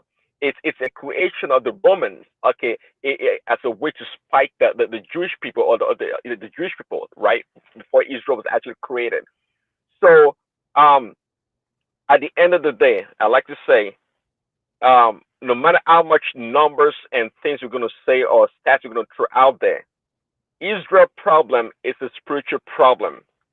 For those that believe, it's core a spiritual problem of the Jewish people, and if you are able to look at it from that perspective, um, a lot of things will be excused. And again, I like to make a point. People like to point the finger at the Israel or the Jewish people as this and that, but the point is that look, they are human beings just like everybody else. In my attempt the other day trying to make a distinction between a chosen people, what it meant, that Prince, Mike and other people Prince misunderstood. Daddy, Hold on, at what hold on. point did the Iranians now become a threat to the Israeli? At what point? Well, right after 1979, really, because Let me answer him. 1 second. Prior to that, they were a friendly nation under the former So the Shah of okay, Iran. let me now say this. So let's assume that they were able to subdue them now. And so that threat will disappear. So the Jewish people in Israel, they will be safe, and there won't be any other war again. Eh? Is that what Did you you hear are what I saying? said earlier? No. If what I said earlier a few seconds ago, that Israel's problem is a spiritual problem. If they take out the mullahs, the Khomeini, and they destroy or defeat Iran, Israel's problem will never it won't be solved. It is unsolvable. I'm sorry to say, Okay. it is unsolvable. Because It is people like unsolvable. Ola that carry the problem on their head, that say because if you carry a toy gun, is a threat. Is this? But they have to respond. But Let they them have to kill all the respond though. Iranians But today. They will still feel unsafe. They can never feel safe without their territory. Yes, I agree with you. That's what I say. It's a spiritual problem. It's not so much of a tactical, kinetic, or human, intellectual problem. It goes deep. I mean, if you believe the Bible, their problem is strictly spiritual. When Iran goes away, another head will rise up against Israel. They are. It is what it is. It is. Okay. That's just their fate. Prince Daddy, let me respond to Simba. Simba, look, don't let us put all those our Niger sentiment, all those things in this matter. What I'm standing for is this. Whether we like it or not, Iran and Israel, they will always be fighting, right? I'm telling you, if it is true that Iran has nuclear weapon, I beg, I don't want nuclear weapon. It's not, but don't say if it is. It's not true. They don't have. Well, are you a military man? Do you have intelligence? It's not the same thing that everybody believe before they enter Iraq. They don't have. They don't have. Simba. Whether they have or they don't have. If not because I just pity, let them go there and check and do whatever they want to do. Iraq does not have any nuclear facility. What I'm they telling don't you have. Is this. Don't let everybody be lying to us. I put my premise. So at the end of the day, let them finish with Iraq, bring them down, and they couldn't fight. So how will you feel at the end of the day? This thing that you are proving, that you are talking about now, at the end of the day, they now found out that there is no nuclear facilities in Iraq. How will you feel as a human being? Are you Iranian? Are you Iranian because you are accusing me? I'm asking you. If at the end of the day, this thing that you are speculating and you are supporting it, at the end of the day, they now find out the way they found out in Iraq that was nothing like that. How will you feel? Okay, at least you have your question now. I have right to answer, right? Now, the thing you are saying is this. I think you are making a very big assumption in what I'm saying. Because your own narrative is also based on assumption. Let me talk now, even if it's assumption. Let me talk. I still allow you to land. So the thing is this. I'm telling you that whether they have it or not, they are already fighting. Let them sort themselves out. That one is the point, right? The question is this. I put my premise on ground that, okay, once you are even generating electricity using nuclear, a person like me here, when Nigeria was looking into generating electricity through nuclear, I started against it. You understand? I voiced against it, that I don't want Nigeria to generate electricity through nuclear. It's a dangerous thing for us. Because I know sentiments of our people we carry. See, Boko Haram and the bandits, we have those things. We will be doing political correctness. I told you that it's well documented that Iran is generating electricity through nuclear. They have nuclear that they are using for electricity. And I told you, based on common knowledge, that anybody that can generate electricity through nuclear, it won't let me land it now. It's almost now. There's tendency you can convert it to a weapon. You understand? I have not said it categorically here that Iran is having nuclear weapon. No. You understand? Get those things right. But I don't want Iran to have nuclear weapon. Even the electricity. So if you don't want them to have nuclear, hold on, Baba, now. Even the electricity. So you prefer Israel to have nuclear weapon? Wait. No, answer that. No, balancing them as you are making your analysis. Don't delay me. Otherwise, you know, Chris don't delay me. Daniel just Otherwise, confirmed. I will leave you to your. Confirmed to us this I morning will that leave they you do to your have. political correctness. They have. So, wait. I will leave you to your political correctness. Even the electricity they are generating through nuclear reactor, I don't want it. A country like that, I don't want them to have nuclear capability, whether through electricity or whether through weapon. No, I don't care. I don't want them to have nuclear capability. Simple as ABC. So don't what aboutism of this thing. The question is this: as far as I'm concerned, Israel has no history of threatening my existence. How do I mean? They've not been linked to any terrorism in Nigeria. Iran has been linked to terrorism in Nigeria. That one alone is a red flag for me. So whatever you want to say, you can be doing, you can be justifying Iraq or whatever. I don't care. This is Iran we are talking about. Iraq, that was in the past. Sorry, Allah, back home. Terrorism back home. Yeah, back home now. Yeah, of course. When you say they link some of the weapons that these people get, all those Boko Haram, they got it through Iran channel. I know more about Libya. I mean, I don't know about Iran. Iran's weapon in Nigeria. I don't know about that. You know, Kizadi, when they want to support whatever evil that they are promoting, that's how they be linking things that are not linkable. That's the way they behave. You understand?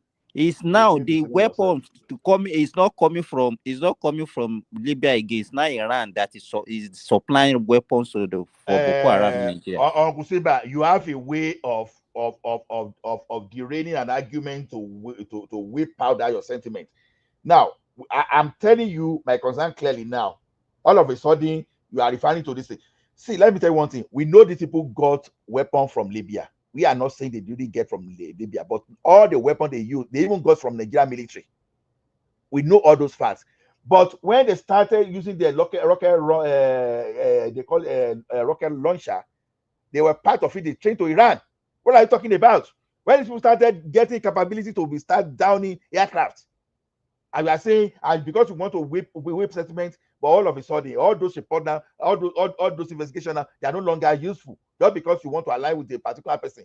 Like I said, it's not a matter. Let me ask you, Ola. Israelis are not Nigerians.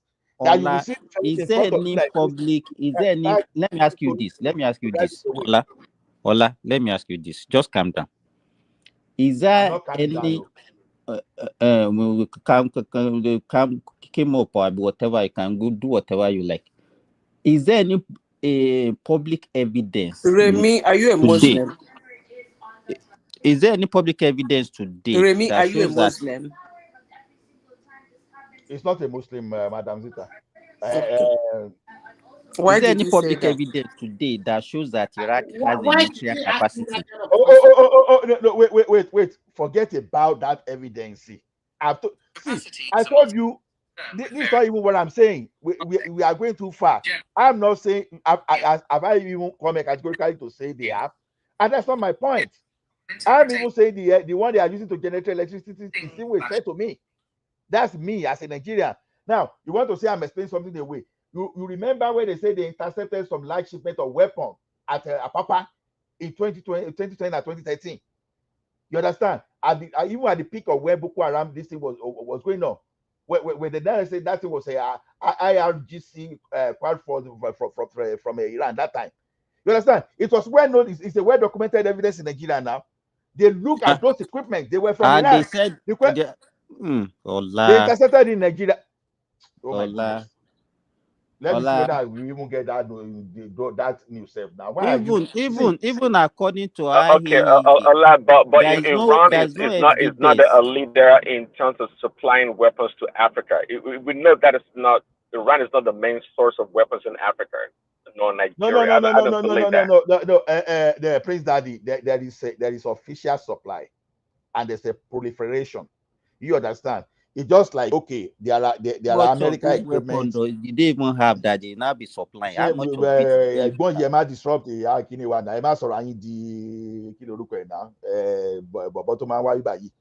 Patrick. The thing is this. Yeah. Libya are the cache, the catching of U.S. weapon. Now, when you find U.S. weapon through all these Boko Haram and terrorists, does that mean that U.S. is supplying them? No, it doesn't mean that U.S. is supplying them. But they were able to get U.S. weapon through some channel. The fact that Iran are not supplying does not mean that we don't have some group within them that can use the weapon within their means to support some kind of cause. The question I'm even saying is this. Now, people are still asking for a question till tomorrow that ship they grounded in Lagos in Apapa port that they found a weapon. Where are those weapons today? It happened in 2010, it happened in 2013. Ask yourself a question, where are they? So now we are now saying a country like that now want to develop a nuclear weapon. And do you want to hear the story of okay, maybe listen. At the end of the day, the issue of Iran and Israel should be looked at closely. Iran, I don't think in any way Iran is a threat to Nigeria or Africa. I don't see it. Because if you want to talk about weapons in Africa, it's not coming from Iran. We know for many years. If you want to talk about weapon proliferation, what about Biden leaving billions of dollars in Afghanistan? So it's always praise that. Is it my phone that's breaking? Especially in the third world countries, not Iran. Okay. That's not even what I'm saying. You got my point very well. I'm saying that in 2010 and 2013, there was a publication in Nigeria that said Nigeria authority intercepted large shipment of weapon, rocket, shell, mortar originating from Iran as smuggled through Lagos Apapa port. Now, the question is this. Assuming they were not even supplying, they smuggled things through your country.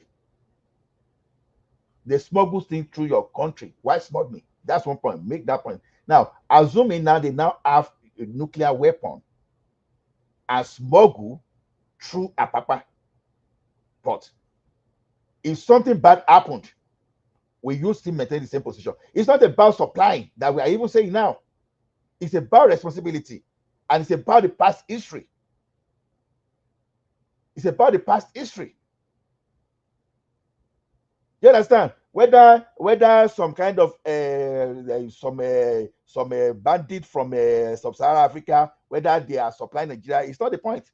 But the question is this: who is that irresponsible person that let them have access to that weapon? When the United States of America refused to sell us a Tucano jet initially and a weapon and carpet bomber, what did they say? They said the Obama administration said it quoted human rights and the fear of that equipment getting to the wrong hand. So the question is this: how did Iraq? How did those weapons coming from Iran? How did they? How were they able to smuggle that into Lagos Apapa port? That's the question I'm still asking. So if it could happen that way in 2010 and 2013, then I don't want such kind of country to have access to nuclear weapon. That's my own concern. So Ola, you should also answer this question, because that is one part of the analysis. I am here to balance it up. Prince Daddy just confirmed to us that Israel also have that kind of nuclear blah blah blah. You understand? So a state like Israel is also a threat to their neighbors because they have fought war with all their neighbors. So their neighbors can also say they don't want the kind of country like that. So if you said you want to disarm Iran about their nuclear, I think it's also good. We also disarm Israel about their nuclear too. So we balance it that way. Okay. What I want is peace. I don't want let me finish because you have been talking. I don't want to be hearing because, oh, it's my junior brother. Somebody is kicking his ass. So I should go, sorry for my language, so I should go and help him. Remember, the other guy also have his own big brother too. So what we are trying to say is that we should find a way to settle this thing. Because before this time, there was an agreement that signed between Obama regime with Iran that they should not enrich their capability, and they agree to it. Why now that they want to go for a meeting again to talk about it, and 2 days before that meeting, but voila, they started doing this. I think Iran is not the first person that attacked them this time around. So please, when you are talking, put your religion or spirituality, put it aside. Who is talking about Let me religion? answer you. Stop this kind of subtle blackmail, I beg you. Who is Let talking me about answer religion? you. You said Israel has fought war around him. Israel fighting war around the people around him is because of the same Iran. And he never fought them like fighting them. It's his process that Israel has been fighting over the years. And again, just as I said before, you cannot say Israel will not have nuke, although it's not certified that Israel has a nuke. And because Iran, you said Iran shouldn't have a nuke. You claim Israel have a nuke. Israel has never threatened anybody with their nuke. He has never. But and they have, Abby. Hold on. But they have. Oh, please now. That's not Israel now. If someone is saying they've never threatened you, you just want the person to say what you wanted to hear. I think, okay, go ahead. Let Madam Sister Israel, you claim Israel If has a like nuke. I don't like it. Go ahead. You claim Israel has a nuke. If you go where they list countries that have nuke, under Israel, they will say not verified. Okay? But you said they have. I agree with you. Let's say they actually do have. They kept it to themselves. They have never threatened anybody with it. They have never said, if you do, and they have been fighting ridiculous war for years. Even sometimes they lose. Even at that, they have never threatened anybody with their nuke. That is one. Two, if you got a tie and you keep threatening me, or rather you don't have a tie, but you always threaten me that you're gonna buy me, and I come to hear that you've gone to price a tie, I buy you. It's as simple as short. I don't know which is difficult for anybody to understand, because people have pushed narrative about the hate for Israel. But that doesn't matter. But what I'm saying is that I used to use what somebody said to judge the person's judgment. You said Israel has, although not verified, but you said they have it. But they have never shown any sign that they have it. Never. Either in form of showcasing it, or in form of threatening it, or in form of even voicing it out. But you still claim they have it, and they hid it somewhere. And they have it is Prince Daddy that's confirmed it this morning. Listen, and what the question I asked you. The question I asked you, you never who confirmed it? Hold on, who confirmed why is Israel denying the IEAA to inspect their own facility? Why are they denying them? Because they're not a member. So you see now. So if Iran is also not a member, what can you do? Yeah, it's just like Israel is not a member of ICC. So you are not a member. You are not a member. So I'm not your member. So what are you coming to my country to do? These things are purely simple. I don't know which one that is too difficult for you people to understand. Israel told you from the hold on. Why is Remi even interested in them having Israel told you from the one. What do you mean why I'm interested? I'm trying to look at it from the balance angle. You are listen. Hold on. Countries like hold on. Can we learn?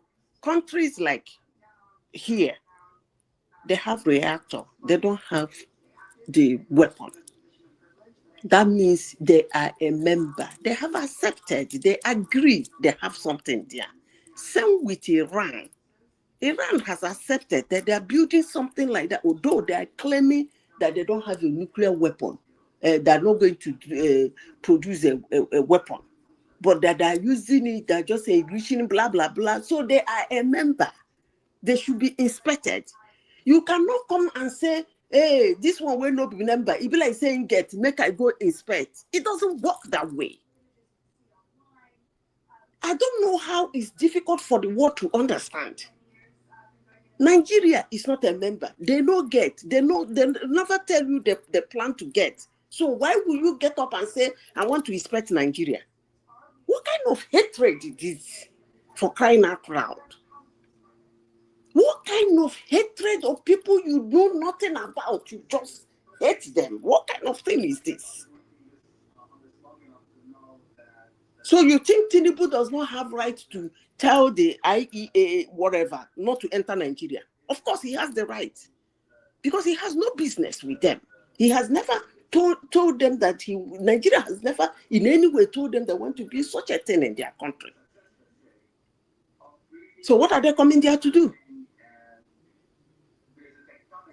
Make we take this hate easy. Why? Okay, Israel has been developing their nuclear facilities since the 60s. So why didn't they subject themselves? Why can't they join? Why is the rule different from them, from other people? You don't understand what. So all this I just said now, you didn't understand it. No, it's about you have mindset. to agree So. now. You have to register. Look, I want to build this thing. Because listen, let me tell you, when you are building that thing, you know that you'll be importing some of the raw materials from countries that have it. It's not something you do in-house. Okay? The raw materials has to be coming in. So before they start shipping those things to you, you have to register that you are about to build so and so thing. And from time to time, those people will be coming to see the extent you are going. That's why when you list countries that have nuke and have reactor and have this, when you get to Israel, it will say not verified, because they have people like Remy and Simba that keep saying they have. So they have to make it clear to you that it's not verified. The question I'm asking, my question is clear. If they are developing it and or they have, why can't they subject themselves? Okay, they are importing it, they are producing it on their own. Why can't they subject themselves to the I don't understand this argument. You didn't still understand what I said. So as you did now, you don't know how it is. As you did now, Nigeria did not register for that. They have not imported any raw material or said in any way that they want to develop or even use it for electricity or for anything in Nigeria. And all of a sudden, those people called Tinubu on the phone. We are going to inspect. They're mad. So Tinubu will say, okay, come and inspect. I don't have it. Come and inspect. Tinubu will say, where is this one coming from? What brought about this? Sorry, you can't come to my country. I have nothing to do with you people. So you believe that anybody that gives you a shout is coming for inspection in your country. You say, come and inspect. That must be a banana republic. Well, if I say I understand what you are saying, it's just an ambiguous statement. Okay, let me tell you what she said. You understand? It's only that it's a mindset. Please, somebody should explain to him. He said you cannot embark on nuclear program without registering. The Committee of Nations we know that we want to do. Now, Simba is a country. You want to go into nuclear program. You don't have the you don't have the capacity, you don't have the facility. You will place order from some countries. If you are going to import from United States, the company where you are registering from, we grant security clearance. We get that license before the company can send to you. If you are going to whether UK or those things, so they will have the document, they will have all the evidences that you are into that program. You understand? That's the point. If you have a country that has never signified its intention, that has never come out that, okay, I'm embarking on a nuclear program, you understand? And suddenly someone is saying you want to go and investigate their nuclear program, the country can tell you, say, what are you talking about? I've never for once, and never did I tell Oh, you that so what I'm you are embarking saying, on a nuclear program. whatever they are doing it secretly. They don't want anybody to know. So, and that's why they choose a policy of deliberate ambiguity that they are doing. That's why you claim not to understand what Madam Sita is saying, because you won't even farabale and get the point. I Now, understand what. Okay, the question is, let me tell you, if you actually want equity and justice in this If world, you come, where will you go to? If they let you in to come and inspect, where will you go to? You start walking around the country looking for it. but they wanted the same thing to happen in Iran. Guys, Abi? so You if they if continue they your allow joke. you to come People in, should continue your if jokes. they allow you to come in, like now, I'm sure Nigeria doesn't have. They don't have a business with it. And then these IEA inspectors, they said they want to come to Nigeria to inspect, and the Tinubu will stupidly say, okay, come. So when they come, where will they go? They will be moving around Nigeria with torchlight, looking for where it is. How does that work? Let us flip this thing that people are talking about now. Let's say it's Iran that, at least even Iran that make their own public and they join, you are still saying they're hiding it. So if it's No, they another, are not hiding. No, it's not hidden. Please, point of correction. The people who goes for that inspection, they know where it is, but Iran build their own underground. It doesn't mean they don't know where it is. so you Everybody knows want where to tell it me now is. that Then if they want to go to everybody Israel now, they knows don't where where it even is. in the United States, everybody knows where US own is. Even the ones they park in Turkey, So they park outside of United States, they know where it is. So what the is one all in this Israel is not on this planet they're Earth. hiding it? Is not on this planet Earth. It's hidden. Nobody knows where it is. Is that what you are telling me? Okay, pull out map of Iran. You will see where their nuclear, they will show you the places where it is located. Whether they bury it underground 200 feet or 1 million feet, it doesn't matter. But that point is pinpoint. That's where it is. So it's not hidden. Simba, even let's assume that Iran has not threatened, if Iran had not threatened Israel, probably we will not be talking about this thing we are talking about. When I brought my own conspiracy theory the other time, that it's not even conspiracy theory, it's a well-known fact. When, like, okay, Canada now, it's well known that Canada, we don't have nuclear weapon, but we generate electricity through nuclear. Now, if Canada become irresponsible tomorrow, is there a way they can turn that thing they use for electricity to, even the weapon may not be as potent Even as that word irresponsible, I don't even know where it's coming from. Because if don't focus much on verbiage. Let's just continue, because that's to derail argument. it's Now not the point derailing is the this. argument, because if you can use Wait that, now, Baba, you are if derailing. you That's say exactly something, what you are doing. we You not will want be somebody. picking verbiage. You'll be concentrating on minor. No, that's not the point. If Canada tomorrow now start threatening another country that, okay, we are Canada say, let's assume Canada is now say, okay, we are going to wipe a country out of the surface of the earth. And we already know that, okay, Canada has a nuclear program, but it's for electricity. They know at least there's some capacity to a particular level. Everybody will start wondering, is it possible that you are doing something in secret that embolden you? The entire world knows that Iran is generating electricity through nuclear. And you have a You leader have that, said this thing 100 times today now. So what is wait now, I know I've said it 100 times and you are refusing to understand. But we now have a irresponsible leader that is threatening, threatening that is going to wipe a country out of the surface of the earth. That's the point now. How are you going to wipe a whole country out? So it's only Don't that the baby specific. and Simba. This okay? war. We should It's be talking. okay. Let's talk about Nigeria. Let Listen, me say this, Ola, before Let's talk we, let me about say Nigeria then. this. because Okay, all right, guys. So the issue actually right now is, Madam Zita, is America going to send boots on the ground in Iran? They don't need to. The war is no longer that way. It's not that kind of war. It's not. Forget all those political comments. It's not that kind of war. That war is not that kind of war. But what I'm suspecting is that I think they are waiting for Israel to deplete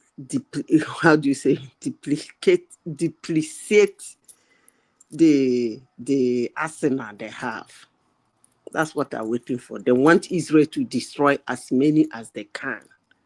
And then the launchers, they want Israel to, the platforms, sorry. They want Israel to destroy the platforms. They've destroyed 60%.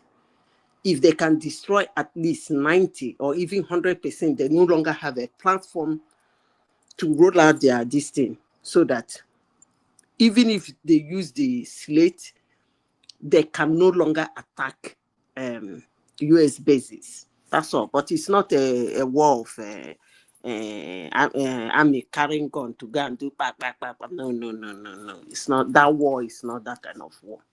It's bigger than that. So that's why they don't want. Anyway, their airspace. The collateral damage to America is not about if Iran can reach American soil or not, or really boots on the ground. It's not America. You know, America has so many bases across the Middle East. No, it's not. Okay. That's what I'm saying now. I'm saying they want Israel to destroy their. The important thing is even their platforms. It's not even the weaponry. Apart from the nuclear, which is the major thing, the rest of the thing they want Israel to destroy is the platforms. Because if they destroy their platform, even if somebody bring in equipment for them, they can't launch it. So they want to destroy their platform so that even if they do the bunker busting, they can no longer attack US bases around them. Then at what point does Russia and China, begin to breathe harder and like, okay, guys, what is going on? Prince Daddy, listen to me. Listen carefully, please. As it is now, everybody is staying clear. They are fighting their war. Okay? Now, according to Iran is struggling to target military bases. That is Israel equipments. They are not getting it. Okay? So, but Israel's main purpose is to target the military bases of Iran. That is the number one. Number two, to destroy their platforms. Nobody is helping them now. They're fighting their war. So what Israel is capitalizing on is to destroy the platform where those things take off from. Not according to Ted Cruz, or not according to Ted Cruz. Hold on. If those things are let me finish. If those platforms, I'm not talking about the launchers, I'm talking about platforms. The launchers are kept on a platform to launch those things, to take off. Now, if the platforms are destroyed, it's like saying you no longer have an airport. So how are you going to fly? So if the platforms are destroyed, even if countries come to help, they will be armless. Because to build a platform is not a day job. And you cannot build it when somebody is raining bullets on you. So that is the deal. And the people are struggling so hard to make sure Israel do not do that. But as of today, Israel has completed 60% of it. So that's the deal. So if the platforms are gone, there is no at what point will Russia come, will this thing come, unless Russia will now attack Israel from their end, or China will attack Israel from their end. But nobody can now attack Israel from Iran. That's just military explanation that I just did. So that is the point. So that's why Israel is busy targeting those platforms. Well, it's a little bit. I hear your point. It's a little bit more complicated than that. If Israel and China begin to move in from the Strait of Hormuz, their weaponry, their own platforms and whatnot, that's opening a kind of How war. can So you move Israel, in your platform now? How can you move in a platform? You can only move in launchers and bombers. Bombs, launchers. they can move. Hold If on. it's You can military, they move can in. move anything. They can move anything. It can be assembled, disassembled. It can be built. See, the only thing they can do is to bring their warship, and they will never try it.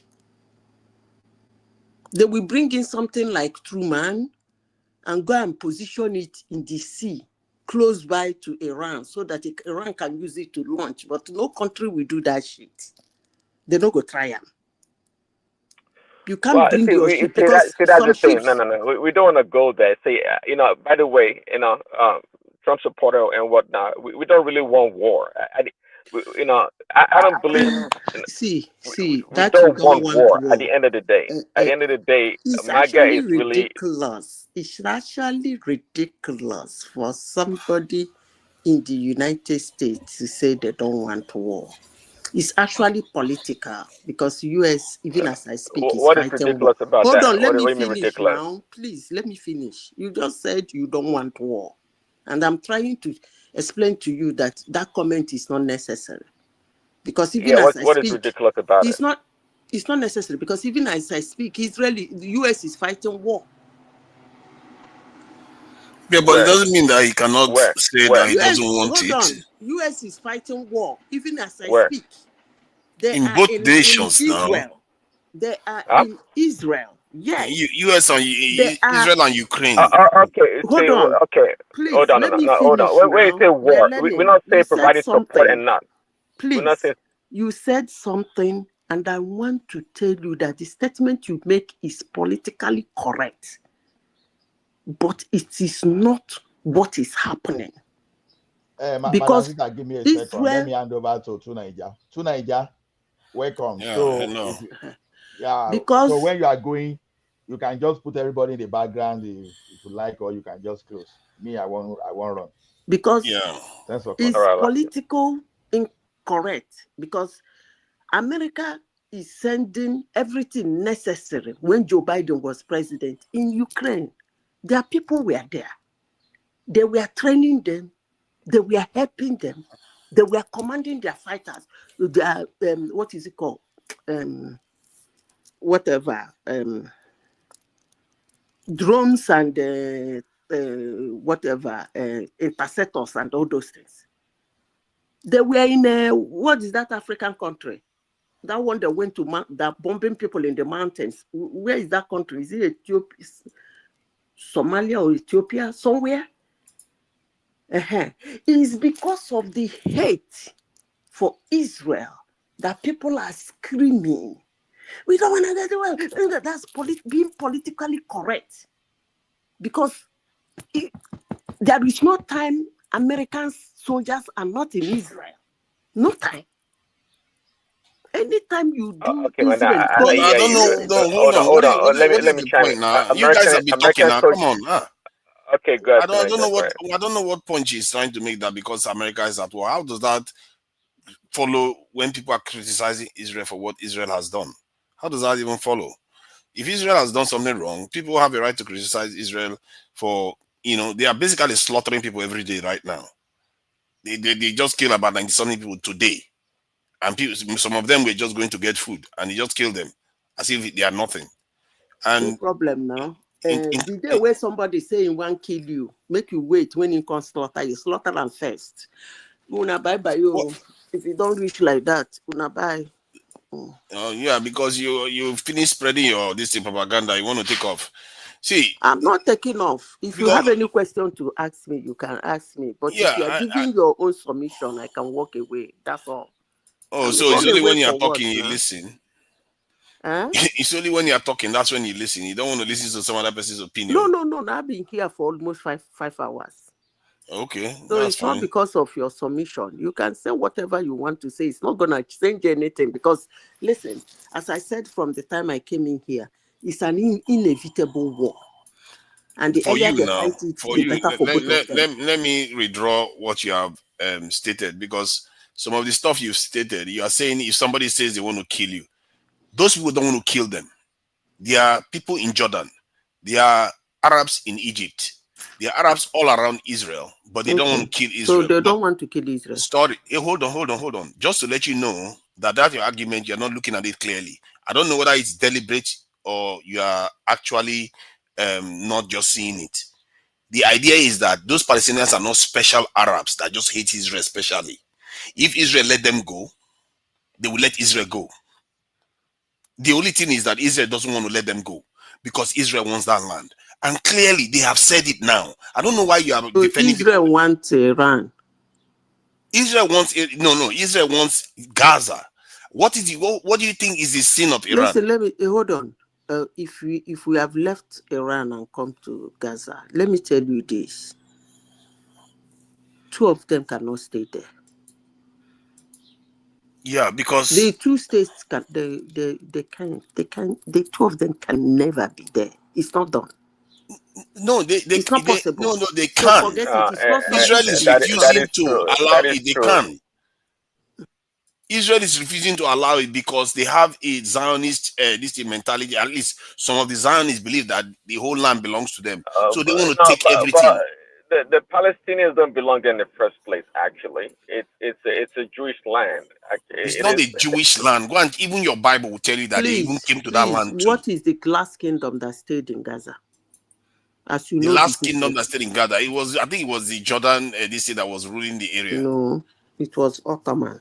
Ottoman then handed it over and they to left, and they left back to Turkey. What? No, but what difference does that even make? It doesn't make. See, I don't want to go down the history. Who the heck are those people wandering around in that land? It's the same people. See, the point is that the people that are there right now, physically there, are the same people. It's like saying Igbo people were there before the British came into Nigeria and created Nigeria. No, it's still the same people that are there. No. You cannot be. Listen to me. You cannot be in a land for several years. You are not a kingdom. You are not a state. You don't have to be. Hold on, let me finish. You are not a nation. You are not a tribe. You couldn't form any Actually, they were a tribe. Let me finish now. Any of these. Then the question I will ask you, who the heck are you? What are you doing there? They are a tribe. They are a clan and they are tribes. They have tribes in that area. They are the ones in the Holy Land for millennia. What are you? These are the people that were present on the ground. Holy Land. You see, this is what I mean by it looks like you are willfully choosing not to see what is right there in front of you. If you know the history, you know that land is come and go. People, let it be come and go. The point is that we are talking about now. We're not talking about the Holy Land come and go. Because if it was your land that they are kicking you out from, you're not going to be saying come and go. The point is that kick them out, they have. that is the Let me finish what I'm saying. When you fight them out let me finish what I'm saying. You see, you are here justifying ethnic cleansing. Yes, I am. Yeah, that just shows the kind of that. Of course, I have a serious problem with that. No, because in the first place, don't worry now. You see, I don't even think why I should bother with you. No. I'm not interested in listening to somebody that justifies ethnic cleansing. No, I'm not interested. I'm sorry. That is where I draw my line, because that is somebody that is a sociopath. I'm not going to be listening to somebody that is justifying ethnic cleansing. I can't. No. I have limits. I have my limits, and that's one of them. I'm not. You literally said you would justify ethnic cleansing. You literally said you were going to you are going to support it. If you're talking about Palestine, there is no point. There's no point. Let's move on. Let's move on. There's no point. If you are talking about Palestinians, they are not any ethnic group, so the cleansing should not come. Of course, they are not human beings now. 80 of them died today, but 91 died today. They are nobody. They are not human beings. You are running heter-skelter. We are talking about Palestinians. Forget about it. I think you are a sociopath. Just move on. You're a sociopath. The way you interpret things, you don't see other people that you don't see as your own, as human beings, just because they are other people. You are saying a different thing now. No, because those people were on that land, and you are saying it's okay because you support Israel one way or the other. An ethnic group. Because you support Israel, you want to justify They are eliminating not them. an ethnic group. So because you are not an What ethnic is the group, we name should be of their destroyed. ethnic group, Biko?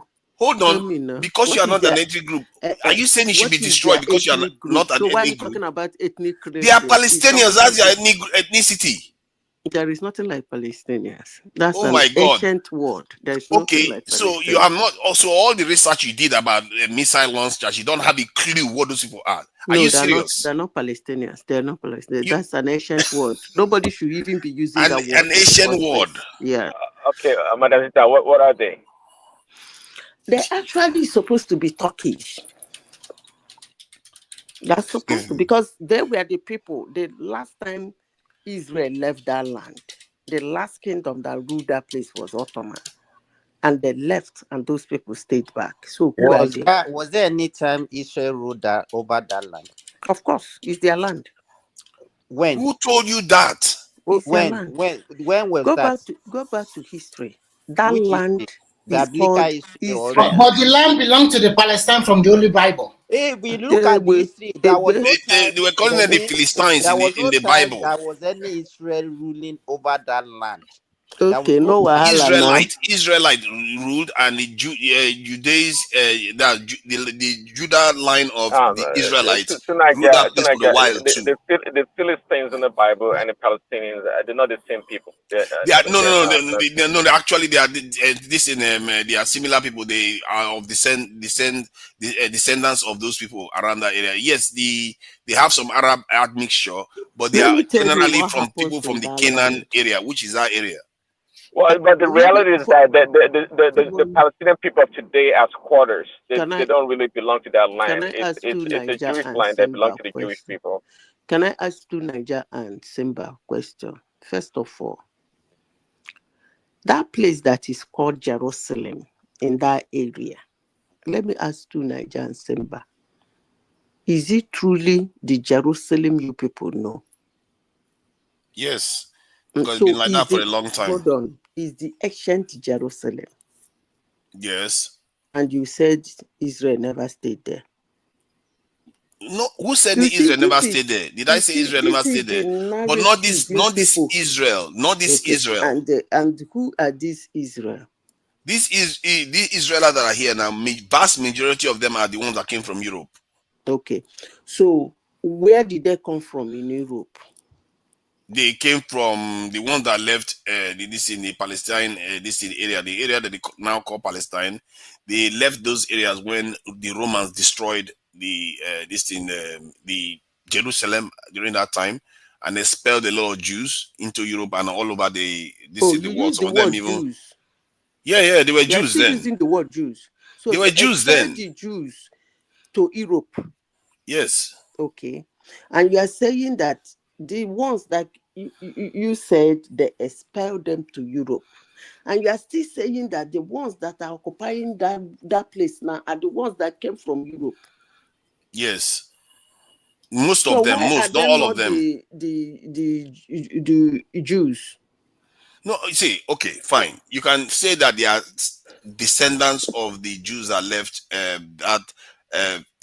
Palestine territory of the Romans. You can say they are the descendants, even if they've had admixture that maybe they may have completely lost what makes them Middle Eastern people.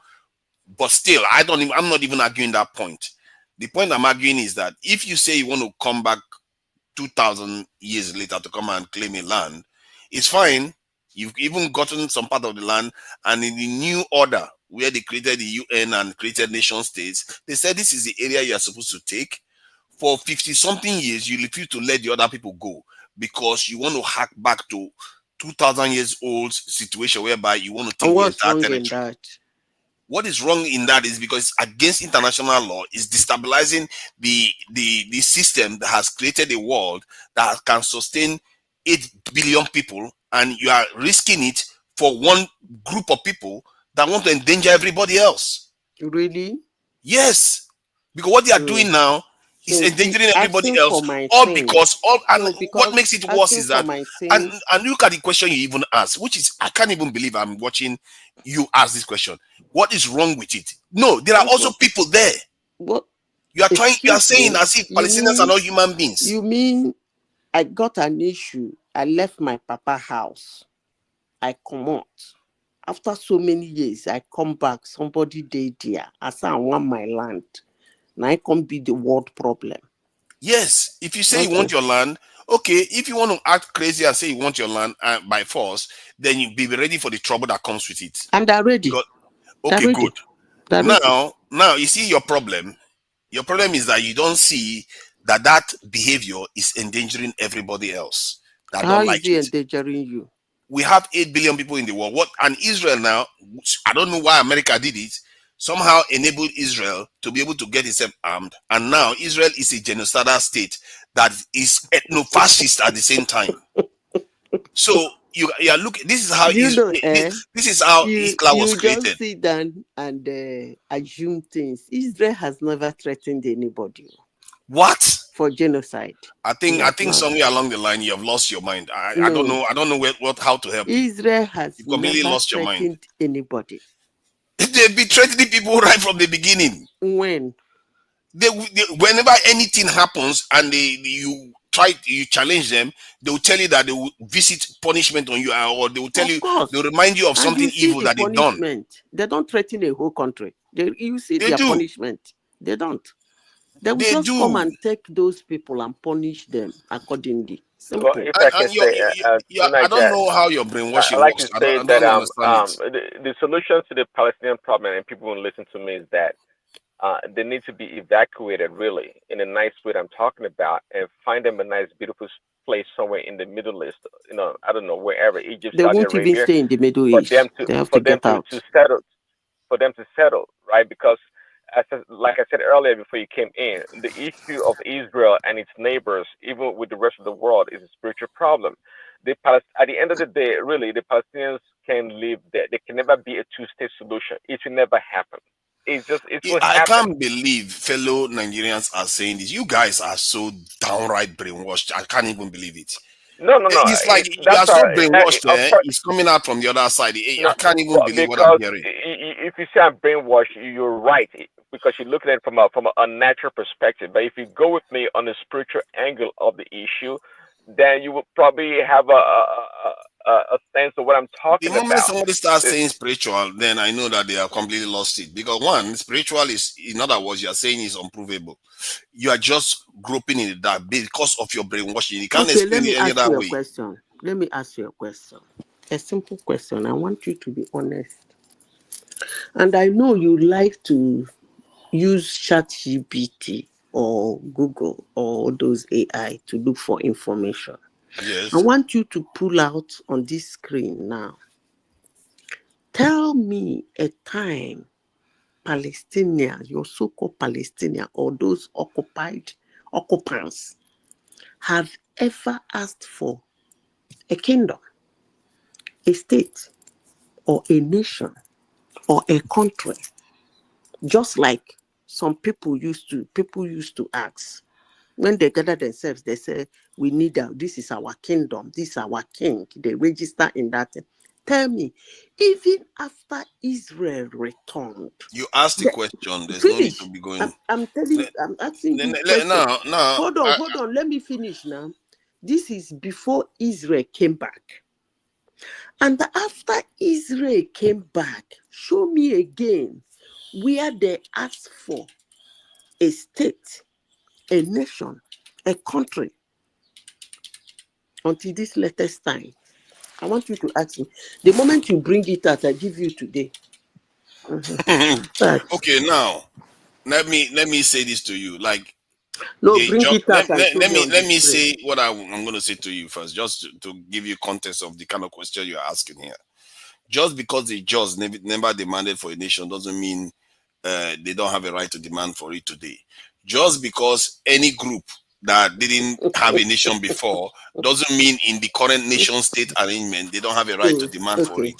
So that is for sure. I love that your answer. The way nations were created before, it doesn't mean that's how they are now. You think Nigeria existed before? Okay, are you going to say that they should become Nigeria because of it? I love it. You've answered me. So I'm dealing with another issue. To be fair, the fact that I'm talking to you at all, it really makes me feel a little bit irritated. Can because I respond you are to no, you? no, no, no, no. I can't take But it. I please, really can't let take me it. respond You to you. are so at the Thank you. bottom that I You can't have take it. Because answered you are my literally, question. why should I debate somebody that is Excuse saying me. You genocide have. is okay, displacing people is okay? Oh my No, I'm goodness. not interested in debating Listen, you. And as a matter of fact, that has I'm colored not. the way I Listen, perceive you. you There's can't something even. seriously wrong with you. You can't even debate me in the first There's place. something So, seriously wrong with you. You are a sociopath, and you are the kind of people you should see, he be started putting calling out me of society. names. I think No, you seriously. But to You don't Nigeria, value human you've life. started do you think any, insulting You me. literally do you don't think value human life. hold on to Listen, you've Nigeria, do you think the started Palestinians insulting me and leading calling to me No, I'm names. saying you don't value or human life. Listen to Niger. You know, I take exceptions when You people don't value human life, period. listen to me and listen carefully. I don't like people that don't value life. Listen to me and listen carefully. I do not tolerate it when somebody takes a position and holds strongly to it, and I never insulted, abused, or call you names, or even bother to I tell didn't call you you that name. I I say don't you're like. a sociopath. Hold I'm on describing first. what you are. Excuse me. Hold on. Then I take my own position. Then you rain abuses and rain It's not an insults and abuse call if me I'm names. describing what you are doing. Excuse me. And you No, call me names. Zita, that is how the obedient behave. That is what they No, do. I did I'm not describing what she listen. is doing. Listen. No, no, Listen. no. She's saying If that you they are should, the, Hold if on. it, they should, let me Hold tell they on. you, should cleanse. Please. She says she supports ethnic cleansing. no, wait, Please. don't Listen. do Listen. that to her now. Don't do that to Actually, her. That's what She she takes, said. she has listen, She her let me own said tell it. you. position. Actually, You to have your own Niger, position. Don't blackmail her. all you Don't have been blackmail I her. don't saying blackmail her. here, It's what she said. listen, to Niger, And she's all still you saying have it. been Ask her saying now. here, You can't listen, stop her from holding on to our own listen, position now. all you have been Exactly. saying here, So do I have the right to hold my own hold position on, about her? hold on. All But you she's not have, calling you names. Why are you calling her names? all I'm you have saying been the way saying she's, here, because of what she's supporting, it makes listen, her a sociopath. all, That is, if somebody says they like to kill people every day, what do you call them? Is that not a serial killer? listen to me. All you have been saying here is actually very irritating to me. Very annoying and irritating. I don't know why you find that annoying. Is that not what you are describing yourself to be? Disgusting. But I kept my cool. I have to listen to your bullshit. I kept my cool. So you have to listen to my own bullshit. Oh my God! Even Israelis Listen, will when not you came advocate here, genocide the way you are when you advocating came it. here, I said, let me leave. You said, no, I should listen to you. And I tolerated your bullshit. What is the BS that they are Listen, talking about? Tell me which one. Tell me what is the BS that I call you a sociopath? Let me give you the number one BS you even said that I should have walked away. You first of all said you don't even believe that those people are the Israelites. And I asked you a simple question: who are they? You said they came from Europe. I said no. Where? That's not what I said. We can repeat. I said it now. they are Hold not on. the Israelites of the Bible. They are from the house of Judah, which is the Hold house on. of David. That's not what you And said that's why first they time. call them Jews. They are part of the Jewish, that this is is the Israelite family. Hold on, guy. You said a majority of them came from Europe. Yes, majority of them today came from you. That's a fact. Listen, and I asked you, where in Europe? You said they were the Jews that were went to Europe. That went to Europe. And I now ask you a simple question. You say these people are not Israelites, they are not the Jews, they came from Europe. And you're now still saying that the people, you turn the Exodus back to them again. And you think that is not disgusting? I said they are not the same people. And you think that is not disgusting to me? What do you mean it's disgusting? Are you Jewish? Hold on. I asked you a simple question. Do you know the last kingdom that were in that place? You didn't get it correct. I know the last kingdom that was in that place. You didn't get it correct. I told you it's Ottoman. And I told you that they left. So who are those people? And I asked you a simple question. You told me am I supporting ethnic Christian? I said yes. If it's about Palestinians, there is nothing like Palestinian. There is nothing like ethnic there. So we shouldn't be discussing cleansing. But That's you are what I aware said. that those people have been there for over 1,000 years. I do not care. You see that? That's your problem. Because you don't care about indigenous people being in their homeland. Listen. That is not their land, period. Okay, do you even have you read the Bible? Hold on, have you read the Bible? I don't care. Hold on. Have you read the Bible? I've not read the Bible. If you've not read, okay, But good. Maybe that's why you don't know that Israelites, the people that you call Israelites, which are not these ones, Israelites is made up of 12 houses, and this group we are returned now, they are supposed to be part of just one house. That's the Israelites that came back. And so where are the other? Hold on, where do you think the other 11 went? The other ones are somewhere. Exactly. Where did you think they went? If they are in that area, where do you think they went? The rest are where? You tell me now. You are the expert. If you check the genetic, you are the one that is saying that it's only one that came back. Do you want me to? Where are the rest? Do you want me to show you the genetic lineage of the Palestinians? Hold on. You want to see that? Question. You know that it's only one that came back, and I'm asking you a simple question: where are the rest? They are dispersed. Where? They were dispersed before. Okay, hold on. The Romans took over the area. They were dispersed, right? Yes. And they know themselves. They don't know themselves, actually. Okay.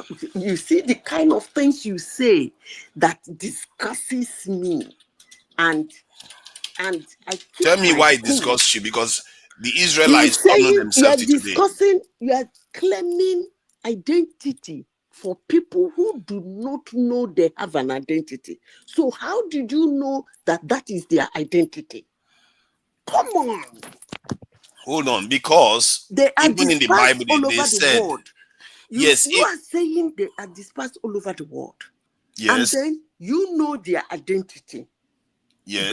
But I ask you a simple question. Do they know themselves? You say no. So why are you in a platform discussing I think you are just confused. Your questions are confused. You are not. I think you deliberately ask questions. You just confuse the issue. If you listen carefully, just give me 1 minute to explain this in a simple manner. Do your AI chart. So first, let me explain this in a simple manner to you. First, the land was there. Secondly, the Israelites were released from Egypt, and in terms of the Bible, I don't know how real it is. They were released from Egypt. They went into the desert, and they saw people in those lands, and they came back and they told Joshua, I think one of them, a leader of Israel, that, oh, these people are giants. They live. They are doing very, very well. That we can't defeat these people. Then they sent them into the wilderness to wander for about 40 years or so. Then before they came back and started conquering that land, the land had people there. Conquering that land, take over the land. These are the Israelites. 12 houses, 12 different houses. So after they ruled the place for a while, they got conquered again by different people. I think they were fighting the Philistines and the Babylonians and all the rest. Sometimes they go into bondage, then they come back again. Sometimes they will go into bondage, they will come back, even if some of them remain there. But finally, and while they were going to bondage and coming back, somewhere along the line, they lost the Israelite houses. It was only the house of David that survived. That's why they call them the Jews that we know today. The house of David that survived, and when that one remained, the Romans finally destroyed Jerusalem. It doesn't mean all the Jews left that area. Some Jews have always been there, but they were minorities at that time. They became total minorities in that region for straight 2,000 years. They were minorities, and the people around there at that time were locals too. They were not that far away. It's like somebody that was in Imo State, but there were people in Aba too. They were all of them were all in the same area too. So, and those are the Palestinians. I don't know where the Palestinians come from, but if you check their DNA, they say they came from there. They go far back, a long time ago, over 4,000 years ago. That's where this originated. Can I say something? The evidence clearly shows that they are from that area. You know, when you talk like this, you get me very irritated. Okay. Honestly. Tell me where I got it wrong. You see, nobody should expect me to stand here and be discussing about a group of people who claim they've been in a land for several years. And they did not form a kingdom. They did not form a tribe. They were neither a nation, never asked for a state or a country. I shouldn't be discussing about those people. Because if they have asked for this thing, we would have known who they are and why they are there and why they want to own there. But they never asked. So you expect me to take such humans serious? Really? You want me to take such human beings very seriously? And I should knock my head on the wall because of such people? You are actually getting me very angry and irritating by for calling me names because of those people. No. I didn't call you name because of people. I call you name because you advocated ethnic cleansing. I said when it comes to them, yes. They shouldn't be disturbing Israel there. They should get them out of that place, either by hook or by crook. I don't care. Exactly, good. So in other words, you support ethnic cleansing of a people that have been there for thousands of years because you like another group of people. That is what what do you call that if you are describing that person in any other context other than this? Okay, to Nigeria, let me also come in from the meeting. Good morning. Good morning. Welcome. You see, that very geographical location is very complex. It has been a place where people have been contesting for that very particular space for many, many thousands of years. And most of them, they are well documented in the Bible, most especially. The Palestina you are seeing today, as Madam said, is different from the Palestina of those days. Because the thousands of years you are talking about, there was nothing like Islam. Because the real problem now is that they are aligned, because Islam has conquered that area, and they are now using a different ideology and religion to identify themselves. Why the Jews still remain with the religion that recognized them from the days of Abraham. I don't know where you can get what I'm trying to point to now. Because that is where the problem lies.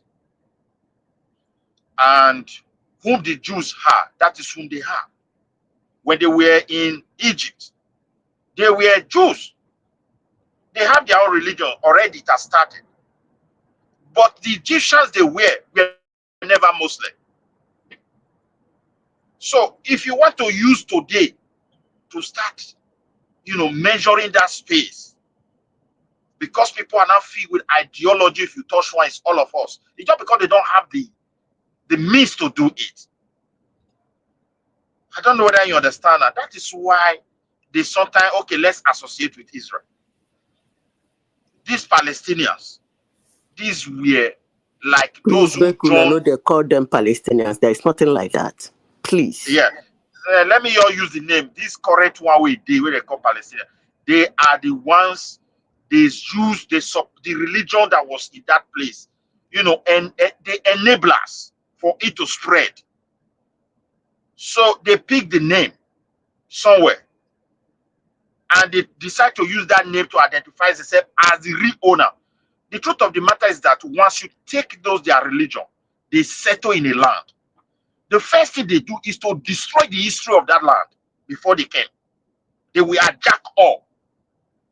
Like today, the Muslims will tell you they were the first mathematician in the Arab mathematics, great mathematician. I say, which mathematician? What do they contribute as a mathematician? What they are digging in Egypt today, there was no Muslim there where they were making it. All algebra. Algebra came from these lies. They were already there with people who never read Islam. That's a lie. That's a lie. Yeah, now you're going to say calculus was also already there. They are not. Listen, let me tell you. It's actually ridiculous. I keep repeating because you annoyed me this morning. It's actually ridiculous and annoying that somebody will scribble something on a table, and then after several years, somebody is creating algebra, is creating calculus, is creating mathematics, is using it to turn the world around, and you say it is that thing you scribbled on the table that you couldn't move it further than that created all those things. Those are lies, madam. That's what I'm saying. I think the brainwashing. Let me see, because what I'm observing here is very interesting. Hold on, Midwest. Let me finish what I'm saying, please, because I came here to talk about this. What I'm observing here is that while I was growing up, I attended churches too. I saw what was going on there, and we've all been. Let's face it, we've all been brainwashed from a very young age to never speak against Israel. You know that. And could that be part of the reason why you are not seeing clearly? Because what I'm seeing here is a people that will very much defend themselves from being wiped out by another group, saying other people should be wiped out because it's Israel that is responsible for it now. If this was against some other person, maybe people will be arguing against it. Now, let me say this. The Palestinians clearly have a lineage going back thousands of years there. The Jordan kingdom that you have today, the Jordan that existed today didn't exist under the Ottoman Empire. So the fact that that was created after the Ottoman Empire fell should tell you something, that the Palestinians too have a right to form their own state. But the British, hold on. I told hold you on, to show me where they asked for because it. that was Show because me that was where the they basis. asked Because for that a was the state. basis. No, because it was almost at the same time they created Jordan. That was the basis. The important thing is asking. I want you to show me where they asked for it and they said no. That's what I want. They were asking for it when Israel was created. I said, show me where they asked for it. Even when Israel was created, pull it out. The Palestinians didn't ask for their own nation. Okay. I said, pull it out now. Should you abusing me? No, they're asking for it today. AI and Zita, they are asking for it right now. I said, pull it out. Hold on, they're asking for it right now. Zita, they ask. They ask. But how is that even confused? They're asking for it right now. They did it. Hold on, please. They didn't. They want to form the city of Israel. Out. They didn't. What they asked for, what they said was that they want Israel to leave. They did not ask for a state. Pull it out from me. I want you to show me where they asked before Israel came and where they asked after Israel came. They were not interested. What they want is Israel to leave. And even up to today, that's what they were asking for. It's the world that is trying to tell them to form two-state solution. They never wanted that two-state. They want Israel out. That's what they want. They want, of course, they want Israelites out of their way. If you are living on the land and some other people come and clear you out, you want them out of the way. But to say that from that point of view, they didn't ask for a nation. It's like when the British people came to Nigeria and one group wanted to be a nation, but let's say the Ijaw people were kicked out of Nigeria and then they created Nigeria without the Ijaw people. But those Ijaw people now want to have their own nation because they don't have their own nation in the context of the new nation-state system that they have in the world. And Nigeria was preventing them from having their own state. Then that's exactly what Israel is doing now. Israel is not allowing Palestinians to... Hold on. Let me make my point, because why did you say no to that? Because Israel has been given its territory by the UN.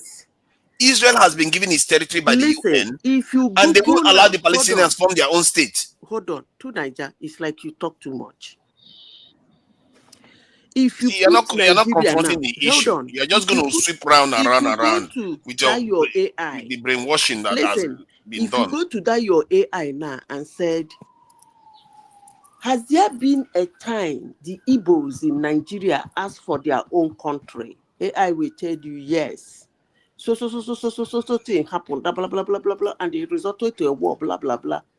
But if you go to that your AI you believe in and Google, has it been a time the so-called Palestinians asked for a country, a state, or anything? Get out what it tells you, or any other browser you want to find, or any other book, or any other thing. I give it to you as a challenge. Go and do the research and bring it back to me.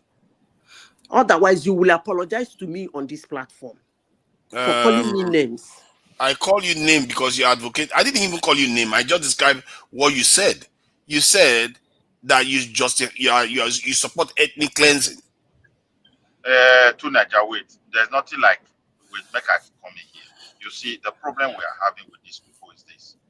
As I said, the problem there has to do with religion and alignment, because they associate with Muslims. At the beginning, the whole of them team up, believing they must kick Israel out. Not Palestine, they ask, give us our own portion. No, we must kick Israel. And all of them, they line up. Because once you don't share similar things of their faith,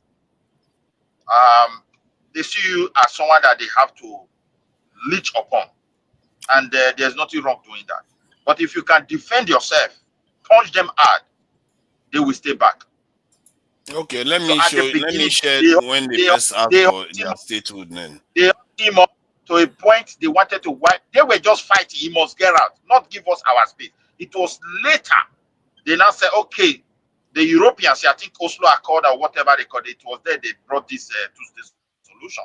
And this two-state solution have been tested to society. They did not ask for two-state solution. It was the okay. You asked for the question. You asked for an answer. Let me give you the answer. Hold on. Let me give her the answer. It says, when did the Palestinians begin demanding statehood? And you notice 1917 to 1945, they started Palestinian national consciousness grew in reaction to Zionism and the British mandate of Palestine. Palestinians began 1917, yes. To 1948. Has Israel come there that time? Israel hasn't even been created then. And they were Zionism. They were reacting to Zionism because Zionism was looking to displace them from their land. So they started demanding for their state then. It's not which one is not Zionism. So in other words, they started demanding for a state before Israel was created. Before most of the Jews that you see there today even arrived. It's not in other words. Now you've had the answer. You are trying to never asked for a state. But you just saw it here now. No, it's not. There's never this is Israel were not there. Who were those Zionists? Israel were never from them. No, the Zionists are the ones that are from overseas. If you want me to check the history of the Zionists too, I can show that to you. So in when did they 1917. Hold on. When did the Holocaust happen? And you are saying in 1917. When did the Holocaust happen? The Holocaust happened in 1945. Okay. But your question was your question was have never Zita, stop just confusing stuff mischievously. You know what you are doing here. Requested officially for a state or a country. You asked the question you asked for. When did they've never asked for a state? That's what you said. They never done. But I went and brought the evidence now, and you are still rejecting it. Yes. Why are you laughing? It's a fact. When you see the fact, it is what I mean by brainwashing. The brainwashing is so strong that even facts don't register in their mind anymore. Even when you bring the facts, you ask for it, and I gave it to you. Are you going to give me an apology now? Are you going to apologize? What is fact there? Because that thing is the fact is that the Palestinians demanded for a state before Israel was created. They have never. You see that? I don't understand. It's okay.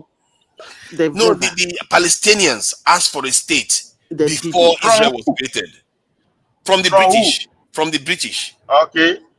And the British, were they ruling the place with the Zionists? The British were ruling now. The British were in charge of that area. British, they did not have the British. Palestinians go ask Britain for state. Where did you think Israel got it from? From heaven? Wait. They did not ask the British. We want a country of our own. We want to govern it by ourselves. I don't know where you got that from. Oh my God! Are you reading this? Are you actually physically in your brain using it to read that thing? You did not listen to me, Tunaja. Wait. They were only asking the British because of Zionism. Is that what you read? Yes, they said they did it as a reaction to Zionism. They were happy to be under the British. The Zionists that cannot make decisions were their problem. That is what they said. All these things were happening at the same time. The whole thing. Wait, all these things were happening. they Okay, let did me not find out when the Hold on. Jordan. wait, When I wait. want you I to am read down the whole thing you brought out. Listen. You see France, Lebanon. Them, they wanted to be under the pretense. Not that they wanted the state.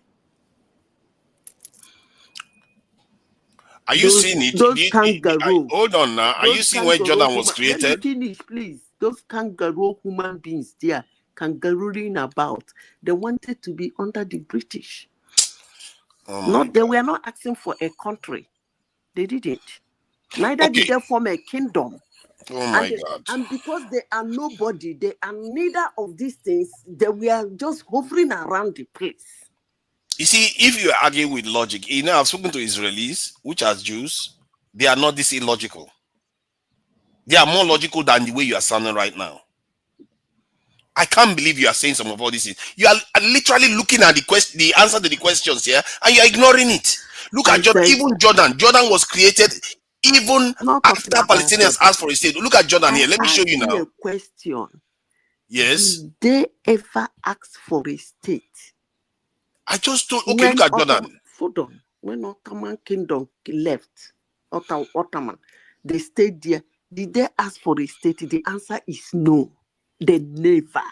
When Israel came, they did not stay ask for a state. They said their mission is for Israel to live.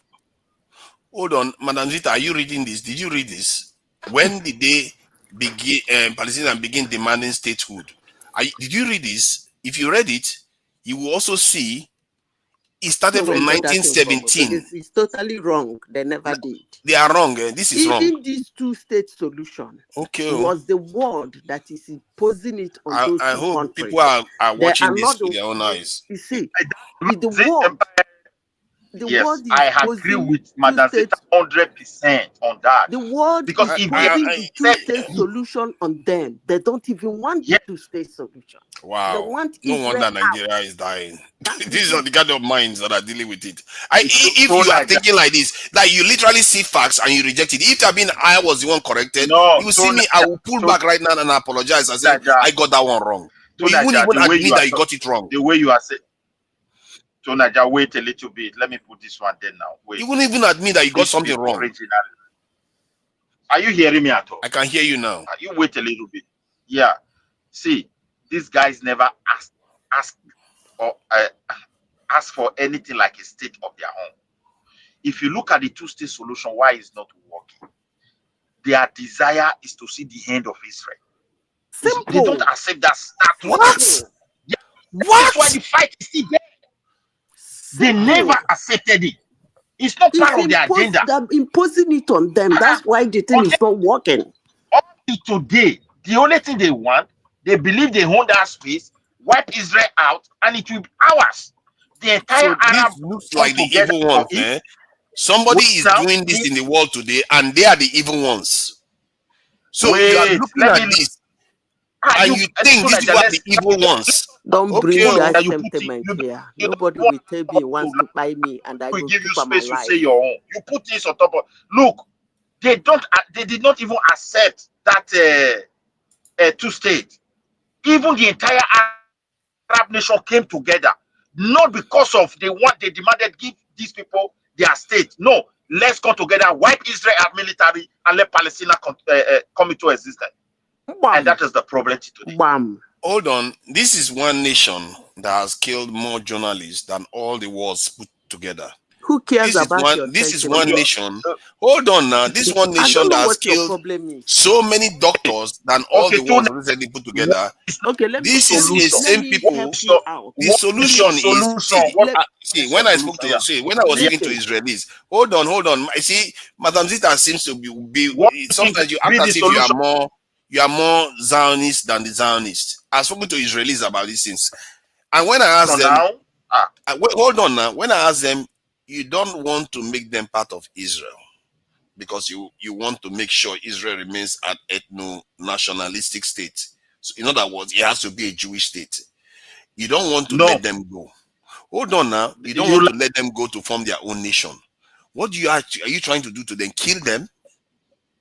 So no. But some of you now, what you are saying is that expel lie them from against there. Israel. You lie against Israel. Let me debunk you. Okay. Oh. You know these people they call I don't know what they call this tribe. Some of them is in Syria. Either Zedi or Jid, I don't know what they call them. They practice different religion. And they are with the Jews, they're happy. Even the one in Syria is willing to come and join them. The problem is this. These people believe as an Arab, they must take that place back. Not doing that, they are not holy. So my dear brother, it's just because Israel have punched all of them so hard, those who have learned their lesson, they decide to say, I beg, let's coexist. Can I interject? That is how the world works. The world is they react to strength. But Israel, what Israel is doing now is not about strength anymore. It's about acquiring more land. They are not trying to show strength. You just want to expel the Palestinians from there. When you give peace to people and they don't embrace peace, wait a little bit. Let's come in. Good morning. You are really disturbing. Some of the things you say, you are literally bringing costs on Nigeria, but some of the things you are agreeing to. You are literally bringing costs on the country. You are literally advocating the destruction of another people. And we are even weaker than them. When that happens to us, what will happen? Nobody will cry for us. I asked AI the question. You guys are deliberating apart. I asked AI, and this is the answer I got. They said, yes, Palestine has formally demanded statehood multiple times, with the most significant efforts occurring in recent decades. Here are the key instances. In 1988, November 15, 1988, the PLO, led by Yasser Arafat, unilaterally declared the establishment of the State of Palestine. That's not true. That's not true. Wow. Oh my God. Listen again. Listen. 2011 to 20. Let us stop. Relax, madam. Calm down. Let me just read what I have, and then you can. Wow. Number 2, 2011 to 2020 to 2012, United Nations statehood bid. In 2011, the Palestine Authority (PA) under Mahmoud Abbas applied for full United Nations membership at the State of Palestine to the United Nations Security Council. That is the second one. And then in 2015, ICC membership and symbolic statehood moves. After the 2012 United Nations upgrade, Palestine joined the International Criminal Court (ICC) in 2015, further asserting its statehood claims. And current status 2024. Palestine is recognized by about 140 United Nations member states, but not by the US, Israel, and most Western European nations. Efforts for full United Nations membership continue, but US and Israel opposition remains a major obstacle. Okay, can I respond to you? So in conclusion, yes, Palestine has officially demanded statehood multiple times, not even once. Oh my God. Hold on. Why do you keep arguing with reality? Oh, hold on. Okay, that is it. I think you are right. I'm exhausted. She's not arguing rationally. I don't understand it. Don't insult me, please. Please, don't. You are stunting our conversation then, please. Because I can't argue with somebody that don't even want to agree with the fact. With you, please. Don't you understand? It's frustrating. We are supposed to be smart people here. When we see fact, we agree with it. Listen, that is not true. I will explain. Okay. You call Palestinian. It's the place they occupy is a small place. That is the place I'm asking. That occupied small place, have they ever asked for state, nation, and the country, ethnic group, kingdom on that place? Yes. No, they have not. What they do? If you are talking about asking for the whole of the land, that's including the area of Israel, yes, that is true, because they don't want Israel there. No, they've asked for the 1967 border that UN granted them. Since 1967, Israel has been occupying them and refused them to create a state. I don't Wait, understand how to explain this thing to these people. 1967, but see the problem we have, you see that very place, as I said, is very complex. There is no read through border. But however, when there they is a agree on border. The UN created it. What is this? People are just wait a redrawing little bit. reality.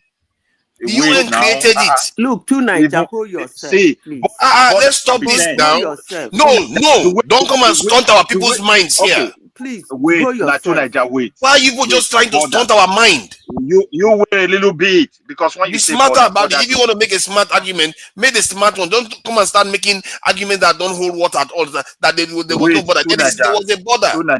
Get this one key. Me, I get this one clear. I don't want Palestinians to die, or neither the Jews. But if the Palestinians accept peace today, not fight, let's talk about this issue, they will have a good chunk of space. But the problem is this: border do change. The German border today was not the German border before the Second World War. Yes. The Swedish border today is not the border some years ago, or the Denmark. We know because that we have the 1967 border that UN has created. The border changed. You wait a little bit. The real problem is that these people are being motivated with an ideology of Israel should not exist. No. So when they ask, they always ask with Jerusalem, and when you remove Jerusalem, Israel history will die. God bless you. Should understand. Who told you that? You see what you are doing there. The UN has already given the Palestinians East Jerusalem. If you don't want to lose East Jerusalem, then make them part of the country. You can make them part of the country.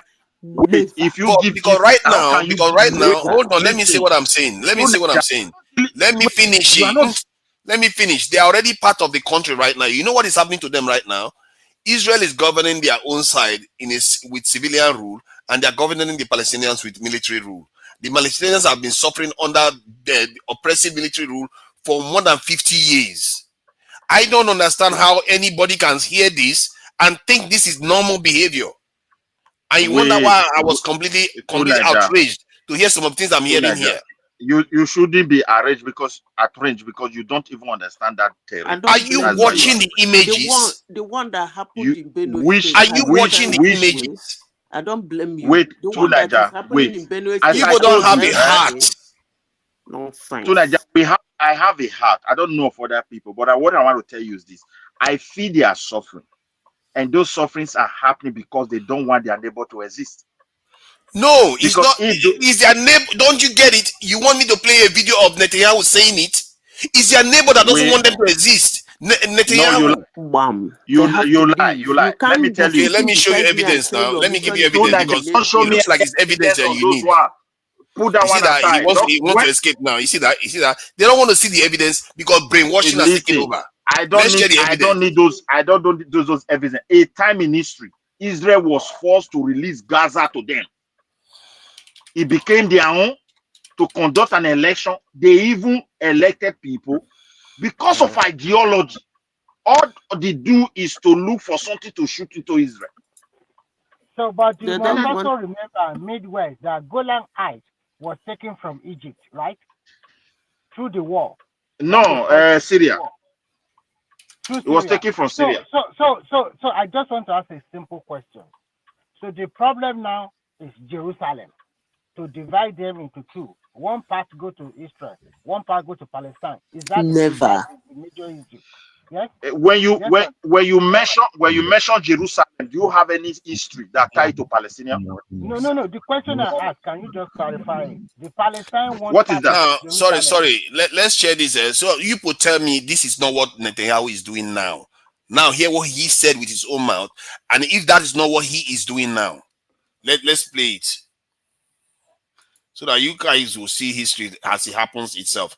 So I'll just play this now. Watch settlers continue to move into the West Bank.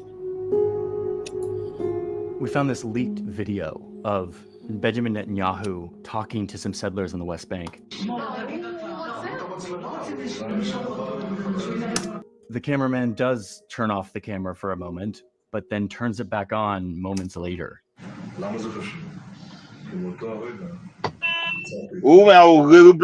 What is admitting to sabotaging the peace accords that the Israeli government had signed with the Palestinians. That because he disagreed with them, he wanted to sabotage them because he was so against a Palestinian state or any form of Palestinian autonomy in this land. And then he goes on to explain what his real thinking is on the situation.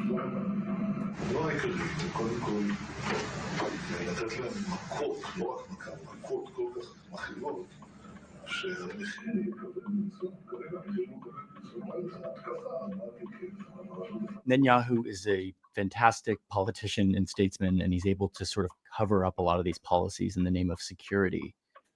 But here we see what he really thinks. It's really annoying that you will bring out somebody to narrate something that is happening for me. Peace break. Is that this video was made before this war started, and the comment that he made, he said they need to hit them harder, so it's intolerable. That is what they are doing to them, punishing the people so that they leave that place. Yes, now, Haba, what is wrong with that? Now, when I say you talk like a sociopath, they say it's an insult. Somebody said, I will not leave. And he's sitting beside in some environments, Madam AI, they will throw you out. If you are in proper environments, they will throw you out. Because nobody will tolerate the kind of stuff she's saying here.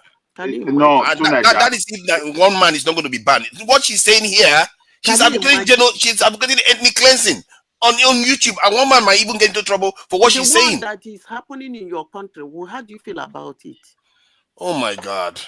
Nobody's saying that they are praising it. Excuse me, have you felt like this on what is happening in Benue State? Of course, just happened in Benue State. Have you come to this platform to feel so bad about it? Oh my God! Seriously, why do you think I argue for security for our people all the time? I think he condemned them. Yeah, he condemned the listen to me, to Niger. I will never, I repeat, never tell anybody whose life is being threatened to sit down and wait for the person to Israel's life is being threatened. It's not done. Israel is a nuclear power. Do you even know that? Israel can wipe Nigeria off the map, and you are telling me your life is being threatened. So Nigeria, don't take us to another direction. You are disgusting, honestly. They are a nuclear power, and you are saying they are being threatened. Stop being more of a victim than the Israelis themselves. So Nigeria, you wait. Don't take us to a different dimension of this argument, because we are still talking about what is going on in Palestine. It is painful to see people die, but at the same time, when you choose violence, don't just say it's painful. They didn't choose it. Don't you just see it? Didn't you hear him say he sabotaged the peace process? I don't know why evidence after evidence is being presented to you people, and you keep pretending as if you can't see it. Okay, Tunaje, let us put this in a dialogue. Don't put it on an emotional level, because the way you I don't see. You know what is frustrating me? You know what is frustrating me? You don't want even to spend your time to even listen to other person, and you just want to throw it. He's a very terrible moderator. No, you know what is frustrating me? You know what is frustrating me? Because two ideas are not equal. If one is proven to be true, the other one should go away. Otherwise, we are living in madness. To Nigeria, look, what is going on there? Everybody condemn it. The death of innocent people on both sides. I'm not condemning it too. I condemn, for my own, I condemn it on both sides. Midwest has the moral compass. The truth of the matter is this: when you live with a neighbor who their ideology is that you should not exist, they gang up, not one nation, not two, not three. Their desire was to fight them, wipe them out. They are too small, they can't fight. And when they try, Israel defeated them. Later, to get peace, people now say these people must have a state hold. There is two-state solution. The water still they come safe. This they force it to their ideology. It divided them. Why did you accept it? We must fight them. We must take it. Now it gets to a point that two-state became so complex as well. Okay, at a point, Israel you are mentioning today said, let's start with Gaza. They gave it to them because before they occupy it. So you can't shoot anything from there to them.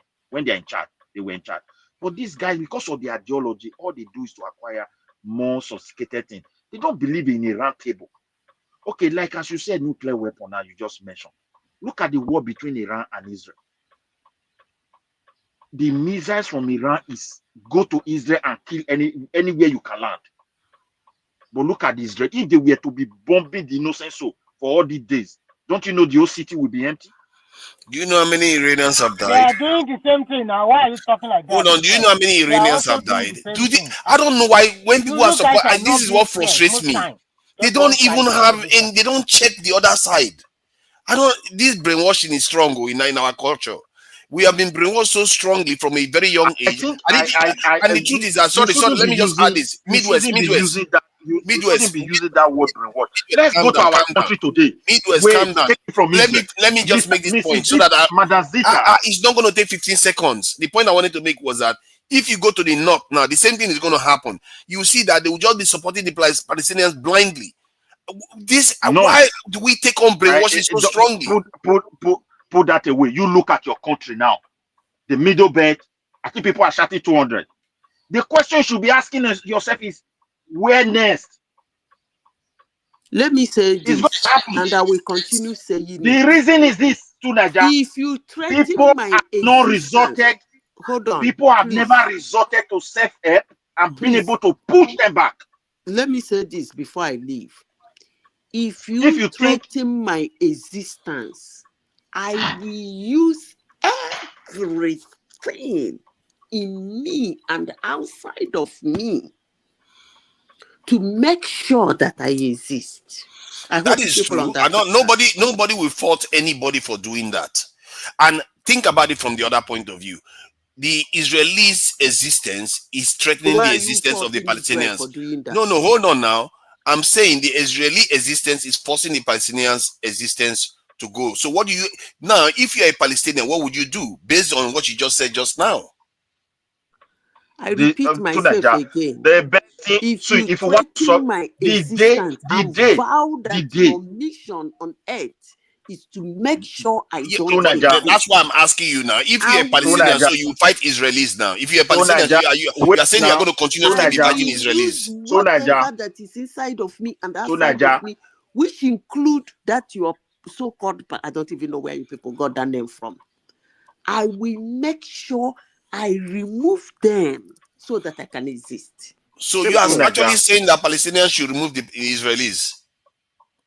No, sorry, Midwest. I need to pin her on this one. Are you actually arguing based on? Oh my God! The true solution to that problem, the day those people stop. The day they stop threatening. The day they stop. Oh, stop it! That is not what they are doing. You don't want to check the facts. You keep saying that they're just threatening them every day. Let me finish with Madam Zita. Because I think she said something right now that I want to get her to admit to the fact that she is basically saying because Israelis are threatening Palestinians, Palestinians should advocate. Hold on now. Because you said if anybody threatens your existence. I said if my life is being threatened and somebody sitting beside me vow that I cannot exist as long as he's alive, I take him so that I can exist. That's what I said. Okay, good. You just modified it again because that one gave you a space. Okay, if that is the case, then the Palestinians should have a right to do the same to the Israelis. Well, clearly you saw Benjamin Netanyahu saying that they need to hit the Palestinians harder and harder and making sure that the peace process fails so that there's no peace process. They signed a peace deal with the Israelis. Let me tell you the same thing George just Bush like Jr. Jordan said. did. George Bush Jr. George Bush, the junior one, not the senior. That's shuffling. Yeah, now shuffling it now. I will say it in his words. Pump and plain, I quote, Israel is wasting our time. So are you saying that the Palestinians should attack the Israelis because the Israelis are threatening their existence? Is that what you're saying? Never Israel is not threatening please hold on now. You're not letting me ask a straight question for once. Stop interrupting, please. We need to get the thought through here so that we get an idea to be distilled. So that the viewers that are listening, the ones that are even remaining, will be able to get one clear idea. Israel didn't threaten the Palestinians. Israel is not threatening their existence. They literally they've taken more than 87% of their land already. It's not their wiped land. out, it's not expelled, their land. I don't know where you got that one from. Expelled more than half of their people, and God knows how many have been killed since then. So you are saying Israel is practically almost exterminated them.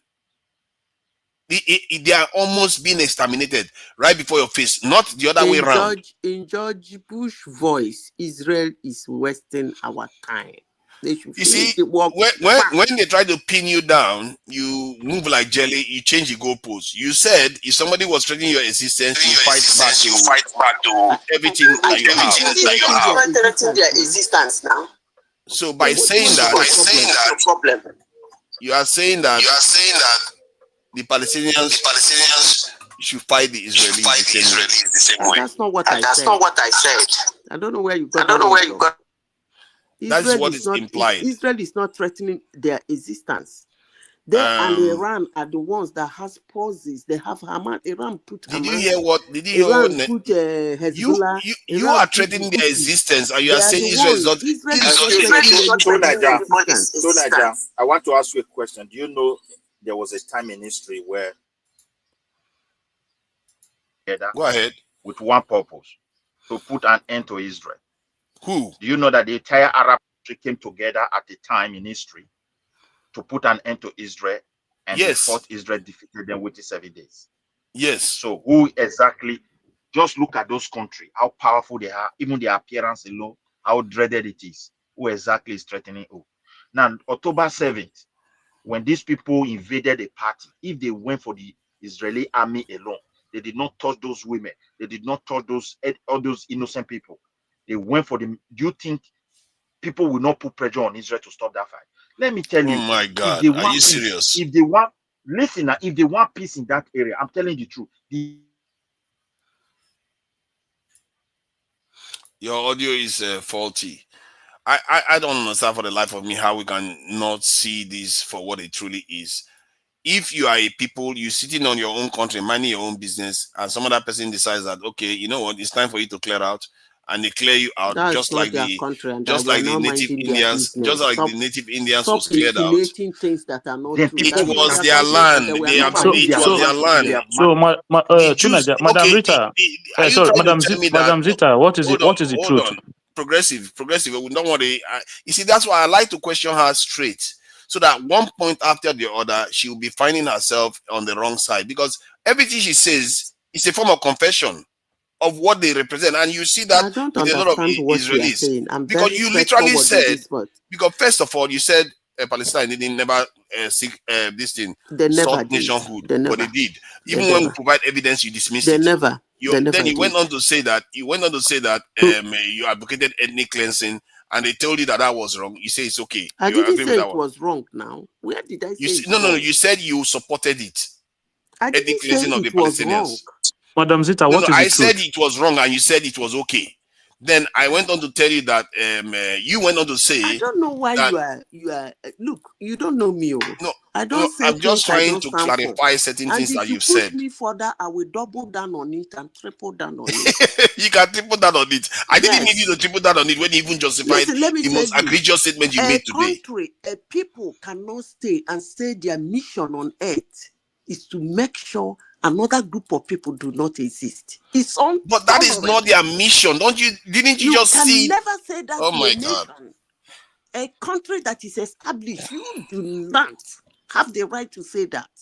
And if I am that a country that was just established, I will fight you with everything. Okay, good. You know, exactly this video is not going to age well someday. Stop complaining, please.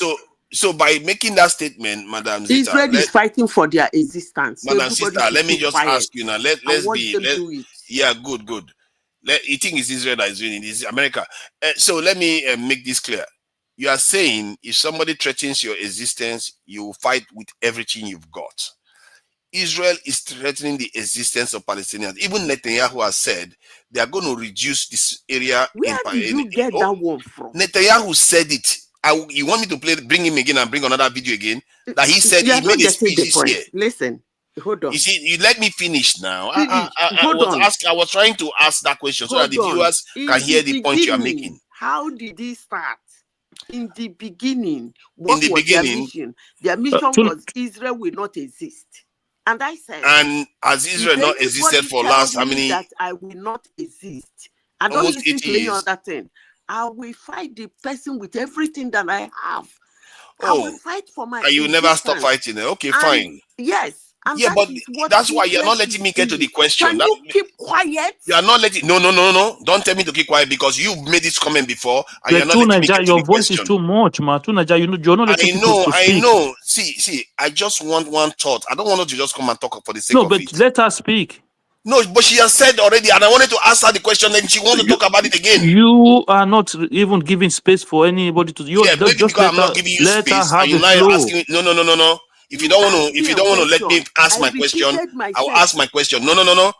The point you made was that if you, I repeated myself. Let me finish. No. Hold on now. Hold on. You see, okay, it's very simple. It's not 1 minute. Because you're not allowing me. If I'm a moderator, then let me ask you the question. I'm trying to ask the question, but you're not letting me. And I'm going and I will ask that question, you like it or not. The question is, you said that you are willing to do anything if somebody is threatening your existence. That you are ready to do anything. Yes. So the Palestinians, their existence is being threatened. So you are saying they are justified to do almost anything against Israelis. Israel is threatening their existence. Oh, really? Yes. Okay, no problem now. If that is true, hold on now. If that is true, should the Palestinians fight Israelis with everything that they've got? I don't know the day Israel has threatened the existence of Palestine. You want me to show you the video? Hold on, please. From day one, Israel came there. What was the mission? The mission was to alienate Israel. It's not Israel, Madam Zita. It's not Israel. It's the Jewish people. Please, can I finish? And since then, Israel has been fighting for their existence. So every other thing that has been following since then is fight for their existence. And they have my 1000% support. They have every right to fight for their existence. And that's exactly what they are doing. And they will continue doing it. Anyway, anyhow, they want to do it to survive. They have my backing. Because the moment they came there, propaganda went around the world. People claim all manner of things. And these people said they will never watch them exist. And since then, it has been war. So let the war continue. The brainwashing that you have has a different level, but it's all right. We are to Naija, what is brainwashed about the comment? Can you just what is the brainwash about the comment? She is willing to sacrifice the lives of millions of people because she supports another set of millions of people, not because the other side did anything or the innocent people did anything. She just doesn't care. That is brainwashing. You actually to Naija, you see the problem. You see the problem with you, sir. You have the point to prove, but you just go about it the wrong way, and then you won't stop talking. The whole point is that look, I don't agree with Madam Zita's position. I think we use the word Israel. Israel is the name of the place, but the people who are occupying that place are Jewish people, and those people are settlers who settled in another man's land. So it's almost like the same thing that you hear in Nigeria, where the Fulani are invading our community. That is causing the problem. It's not the narrative; it is the truth. That is what happened. The Jewish people was relocated to that place after the Holocaust. That was what happened. That is fact. There's nothing like a narrative in that one. So if it's almost like the Fulani coming to your own community, the way you're chasing them out in different communities in Nigeria, that is the same thing you expect an average Palestinian to behave. That over our dead bodies, people will not take over our land. You expect that kind of fight from them, Okay, you don't just expect them to surrender. It's human nature for them to fight for what belongs to them. But after all of these are done, people say, okay, let's have a two-state solution. Why are people advocating for two-state solution if that was an original Jewish state? It was never an original Jewish state. They were settlers. They were given the land to live in after what happened during the Holocaust. That was the old premises. So you can have you can say, okay, maybe Hamas as an organization gone about it in the wrong way, but there's no absolutely doubt that the Zionist government will have to separate the government of Israel from the Israeli people. The actions of the extreme right wing of Netanyahu is barbaric. What Netanyahu was doing in Gaza and still doing in Gaza is evil. It's barbaric. Okay, we've had prime ministers in Israel who's handled this in a different way, where they have negotiation, they came to peace agreement, and things didn't happen like this. But Netanyahu is somebody that has only believed in land grabbing. Is somebody that has believed in taking what does not belong to him. And that is what is going on now. It's ethnic cleansing, it is land grabbing, and it's not Israel. It is the Netanyahu extreme right-wing government of Israel. So if when Netanyahu was not there, we didn't have this problem at this level, at the rate that it is today. So we have to quantify it the way it is. Don't just say, oh, That's Israel not have the right true. to defend itself. That's not true. Not to Netanyahu. That's not true. So what is the truth? Truth is that this has been going on since Israel has been there. That's the truth. Well, I don't say. Well, you see, this is the problem. Don't say since Israel has always been there from the Israel as the name of a place. It's almost like Jerusalem and all Palestine and Gaza. All those places are name of place. The people who are settled there, the Jewish people who they brought to settle there, that is the problem.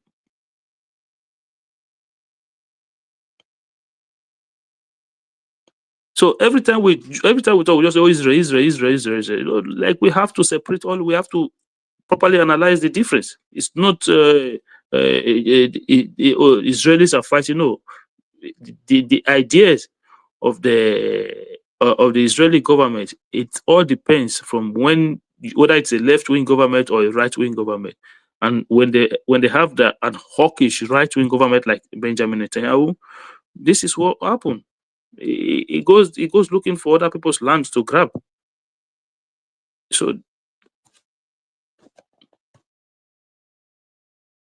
it's very obvious now for many people. Anybody that is objective, I mean, you look at the situation, you can say you support Israel. Like me now, I'm biased towards Israel from the point of view that they align with my own sensitivities and societal norms, you know, how women should be treated and how people should get about. Normally, anyway, they tend to be more Western. Let's put it that way. That's how I grew up. But you can't see something being wrong and being done that is clearly immoral and is aligned to the side that you support, and you say it's okay. Because that immoral act has consequences. It's not just an immoral act, just like corruption is. It does have consequences because you are being tainted with it. Like those Germans now that are being tainted with Nazi rule. Not all of them were Nazis, but Germans are tainted. Whether they were even opposing Nazis when they were in office, when people see Germans, that's the first thing that comes through their mind. They might think about engineering, but Nazi is what comes to their mind. So there are consequences to these things. I don't understand why somebody would just see bad things being done to other human beings and unjustly and needlessly too. It doesn't have to be like that. Israel gave a lot of Arabs, or I wouldn't say gave them. Other Arabs signed peace deal with Israel. They moved on with their lives. The only reason why this Palestinian one is not happening is because they want the land. That is the only reason. If not, they would just say, you know what, take your land, and we don't want your trouble anyway. We have our own country. Let's move on. It's because they want the land, and clearly it's beginning to show now. Because when I spoke to Israelis, and I told them, nothing else makes sense other than the fact that you want this land. Clearly, you keep going. You say you don't like them, but you keep building it on their land. You keep taking your property and your people and keep sending it into their land and taking their land every day. What kind of you hate them so much? It's like somebody. It's like Igbo people say they hate Fulani, but they keep taking their children and taking them to Igbo Fulani territories and building houses there all the time, taking over their territory and oppressing them at the same time. That is not how it's supposed to be done. You should see the opposite behavior if Israelis didn't want that land. Even this year, they announced one of the biggest settlements in the West Bank.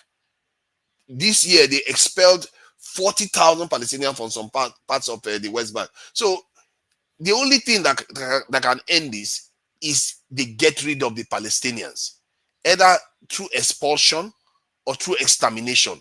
They don't want them to be there. Period. And that is the whole argument. And they know the world will not accept it. And this is why they are manufacturing all these wars and all this chaos right now to get as much land from the Palestinians as possible. God knows where this is going to end. Because if this triggers a world war, I think someone like Netanyahu actually believes that if that world war happens, the West is going to win and they can reshape the world in their own image as they see fit. That's what he believes. To Nigeria, there will not be any world war. Who is going to fight world war? You think the way Netanyahu is behaving right now that he cares? To Nigeria, I want to ask a question. Go ahead.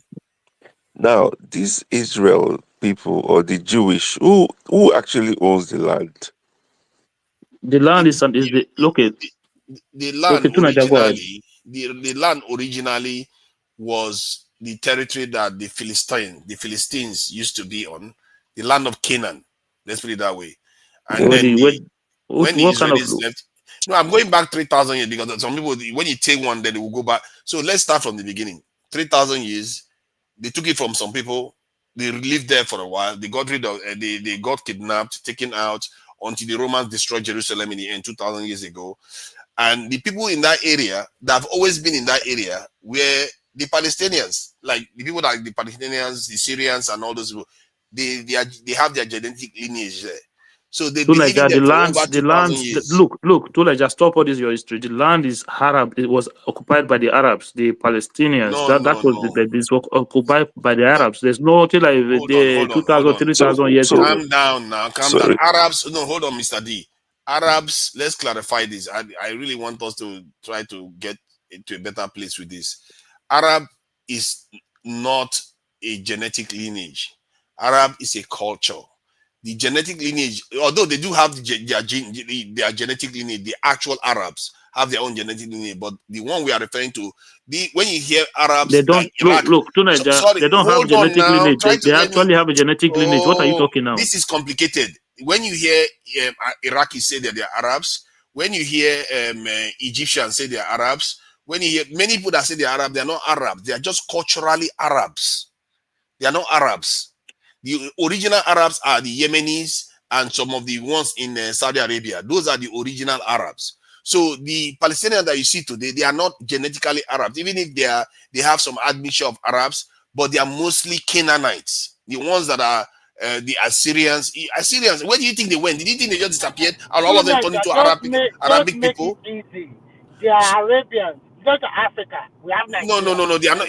People will get confused when you say that. Just make it easy. Don't let us confuse. Don't worry. Let him go ahead. Let him go ahead. Let him finish. Because if you do that, people will not understand how it links them to the Bible. You see what I mean? How it links them to the Bible. Because if you say they are Arabs, well, Arabs don't show in the belly. They don't even show up in the Bible until Ishmael. Arabs were descendants of Ishmael. So the Canaanites existed before Ishmael.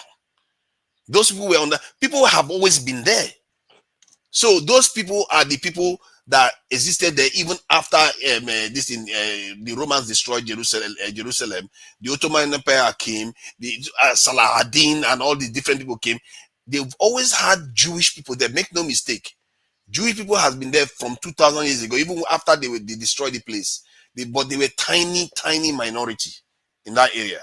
So in 19-something, after the Ottoman Empire fell, and the British wants to start creating states there, they created Jordan. And I wouldn't say they created Jordan. Somehow they created Jordan, and the Palestinians started fighting for their own state during that period. As a matter of fact, the Palestinians started fighting for their own state before they even created Jordan. So, but they didn't give it to them. Instead, they brought Israel in 1948 or 45. No, 48. They created Israel. and took quite, I think they took more than half of the land to give to the Israelis, and the Palestinians that owned the land, they got less than what they expected in terms of as related to their population. So they got angry about that. Obviously, anybody will get angry about that. And then that is not the way. Oh, it is after the Second World War that they relocated them to the Palestine line. I beg. No, that's what I'm saying now. 1948. That's what I'm saying now. So it is after the Second World War. It's after. But the Second World War ended 1945. But to Nigeria, but you said that in 2,000 years ago, they were there, right? So what happened to them from that 2,000 years ago until 1948?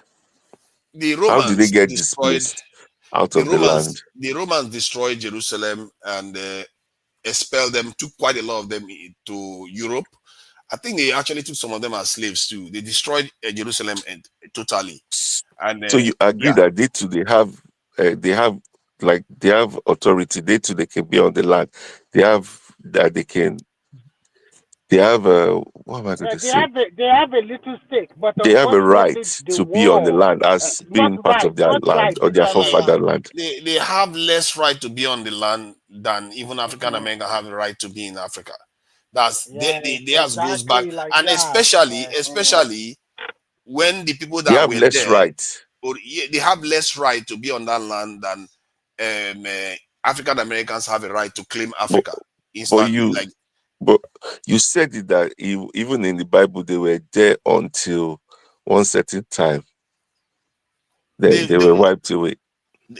In that area, I think if you want to argue that the Israelites and their descent, their bloodline belong in that area, 100%. That's where they originated from.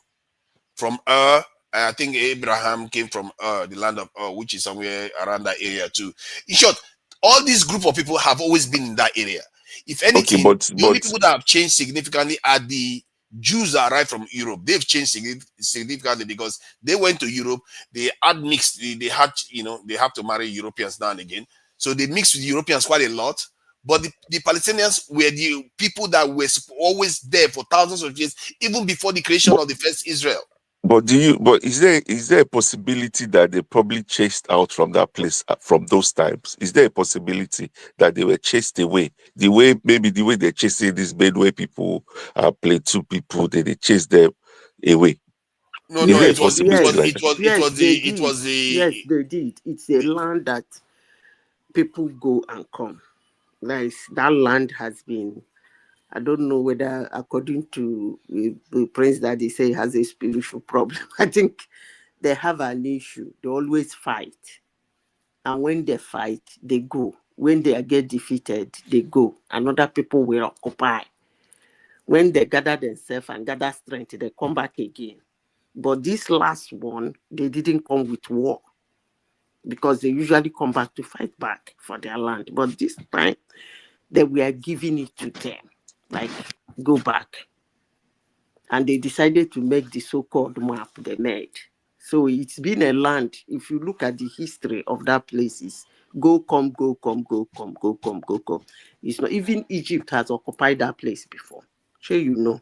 Egypt has, that place Gaza is. Egypt has occupation is one thing, but colonization and completely taking over the land is another thing. If somebody displaces you from your land and change your language, is what? Yeah. There's a difference here though. The powers that destroyed Jerusalem were the Romans. It wasn't the locals. No, but if the Romans destroyed them, how come they're now speaking Arab? No. Okay, the people in that area. No, the people in that area, the Arabic language they are speaking is more of a cultural thing, just like we are speaking English. They have their own original language that they used to have before. You see that question you asked now? That's the most intelligent question I have heard this night. But I just answered it very simply.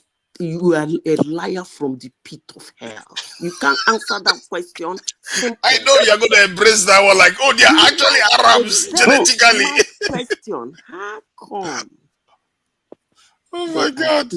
Because look, you're in our own side. Una go see woto. Because in Nigeria, Many people speak Hausa language, but it doesn't make them Hausa. Which is the reverse of this case that you're supporting. In our own side, yes, you have people who have come and conquered and they're taking over, and you can see how they're doing it. Do you think it will ever reverse back? Do you think the Hausa people will revert back and change their language back to what it was? Do you think the Benue people will come and change it back? Change it back to what? Because with what's going on, I mean, you're the one even still fighting for some of all these things, or you don't understand. No, the language you are saying change back. I don't know what you mean. Change back to Hausa language or Yeah, Arabic. or maybe change it back to Arab language. I don't know. Maybe it will come to that because you know something. There's a possibility that all those things were coming down from that time, from that 2,000 years till now. And that's why they speak a Semitic language in that area, and the Jewish language is Semitic, and the Arabic language is Semitic. Is it not Aramaic that they speak? Aramaic, yeah, Aramaic language. I'm not sure. I think it's the same as the Jewish language. I'm not so sure actually. And it's very similar. It's even very similar. That Aramaic is similar to Arabic language. I don't know which one is Aramaic. Let me check because Aramaic language. I know that the Jews of the Bible, of Jesus' Bible, used to write in Aramaic language. Maybe it's but whether it's Jewish language or just a different form of Jewish language, I'm not entirely sure. Maybe it's one of the languages from that area. Let me just check it. Aramaic language is Jewish. I'm like saying they for office. Oh yeah. The keyboard likes to make me look like I'm very, very professional. No, because even your microphone is too loud. Let me turn it down. Let me turn it down. No, it's fine. It's okay. It's good. You're that keyboard, that's your brain. You don't have any brain. That's what. Well, look at that. You see, oh my God, is he here? How did he make it here? Yeah, you change your name, eh? He changed his name, so I don't recognize him. Where is he, Joshua? Are you? I think this is what's his name again? Oh my God, I've forgotten his name. He must not have been very important. Clearly, I've forgotten his name. Let me see. Can you hear me better now? So, okay. You've always been clear. Okay, Aramaic language is not exclusively Jewish language, but it has played a very important role in Jewish history and religion. What is Aramaic? Aramaic is a Semitic language closely related to the Hebrew and Arabic. It originated around 1200 BCE, which is before Christ, in ancient Assyria and Mesopotamia. You see, this is what I'm talking about. The language is not even directly Jewish language, but the Jewish people were using it during the time of Christ. You see what I mean? There were people there during that time, and those people were the kind of people we call the Palestinians. I think during those days they call them as Assyrians Philistine, Canaan, all kinds of names that they call them. They call them Canaanese. Okay, so you still agree that the Jewish people that left, they have a right to be on the land? I don't have any problem with them having a right to be on that land. Let's put it that way. Because, and personally, everything that existed before 1945 is, for me, I find that a little bit sketchy. Because when you have a new paradigm that has been created in the world, I think people are getting all of this misunderstood, right? So to say they have the right to be on their land, what land exactly are you talking about? Are you talking about the whole of Israel that was given to them, or a certain part of that region? I mean, from the Bible part of it. Yeah, which one is the Bible part of it you're talking? Is it the Babylon, the Babylon side, or the Jerusalem? No, I don't know too much about Bible. But does it matter though? Does it matter? Of course. If we start arguing like that, judge whatever is happening, why are you using Bible? This guy, I don't know why I forgot his name. He's not very important. I tried. He's clearly not important. That's why I don't remember his name. So it's Simba, all right. Do you even know that they have Palestinian Jews as well? Okay, yes. So The reason why this argument of whether they have a right to be there is not very valid, by that standard, you will start arguing that even white Americans don't have a right to be in the US or in Australia. Where does it end? It's not that, but you can have, in that way, you can say like the Indians have the right to be in America. That's how you have to put it. Yeah, but that's correct. No, that's not the same. No, It's Indians different. never left now. Indians were there. No, the Indians were the original owner of America. They own the land. And they never did leave. No, so and if tomorrow, it's the same US now that is supporting the Israelis to be doing whatever they are doing now. Exactly. So by that standard, you say Israeli Americans should not be in America. The white ones should not be there. They should go clear that because it's not their land. American government. I think American government supporting what the Netanyahu government is doing, what the Israeli government is doing now. It's not just it's part of what you call political corruption. Okay, so the American government, in most cases, their elections are bought, and when you have a pack like APAC putting hundreds of millions into elections in America to propagate Israel's existence. Israel's existence, or their to pursue or agendas within the United States government. No sensible American government or president comes into office and you see they always bow to Israel. They always do whatever Israel want. And that is the problem, is because the United States election is corrupt. That is why we are where we are today. Well, the best, what's it called? Best democracy, at least for see right now, that they do the things the right way in the whole world. How? Which one? The United States. No, I'm telling you that it is corrupt. I do not agree with that. Just because I'm not talking. Look, okay, let me explain something to you. I'm not talking about their institution. Of course, they have great institutions. I'm talking about the process. Okay, if I am okay, I'm telling you something now. If I am sitting House of Representative member or a senator, and I say things or take a position that contravene the position of Israel, APAC can put millions, hundreds of millions of dollars, right, against my campaign to push propaganda against you, and then you get voted out. These people get they lobby on behalf of the Israeli government, and they are very, very, very rich. Is that not corruption? But how did they become very rich? So they must have invested in that country. Of course, you have as people. far as Look. Displacement away. You have people who are in the United States who are Jewish people who are extremely wealthy, and they still you cannot take it away from them that they still support the Israeli position as Jewish people. So, but they have a lot of money, they have a lot of powers. Did you not even see what Elon Musk, as only one man, or was it Elon Musk and one other guy, was able to do the propaganda he was able to pull, to the point where the American government went to take white people from South Africa and call them and say they were being tortured. Mm-hmm. I think what the Jews or I don't know what I would call them Jews, because that is after Elon Musk spent over $300 million in Trump's election. What do you call that? I think what the Israelis discovered was that one, they can defend themselves when they get the territory, and secondly, that they can leverage their position in the Middle East to kind of nudge America in a given direction in a way that America no. Teenager is so nonsense. Listen, let me finish the point I'm making, please. The point I'm trying to make here is that they align their behavior in a way that favors America. You see, it's a very, very tricky thing.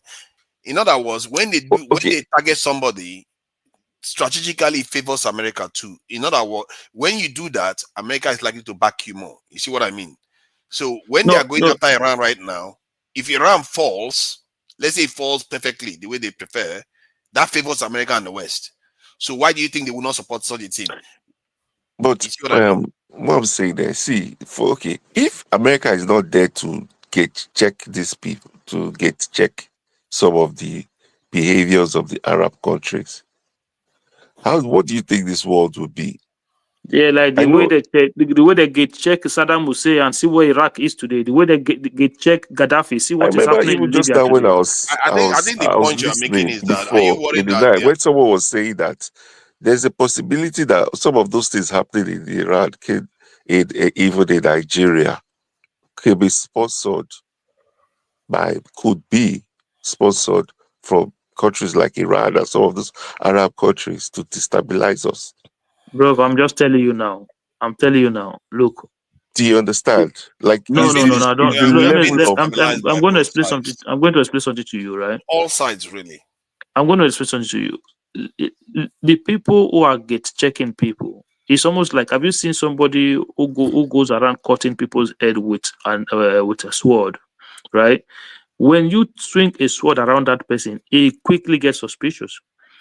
The only people that have used an atomic or a nuclear weapon since the existence of human race is the United States of America. And The that's why only they don't people want that have anyone to use it hold again. on one second now. The only people that have occupied other people's land, right, are the Jewish people, the Israeli government. What? So No. Americans have occupied people's lands. Let's no, face it. I'm talking recently. I'm talking recently. So I'm not talking about. I'm talking So it's normal that when they see Russia is really with Ukraine now. other country trying to build nuclear weapon. Oh no! In We Nigeria, don't want who's them. They'll trying come and to drop it in our occupy land. They'll people's come and land? drop it in our land. Hello, So but who's trying to occupy people's land? no, that's it. They've occupied Israel. No, who's trying to occupy? The Israel have occupied Gaza for many years. They've occupied Palestinian state for many years. They control everything that goes in and out of Palestine as we speak today. Whether they get food or not is determined by Israel. Whether they have electricity or not is determined by Israel. So they occupy. They've taken the land. In fact, it's just that they have not really governed the space, but they control that space for many years now. Okay, so if somebody determine whether you can eat or not, or whether you can have electricity or not, or whether you can have internet or not, they literally control your life. So let's get that one straight. So that is that is the gravest. When I was speaking to some Jews and Israelis, what I told them was that is your gravest sin. You hold a people in bondage and you won't let them go. That even if you give them their own nation and they turn into enemies, I've seen how you deal with Hezbollah. I've seen how you deal with your enemies. You can still do that. Why won't you let them go? The only reason why is because you want that land. And if you want the land, then you begin to wonder, what do you plan on doing with the people? You want to kill them? And I think that their own solution now is to find a way to expel them. Okay. Yeah, but so okay, on this is there a way show, that they can stay in the land without being violent? No, it's not about violence. Don't you understand? Of course. Listen, of course, people have always said that let's have a two-state solution. Okay, there's the resolution from the United Nations that everybody agreed to, two-state solution. Even a lot of the Western nations, including the United States of America, before Trump came, because Trump, his first time was the one that then moved the headquarters, the American embassy to just to prove some stupid point. Everybody agreed that okay, the solution to this is a two-state solution. The only person, not people, the only person who did not agree to that two-state solution is Netanyahu.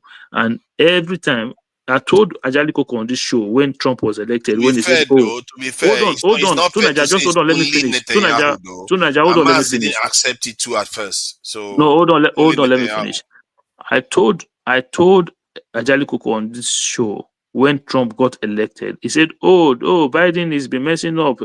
Maybe Trump is going to bring peace to Palestine. And I said, no, Trump will bring peace, but he will give that land. He will give that land to Israel. That is exactly what is happening today. They are going to take that land. It's a land grabbing expedition that they went for, and they are almost done with it. They're to the point where they are not saying that people, Egypt should allow Palestine to come into their country. Why are you telling people to leave their land? You know the one that bothers me the most, the silence of the Arab countries. Their silence is deafening, and I think it comes from their hatred for Iran. and they are willing to tolerate everything Israel is doing now It until is they put not. Iran It down. is not. Okay, you explain it to me now. Explain it to me. Why? They have tasted the heavy blow of Israel. So because Oh because God, of that That is not true. That is not true. it. That is not true. I think you have to understand that there's still between those Muslim nations, there are two. You have the Sunnis and you have the Shiite. It's May also a God problem bless there you. as well. That's the issue. No, but see, please to be honest, like why does Iran need a nuclear weapon? Let me quickly They are land this not. point. If they wanted to build a nuclear weapon, they would have built it a long time ago. Because even North Korea got the nuclear weapon. Hold on. Let me just add this: North Korea, smaller country than Iran, got the nuclear weapon a lot earlier. If Iran wanted a nuclear weapon, they would have gone for it. I think people misunderstand Iran. Actually, Iran is a strange country, and to me, till now, I'm in shock. I said these people were not really going for nuclear weapon because even their religious leader put a fatwa against nuclear weapon. Hold on. Yeah, I will let you go. Don't worry. Their religious leader put a fatwa against getting nuclear weapons. And do you know what that means? If a religious leader that put a fatwa against nuclear weapon and they go against nuclear weapon, that would destroy their religion. And it didn't occur to me that no, these people never ever intended to go for nuclear weapon. So why were they supply if they know they weren't going for nuclear weapon? If you're coming from, sir, I will still go back to that place. Sorry, why were they supporting the Hamas and they supported Hamas and Hezbollah and the other people against Israel, and Israel is threatening them too. To Nigeria, because anybody that supports the Palestinians, Israel targets them. Wait, make I tell you something. I'm going somewhere. When I said they've tested the heavy blow of Israel, look, the Sunni Muslims, they were the one that were in charge of how Palestinians should wipe out Israel so that Palestinian state can be regained. They came together, Egypt, Syria, even all of them. They had a plan, Jordan somehow, on how to hit Israel hard and wipe them out and take over the land. Israel punched them for 7 days. That punch was heavy, and it led to the collapse of so many regimes. They've learned very well that they can't fight Israel, as far as America is there. Now the Shiite, in order for them to be popular, through Ayatollah, they came in. In fact, that time they were fighting, it was the Shah that distances. I think they were still under their king that time. So that one didn't want to join that kind of something. I tell you now, the Shah are going to learn their lesson. After that, they will be say peace to Israel. And then everybody will join out to create Palestinian two-state solution.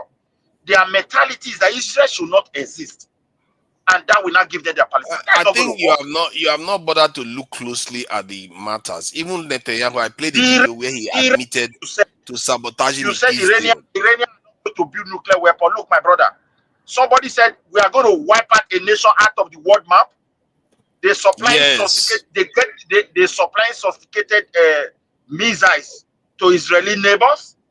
Yes, that's what you do to America. See, hold on. You see, I don't know why we do this. America arms Israel to the teeth, but somehow the others around him are not allowed to do that. I don't understand why we only see one side.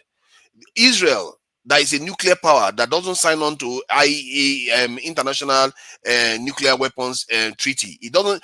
Israel is the only nation, that's one of the few nations that didn't sign on to it, and is the one that is attacking the nation that signed on to it, that is following the rules.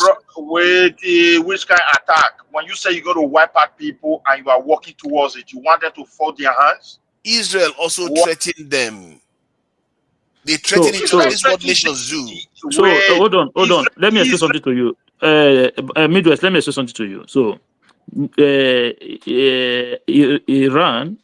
Iran allowed for inspectors to come and inspect their facilities, their nuclear facilities and everything. Iran is signed up to the Nuclear Proliferation Treaty. Israel has nuclear weapon, does not allow any inspectors to come and inspect their nuclear facilities. Israel refused to sign up to the nuclear proliferation, but somehow, Iran they are the bad actors. The ones who open the doors for people to come in, the one who signed up to the treaty. They are the bad look at actors. it, my brother. Look, this world where me and you, they as an African, we are just in existence under their mercy. The German know how to build nuclear weapon. Arrangement, stop them. The Spanish can build. They have 100% technology. The Swedish have. Just few Japanese have. Even they were the one that took the blow, the first test against humanity. But arrangement somewhere stop them for a reason. Now, the reason is very clear. Evaluating this country, we must stop them. Let everybody agree on that. Not for you to threaten a country that you want to wipe it out. And Israel your neighbor threatens them too. I don't know why we only hear one side. Even America not get. So because it's with the normal people. Russia not get. You know they inside war. Is this hold on. They will tie something to themselves and explode. Midwest. See, all these issues you are describing is things that Israel has done too. The threats that you're talking about, Israel has threatened this in Iran too. As a matter of fact, they are threatening to kill the Iranian leader right now too. So the idea that it's like Israel attacking the TV station the other day while people were in there. Iran would tell people to leave before they attack the area. As a matter of fact, if you look at the whole thing now, Iran is actually looking more moral. By the time this is done, hold on, let me finish. By the time this is done, people will be shocked what they find. It's almost like when they were saying Saddam Hussein had weapons of mass destruction and all the rest, and they found out that he didn't have it. When we find out that Iran clearly doesn't have any intention to go nuclear, because this is something that American intelligence officials are telling Trump and telling all of them that their findings is that Iran is not trying to build nuclear weapon. And so IAEA is saying the same thing. Every people that looked at this thing are saying the same thing. Do you know, even I didn't believe that. But it turns out that when I thought about it again, it does make sense. This is a religious leader that passed a fatwa. The leader of the country passed a fatwa. What if he removes that fatwa? Everybody will know. Yeah, but he has to do it publicly. He passed fatwa, but it's the one supplying Hezbollah and Hamas missile to fight people. Because he is supporting Palestinians. Because anybody that sees the Palestinian there and think that that is normal for people to exist in, it's like apartheid. Why would he support them? Hold on. Are you saying that? No, let me ask you now. Are you saying that Nigeria supporting the South Africans against apartheid regime was wrong? It is not, but that doesn't mean that Nigeria will be supplying weapons. Nigeria was supplying them weapons to the South Africans. Yeah, no. Nigeria funded them. We did not. We did not. Please don't say that. Most of the weapons are not. Oh my God! Let me see. Look, it is not defined. Okay, do you know that Nigeria funded? Okay, let me check. They funded, but they did not supply weapons. Support. We gave money. We were school, education, with music, give all those things. Everything. Okay. Even the Europeans supported. Everybody did, but no supply weapons. No, Europeans didn't support. What are you talking about? And now why are they losing hope? The South Africans are saying, "Let us, we will chase away the whites," and that's why America is trying to play politics with it. Where are you chasing them to? Where? So where see Midwest, which South Africans say that, you see, this is what I'm trying to, this is what you guys always do. Oh, they don't want the existence of Israel. Just because maybe one officials of some government or some Hamas or some Iranian come out to say they say that and say, oh, we don't want the existence of Israel. Then you take that to be the position of every you take that to be the position of every Palestinian man and woman. But when the Netanyahu government come out to say they want that land, people say, oh no, it's just the Netanyahu government, not the Jewish people's attitude. But you have to say, when one government goes, one government comes, policy change. When Buhari was in government, what did he say? He said the Southeast was just a dot. But Atiku Abubakar is also a Fulani man. Do you think if he was a president, he would have that same mindset about the Southeast? Of course not. And this is why maybe the one worse than that. Nobody knows. No. This is I don't support him, but I don't think he would behave like that, like what Buhari did. So let me explain something. Let me explain something to you. Let me explain. So you have to understand that there were times when the Israeli government actually moved out of Palestine, moved out of Gaza, right? They moved out of Gaza. So this is to tell you that government or leaders are important. We have a hawkish, right-wing Israeli government at the moment. All Netanyahu does is land grabbing. All he does is war, war, war, war, war. Before he came in, where was the fighting? Who was attacked? Who was invaded? As soon as he got in, what do we see? That place has never witnessed peace. No. There were times where the occupation happened.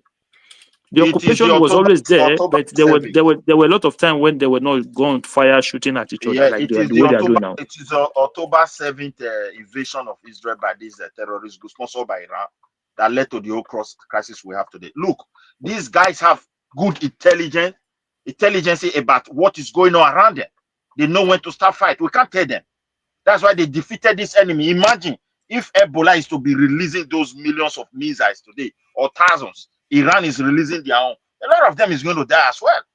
And so, my dear brother, they understand the terrain more than us. How will we just say, let Palestinian, Iran will learn their lesson, and peace will reign, and Palestine will have their own two-state solution. I'm just telling you. Let me tell you what is going to happen after Iran. Let's say Iran falls, which I doubt. If Iran falls, Israel will turn on the Arabs. They're already doing it to an extent because they're already in Syria. They've taken some parts of Syria. They're taking some part of this in Lebanon. They are taking other people. They are occupying people's territories. This is what they do. They never wait. That of Syria. I told you, you don't understand what. Another excuse again.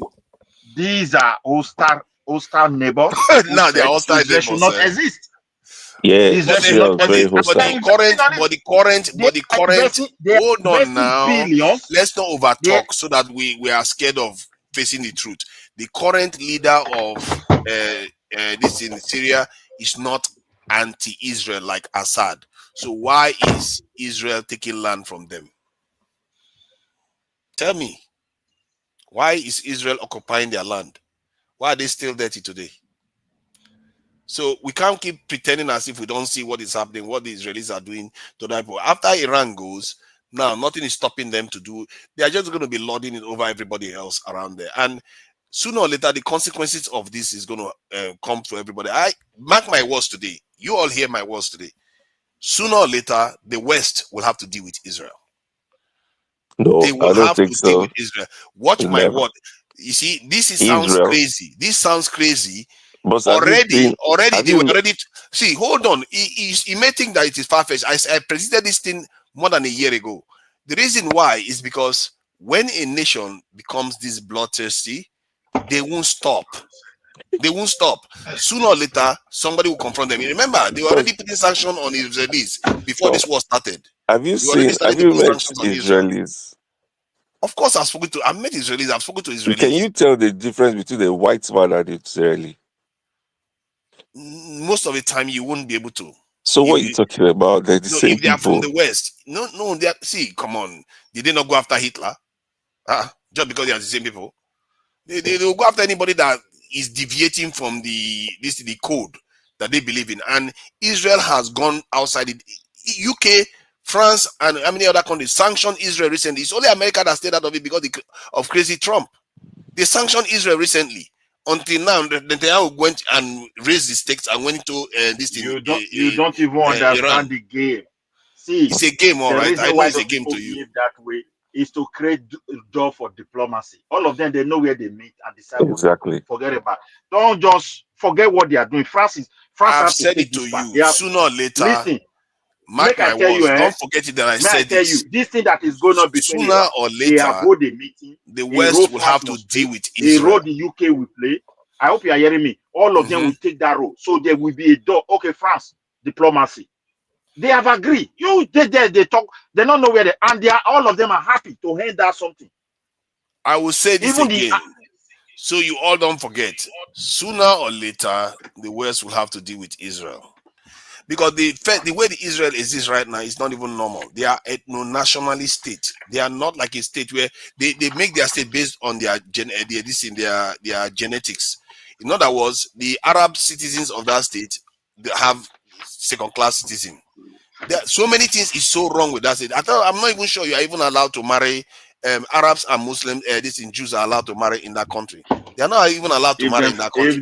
If they fell in love, nobody will. I think it's illegal. Even Let the me tribe in confirm. that bad. I think it's illegal for them to get married. It's illegal for them to get married. There are tribes in Libya, in Syria that are praying to become part of the Jewish state. So, my dear brother, this one has told the way you talk. Oh, okay, let me see. Arabs Arabs allowed to marry Jews in Israel. Let me see. This should be a resounding yes. What kind of computer are you using that the keyboard is just like that? Come on, stop being mean. The computer is just doing what it is. I think there's echo coming from your seat. Let me see if I can deal with it. I don't know what's going with your. When you go and come back, it start echoing. Hello? I think it's taken care of now. No, it's still there. Okay, see, let me see if I can share this information so that we can see what it says about whether this thing you can, both sides can get married. The question is, are Arabs allowed to marry Jews in Israel? In Israel, interfaith marriage between Jews and non-Jews cannot be performed legally within the country. Are you seeing? This is not normal. This is not normal Western standard at all. Yeah, they cannot be performed legally. You see, it's considered illegal in the country. They have to go outside to get married. That is not the normal Western nation. And this is what I mean by sooner or later, the West will have a problem with Israel. Because the way Israel is behaving, mark my words, I might be completely off my head. It's very, very possible. There's a possibility that maybe 90% of Israelis or Israelites or those Jews, they're like double passports, meaning maybe all of them, they have American passport and they have British passport or European passport. There's a possibility. When I say problem, what do you understand it to mean? When I say they are going to have problem with Israel, what do you mean possibility? There are 700,000 Jewish Americans, people who are Jewish. Okay, let me put it this way: there are currently around 700,000 American passport holders who are currently settled in Israel. Even when this issue started, part of the U.S. government idea was to get American citizens out, and Netanyahu refused. Yeah, because we want to use them as human shield. So now let's move on with this thing regarding the what do you think I meant by America or the West will have an issue with Israel? I don't think that. I think they're the same people. Nothing will happen with them. I think sooner or later they will have to sanction Israel. They may even have to this thing, especially when it comes to weapons too. They may have to. I think you're dreaming.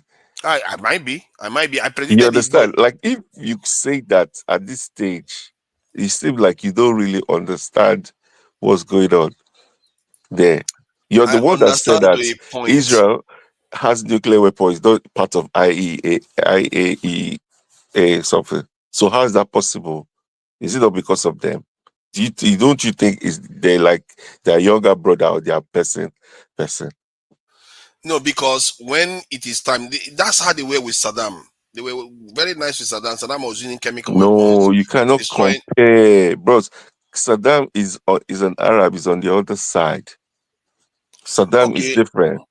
Saddam is like Iran now that when they don't get there, they'll be like, oh, they didn't even have any nuclear weapon or anything safe. Okay, but those ones were boasting let me give you more examples now. Let me give you more examples. Do you know that the First and Second World War, Russia was on the side of the West? Why is it that Russia is the bad guy? So you assuming that they can never turn? History suggests that they can turn. Even this Russia that is on the side, yeah, you can see that if this Russia was fighting with Arab country, you don't use nuclear weapon on them and nothing will happen. but they can see that it's their people. They're the same people.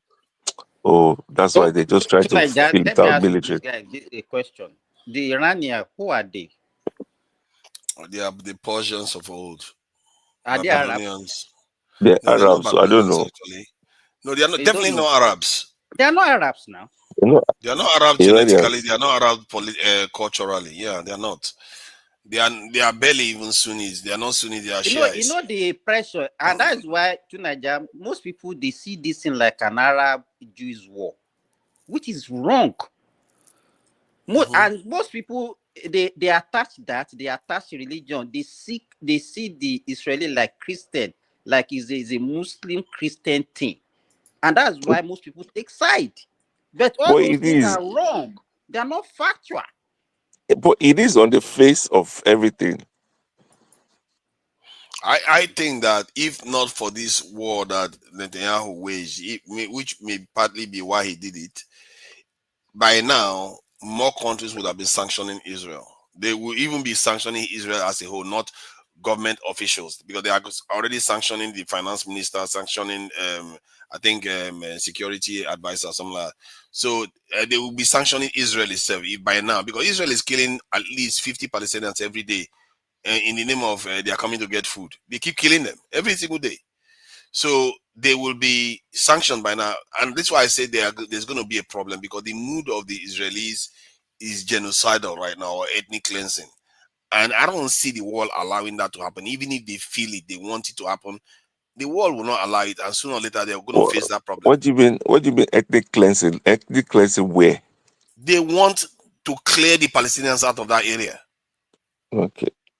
And I don't think the world will allow that to happen. Except, of course, there's a world war or something like that, then all I bets are don't, off. I don't think anybody can do anything about that. Trump has said they're allowed to do it.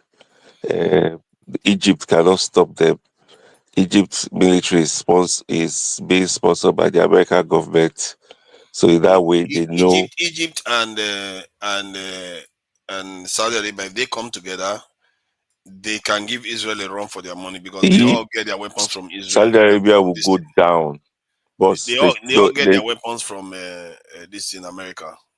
But America, I don't think they even need to fight. Who I don't give think them they even need to permission to fight. use it? I don't think they even need to fight Israel. They just need to threaten America. If those nations, if the Arab nation decide to threaten America today, Bros, I mean, they are the ones. See, you know what I'm even suspecting? Just here, this is a new theory I'm putting forward. Hold on, I'm trying to give you a new theory here. If you look at all the nations that has fallen in the Middle East, we like to say that all of them are threatening Israel. But Israel, think about it. Israel can make peace with anybody. And I'm not even sure is the Palestinian issue is the reason why they truly hate the Iranians.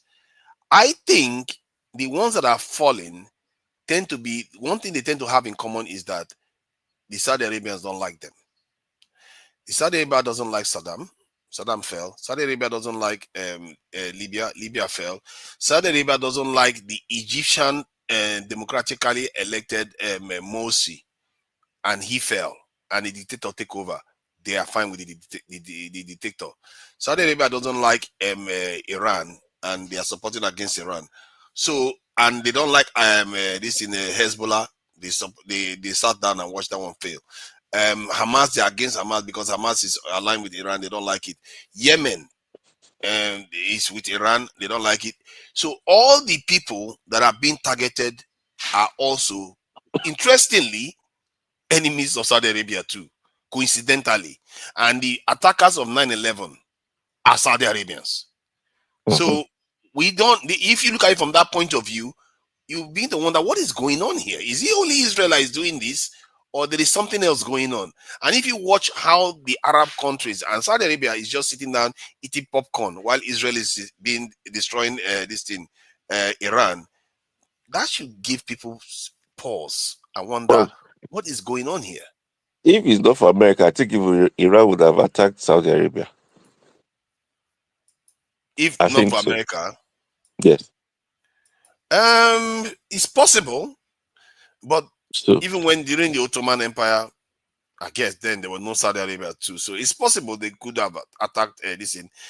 They shouldn't be attacking each other, these Muslims, and because of their this in sect And because one believes in Sunni and the other one is Shia. for Egypt, yeah, their military is being paid by the United States, just like Hezbollah was being paid by the United States. In that way, they know their names, they know the guys, they know their home address. If Egypt do like this, yeah, Israel will take them out the same way they've taken Hezbollah and this thing. So they know they're not going to even try it. And at the end of the day, they do. I think maybe that's why I would support you. Because if Saudi Arabia wants all these regimes gone, I don't think Israel cares about Morsi's government being in office, but Saudi Arabia cares, and that government failed. The military regime took over. In this thing, I don't think Israel. I think Israel doesn't like Gaddafi, because Gaddafi was against Israel because of the Palestinian cause. See, at the core of this, in the end, from the side of Israel, I mean, from the side of Israel is at the core of it is the fact that they won the Palestinian land. And why is it that Saudi Arabia is so quiet, watching Gazans getting slaughtered every day, watching Israel take so many just land ordered from? more F-16s. Yes, I F-16. think Saudi Arabia's priority is Iran, and all the Saudi Arabia too has ambitions in that region. And No, but I I'm beginning think maybe their religion is tolerant, whereas that's the last of the intolerant religion is probably Iran. Are you serious? I think so. I Iran don't is know much not about it. tolerant. Do you Like know Iran has more female engineers than men? no, not tolerant, but like in the violence, in the ways they do things. And I'm not Okay, saying, who you is understand, funding like, most of the fundamentalist groups in yeah, because you have all Sahel? those Qatar, all those other ones, they're there. It's not like they can't see it, but they're not going to get involved. They have to look for it in a different way. Saudi Arabia Yeah, herself, they're open to their economy being like regular economies. They look at those things. Iran is not like that. I think Saudi Arabia recently they they made a slight pivot because of what they saw going on in Dubai. They saw the West can actually, because Dubai is the first nation in the Middle East that the West truly supported to become modernized. And that happened after Hong Kong fell. And that's Hong Kong went back to the Chinese. So maybe they needed another outpost like that to build a financial center.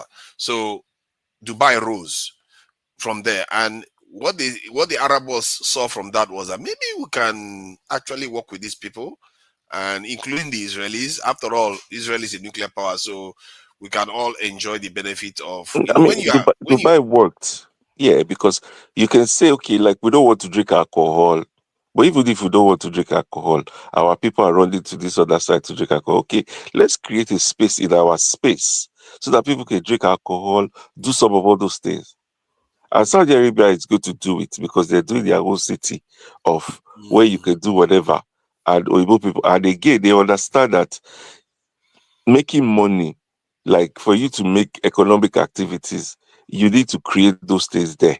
I remember say there are people that the people that's been used to this thing, they're not very strong, they're not active, that they even learning that they can even fight with the other people in this dispensation, if you understand what I mean. A lot of all these Arab guys, even if they go to school, they're not motivated, they're lazy.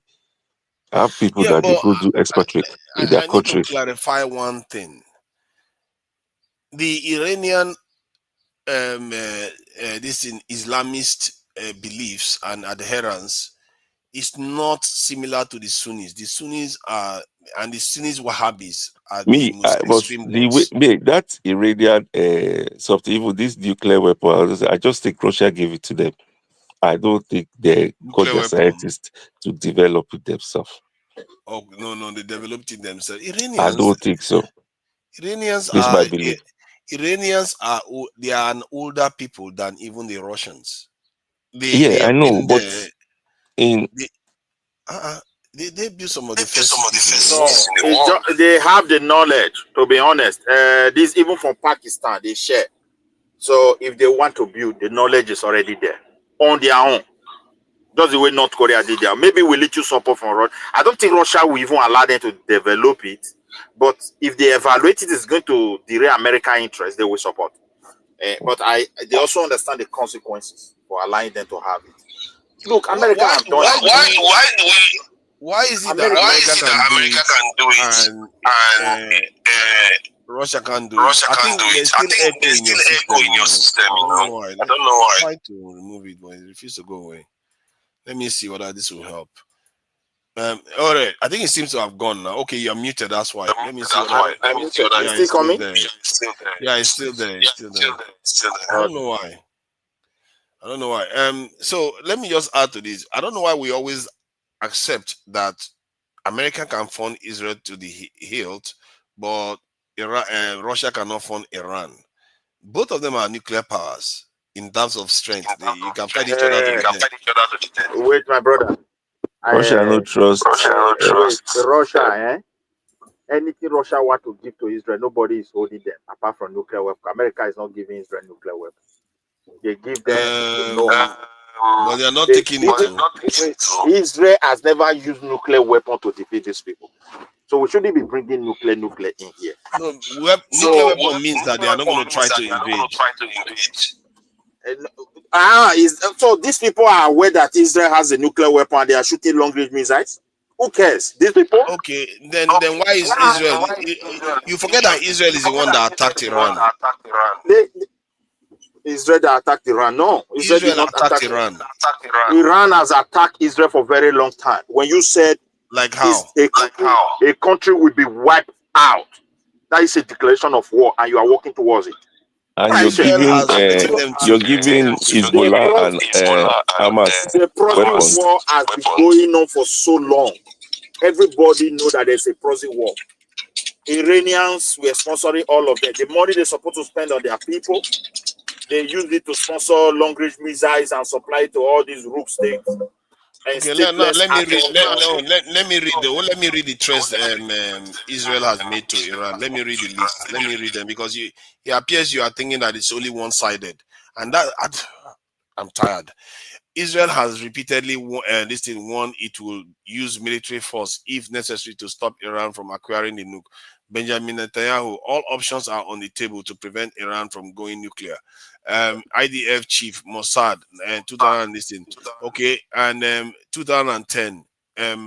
While never officially claimed, Israel is widely believed to have assassinated Iranian nuclear scientists. So they are killing Iranian scientists for studying nuclear physics and cyber attacks. Look at it from this angle again. You just read one side. That is the problem I have with this your reading sometimes. You should also Google what Ayatollah Khomeini have said against Israel. Now, they said they will wipe out the country. They build the long-range missiles, and they are willing to use it indiscriminately, giving it to no state actors from Yemen to Lebanon. All of them, these people are huge in number, and they threaten one particular people because they believe when they end them, they will not be the one that control the areas and create a Palestinian state. So it's a dream. It's not that Israel is smart to eliminate them. You shouldn't blame Israel. Don't tell Israel to fold their hand. They have enough intelligence that they know what is going on in those regions. That region needs peace, and they will benefit from Israel. I'm telling you. Me and you, we are talking with this gadget now. They are fully involved. The development, the science. My brother, they are asset to the globe. You can't say you want to wipe away those kind of people. Why do you keep repeating this stuff? In their stomach and go to primary school and blow it off. What kind of human being is that? Are you saying that if somebody says they are going to wipe somebody off the map, and they don't, if I say I want to wipe America off the map, hold on, please. If I say I want to wipe America off the map, does that mean America will be wiped off the map? Israel is the one actually wiping a people off the map. If I said I want to wipe out a country, strategically, I decided to create a kind of proxy agent. And you supply 1 million missiles to Hamas. Give them money, give them training for one purpose, to fight that very particular people. And I see those people are really doing it, shooting missiles, proxy. Okay, let me ask. Why does Iran So Nigeria, we don't have time for that. You type in so Midwest Republic. Let me say something to you, right? So you say they want to wipe off Israel off the map, right? But the Israel still exists as we speak, right? Since the beginning of the after the October 7 incident, Israel have killed not less than 40,000 Palestinians in Gaza. It doesn't matter the numbers of people that die in a war. What matters is that they started. It's just like if Ayatollah is eliminated today, or the Netanyahu is eliminated, that is war. That's why nobody wants those guys. Midwest, I think there's an echo. I don't know where the echo is coming from. It's Midwest. So basically, if Boko Haram declare a state against Nigeria, or then you don't go after Boko Haram, then you kill every child and every living human being that is in Borno State. No normal human being does that. See, the problem is this. So you are not advocating for the murder of innocent citizens. I'm not saying innocent citizens should die. If that's what you said. If Boko Haram said, I want to declare a state, I'm going to kill many people. All the Boko Haram does is to go to people's house underground to go and put weapons, shooting missiles from there. You don't have a military barrack. You always hide in the midst of innocent population. Are you not the one killing those innocent people? No. You are not the one killing innocent, because it is the person that is shooting weapon into those places that is killing those innocent people. Don't twist it around. And you take them as the innocent people should. My dear brother, it's just like if Nigeria goes to war today, whatever Nigerians suffer, they will not do it to you. Whatever Nigerians as a citizen suffer, you want to put it to that war. This is war. It's almost like when the British invaded Edo land, the Benin Kingdom. Then later you say, the Benin people should move out first because they want to catch some people. When the British invaded us, the purpose of British coming is to come and take our land. People resisted them. The British defeated them. So why were they resisted? It's natural for human to defend what they have, but when you fail to, why do you think Palestinians are fighting? The Palestinians are not. They are fighting because they don't believe Israel should exist. No, they are fighting because of their land has been occupied. Do you not understand the difference? The land is occupied. When the Roma came, is it not the Jews they met there? The history is there. God. Oh my God. How do you know it's their land? So this is the problem. It's okay. They all own the land. They all lay claims to it. They have to use peace to settle it. Two-state solution.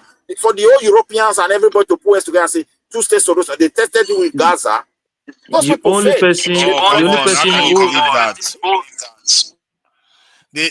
person who is saying that the land belongs to does not belong to is now you. No, everybody agreed that the Jewish people are settlers. They settled them there. It's part of there was the British people, the British government that gave them that settled them there. The reason why they gave them that land is that everybody knows historically, ancestrally, they are connected to that land.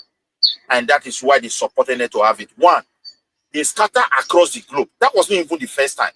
They were in Spain, they were in Germany. They didn't have a place.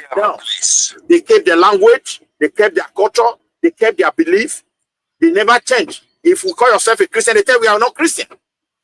So when you call them, they are European, they are European. These are just social media stuff, you know. So what are you talking about social media stuff? Sorry to say, just all these propaganda articles and all those things. So they occupy the land. Which kingdom was there? Was really there? Philistine, this and that. David killed Goliath. So that one is gone.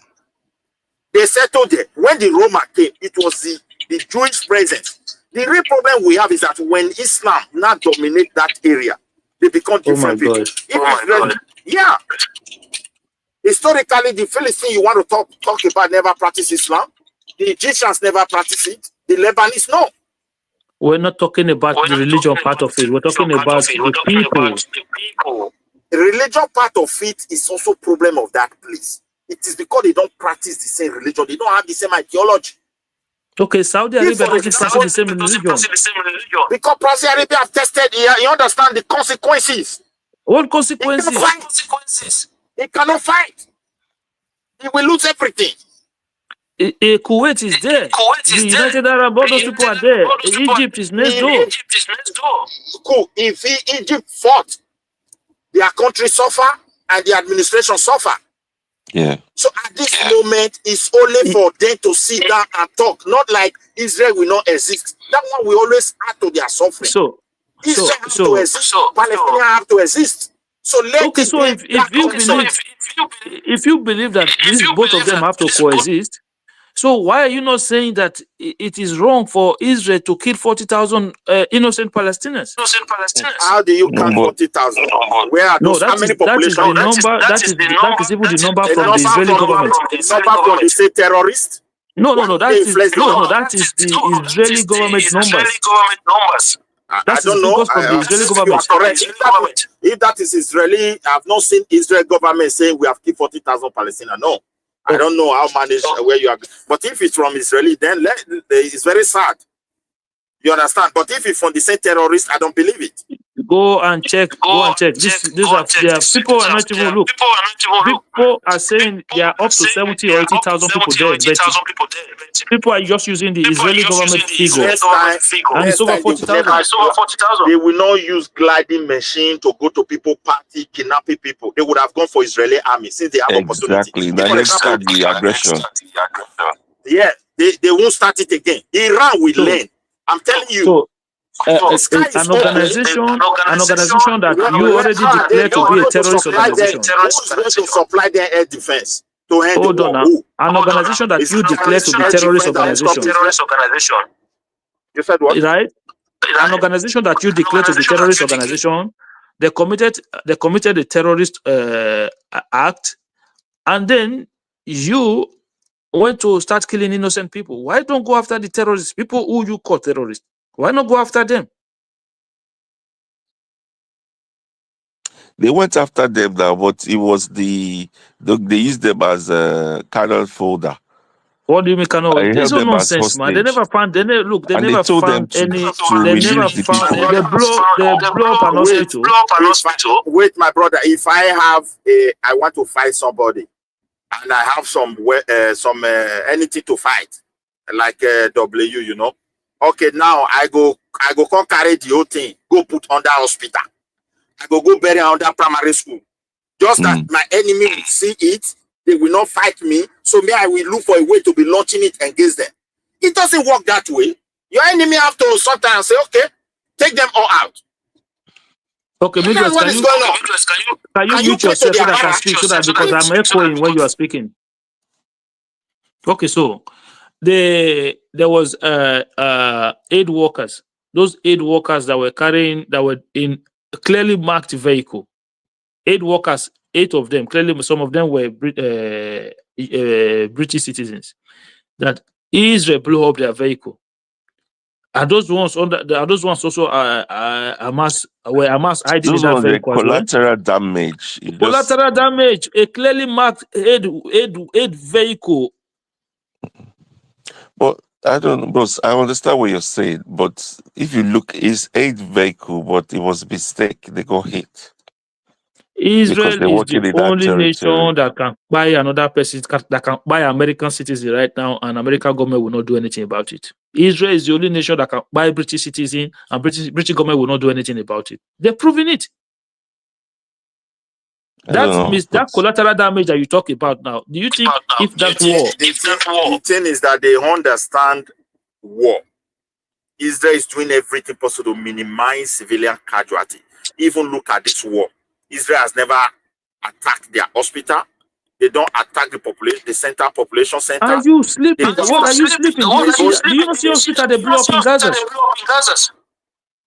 No, I'm just talking about this Iran. Iran is the architect of everything. So now they've never, because why? Iran have a military barrack. Israel have his own military barrack. But these guys you are pointing to, they don't have barrack. They don't have a place. Anywhere to just hide behind the civilian population and using their own people as a sheep. So there's nothing Israel can do. So that to kill innocent people, there's no we have no choice. We have to kill all these. We have no choice. We have to kill 10,000 children. Look at where they kill Hezbollah leader. Yeah, that's what I'm saying. They have no choice. They have to buy. They have to buy 10,000 children. They have no choice. They have to buy 10,000 children. Okay, it's a lot. Anything that can end the war. Sorry, anywhere Ayatollah is now, if it's whether 10,000 people is there, take all of them out and end this suffering. That's all. So they should take 10,000 people out to end the suffering. Just once that might end, all this crisis will end. It will be their own crisis. He has been sponsoring horror in Lebanon, and innocent people have been paying price. He has been supporting error in Palestine, all around the Arab countries. So are you saying Israel kills 20,000 children? It's Iran that did that. Israel kills thousands of children and civilians in Lebanon. It's Iran that did that. Seriously? Is that the level we are going to descend to excuse this type of behavior? Even Americans didn't do that. Israel has killed more journalists than all the wars that has happened in the past. Israel has killed more journalists. They've killed doctors, children, women, in the name of chasing Hamas alone.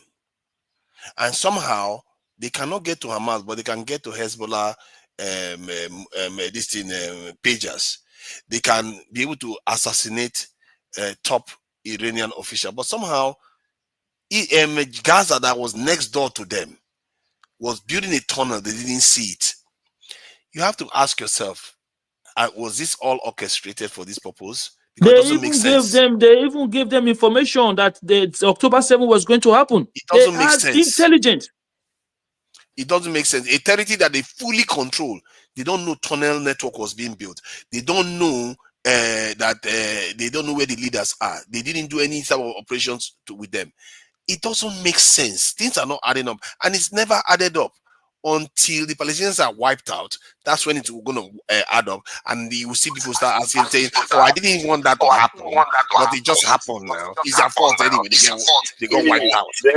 Okay, let me just to my own blaming 20,000 children for dying. As far as that region is, if the rest opponents drop their weapon today, there will be peace in that region.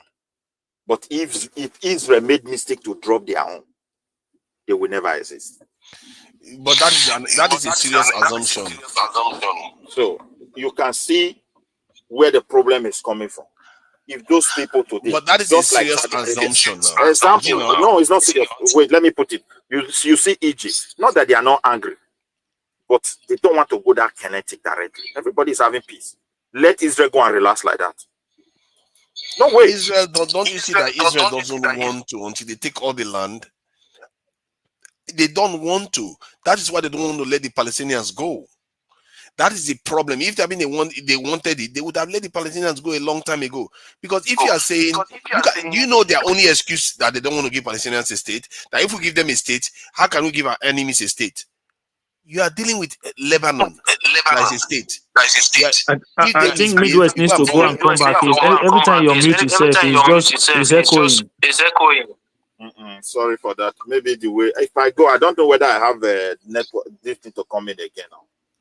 How does that even work? It's not coming in again. You mean? It sounds like no. I mean, you'll be able to come back in again. Okay, let me go. The connection seems strong enough. Okay. Yeah. So all they needed to do was just let Palestinians go. If they create their own state and they cause problem for Israel, Israel will go and do what they are doing now. If Israel can fly all the way to Iran to go and bomb them, how hard can it be to bomb a Palestinian state that is next door to them? They can deal with that. And they are able to monitor Syria, monitor Nigeria. It came out that they had intelligence that October 7 was going to happen and they didn't do nothing about it. They had intelligence. That too. They didn't that even do was anything going to about happen. that. They did nothing about it, and now they're using that as an excuse to wipe out a whole people. The whole Like population. then, and you're saying they hide in the hospital or they hide in mechanic garage. Oh, okay, they are killing journalists. The journalists as well. They are not hiding us. They are hiding other journalists now. They're killing Doctors head are workers. killed. Women. They've killed at least 10 Americans. How many Americans have Israel killed in this war? They are buying aid workers. Americans have been killed by Israel since 2023. They just keep knocking them, one by one. They just keep knocking Americans. Let me see. Midwest is back. So, many U.S. citizens. U.S. citizens. Is it better? Yeah, I think it sounds better now. Yeah, it's better now.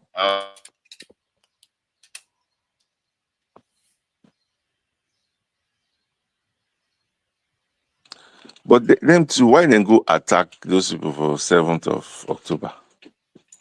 Yeah, but they are terrorist group. They are declared terrorist group. What do they do? Is that not part of the thing that you expect from them? Everybody that is going to take those nonsense. When there's an intelligence that this thing was going to happen, and you didn't act so on the question is because they are terrorists, we should give them free hand to just be coming like that and fight people and going. No, nobody says you should give them. Go after them. Which one you killing 20,000 children? The only place they can keep their weapon is inside hospital. They don't have barrack. And they're inside of the government. Have you ever seen weapons inside any hospital? Why are you listening to those propaganda? How does Israeli supporters hold on, Midwest, they killed over 20,000 children, and you still making excuse for that? So Nigeria, you as Putin hasn't even done that. If you talk Iran like has this, never done you that. know what you're talking like this. So Nigeria, you don't know what is coming to your own country. You don't know. Okay, so how about peaceful? Go and study how peaceful Somalia was some time ago before they end up the way they are. Let me tell you, these kind of people, as far as they are in your midst, you fail to fight them at the rightful time, they will make sure they climb on you. And that's what Nigeria is going to suffer. So, the president not asking Midwest people, let me ask you a question. Right? So, when you say Hamas, right? They're not like a soldier or a military group. They could be like they are private. Many of them are private civilians. Look at ChatGPT. Let me reveal some ChatGPT. How do you? Israel was throwing bomb into residential houses. If one Hamas person is there and there are 500 non-Hamas there, that is where they kept their ammunition. They don't have barracks. And they are hold on now. Do you understand that Israel? Do you understand that Israel? And when they supply, then they will go and keep it in residential area. Hold on now. Do you know that the IDF is one of the most sophisticated army in the world? That they could not go into Gaza and look for those Hamas members, and all they could do is just indiscriminately just throw bomb into private residents and kill by children in huge numbers. Come on, man, what are we doing here? I don't know. People just keep making excuses. There's nothing they will excuse. They will never. Can you imagine if Ayatollah Khomeini was responsible for killing 20,000 children? Hey, we'll not hear the end of it. Yesterday, a missile landed in an Israeli hospital, and the whole world was shaking. They call him Ayatollah is like Nigerian name. Wait, it's not Ayatollah Khomeini. What is your problem? Ayatollah Khomeini. Before you go and think that it's from Nigeria. Why not Nigeria? What do you expect now? Ayatollah. So Nigeria, I ask you a question.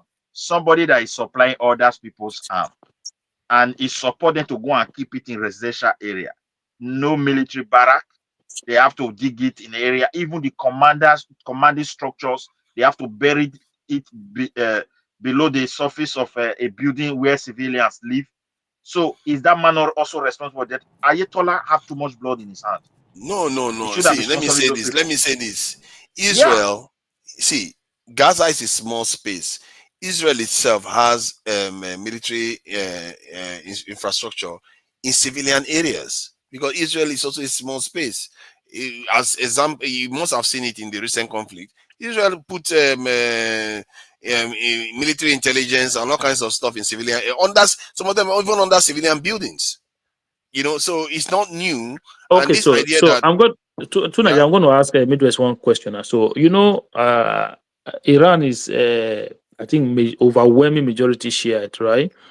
So if just imagine that all of them or overwhelming majority of them harbor the same ideas as the Ayatollahs that you want to take out, are you not then going to wipe out every single one of them?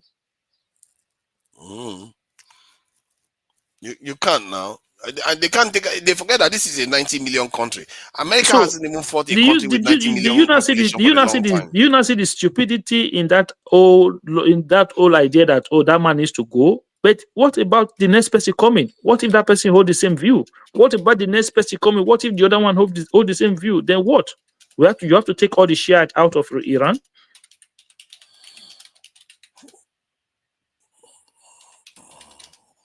Sorry. So this is a country of over 90 million. I can't remember the last time America went to a war with a country with over 90 million in population. I think that was Vietnam, that they went to war last with 90 million, and they didn't even win that. They didn't win that. And Vietnam is not even Iran. Iran is more sophisticated than Vietnam. So the idea that Americans are just going to go. Let me just go to another area of this topic about Iran and the West entanglement, because I heard something that Putin said yesterday. These are bigger ramifications. Putin said that Iran does have a comprehensive deal with them, but it didn't include defense cooperation. And he also went on to say that he actually approached the Iranians to do some aircraft, what was that, air defense system. And Iranians were not interested in it, and they didn't ask for it. And he also said Iranians are not asking for help now. That should scare people. That Iranians are not asking for help now. And that is very, very concerning to me. And also, how does this affect Russia and China? I tell you this: if Iran falls after Syria fell, and Syria was an ally of Russia and China, and Iran goes on to fall, and they are friends of Russia and China, without them coming to aid them, while America is aiding Israel all the way, what I see happening is that all the other nations that used to, like the Sahel nations that used to work with Iran and China and many other African countries, and even around the world too, they'll be asking themselves whether it is the wise idea to even go with Iran or China. Well, And Russia is almost falling already now. Person will get soup for eye. You won't go fight another person. Hold on. Finally, the biggest problem that they are going to have is that the BRICS will be dead on arrival. And this is why I think maybe Iran will not fall. BRICS will be dead if Iran falls, because nobody will want to take side with Russia and China anymore. They'll be like, you guys, I can't work with you, because when the chips are down, you don't necessarily come to my side, and you don't have deep ties with people. Not like the way the West does. The West, they are willing to ride or die with you. To Nigeria, you cannot take a nation away from the majority. Look at what happened in the end in Afghanistan. Where is the Taliban? They're back in power. You cannot take. You can temporarily. You can say you cannot take the power away from the majority. Okay, so you can go there and say, but if the Shia are the overwhelming majority in Iran, they're always going to be in control of that country, always going to run the country. So if all of them have the same mindset, the same ideas, you take one out, there will be 5-10 years of some level of transition, another one come, then we start all over again. But there's a chance that the one that comes along may be more friendly to the West. So that is what the West is hoping. And I think that is a bigger problem. And some people are already saying that Iran And some people are even suspecting that China is helping Iran right now. They are flying aircrafts in there without radar notification. And Russia also made a comment. I think Piers Morgan was saying it just yesterday that Russia made a comment that, you know, there is a point that America will join this war, that they too will draw a red line. Because for the life of me... Which Russia are you talking about? The Russia that is fighting Ukraine right now. Russia, leave that one. Leave that one away. Russia have nothing to do. Don't do that. Do you know if Russia says right now, America cannot go inside Iran anymore, America will not go? You are crazy too, Nigeria. You are crazy, man. But they no born Russia. You know, if they say, Russia but you know that if America, if the Russia says America will not go, now Moscow they go bomb. Trust me. Their air defense system that they have, the small one, they can't even contain Ukraine, let alone you do Russia that Ukraine went to go and use fly drone inside their country. Russia that Ukraine went to go and fly drone inside their country that day. And they don't even know that that's in Russia now they talk here. Russia that Ukraine went destroyed all their airplanes, everything. Russia that Ukraine went to go and fly drone inside their country that day. Now they don't know. Now you talk. Ukraine didn't destroy all their aircraft for one. They can take it and still keep moving. Iran, Russia has sorry. Let me just read what I'm saying. Russia has a massive fleet. Russia was backing Assad. You remember Russia was backing Assad. Where is Assad now? Yes, Assad fell, and that was according to the Russians. It's because Assad didn't want to resist. He just wanted, because I think maybe he's exhausted from the fight. That's why Russia did not even have enough frontline army to fight in Ukraine. North Korea said in so military personnel to support Russia. They go carry Ghana people say na farm, then they come farm, go put them for frontline. What are you talking about? Do you know how many? Most of these Ukrainian soldiers that you are hearing that they are fighting, many of them are Western soldiers. Many of them come from the West to go and fight them. Yeah, but we are telling you that Russia is using machineries to fight that war. It's not only mercenaries. Come on now. Now the same Russia now you want to go fight America. What are you talking about? See, all they have to say is, if you go in there, I'm going to give Iran nuclear weapons, and they will stop. They're going to give Iran nuclear weapon. How? Then look at you. You think nuclear weapon is a chewing-gum? It's a chewing-gum. I'm asking you now. I want to ask a question. If they say, if you go in there, I'm going to give Iran nuclear weapon, what is the West going to do to them? Of course, America will go in there and call a bluff. Are you crazy? You think America? Oh my God! Oh, if you call the bluff, then Iran goes and nukes this in Israel. What happens? What nukes?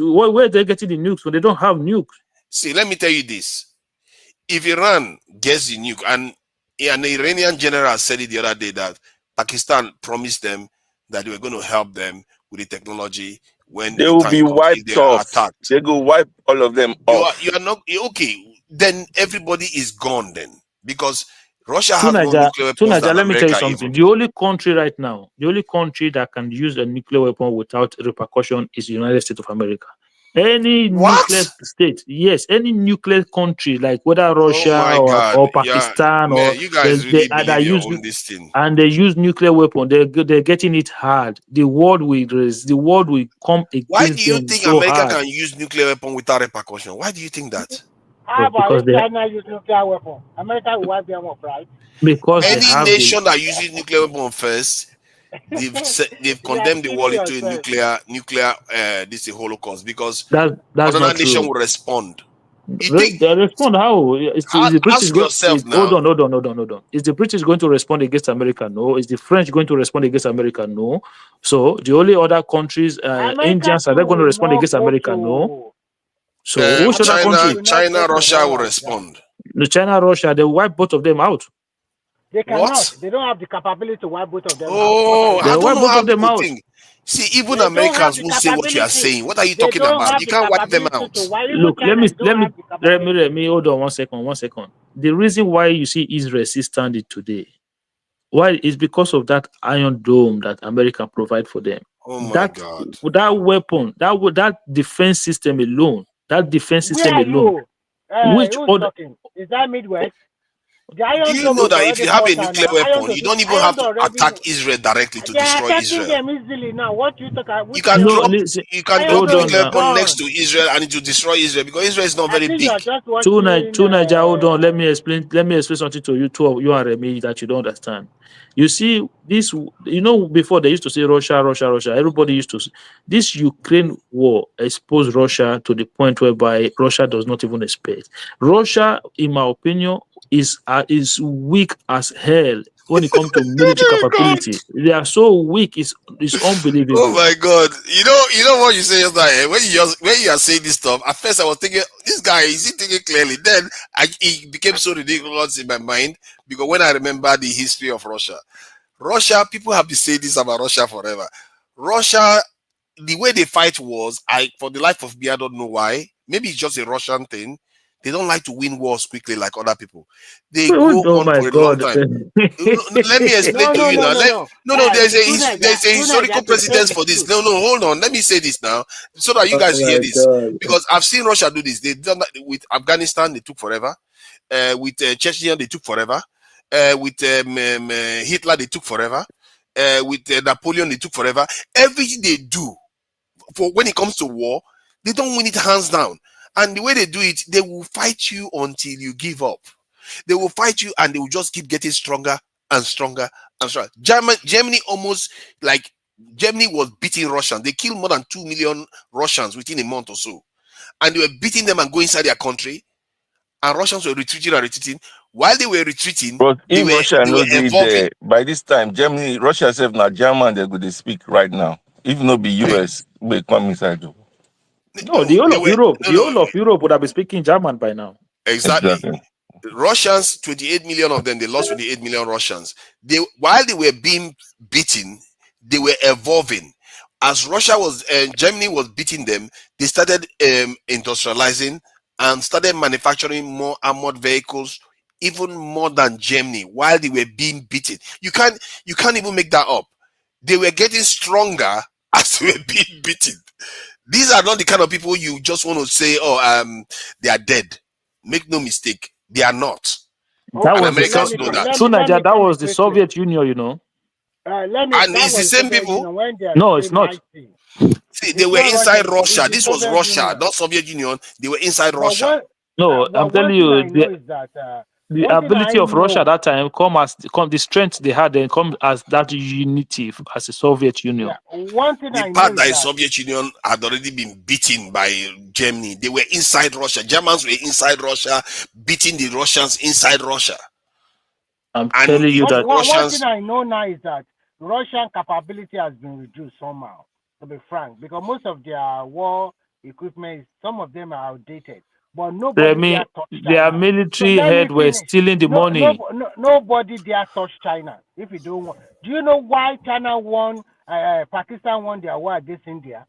I will tell you today.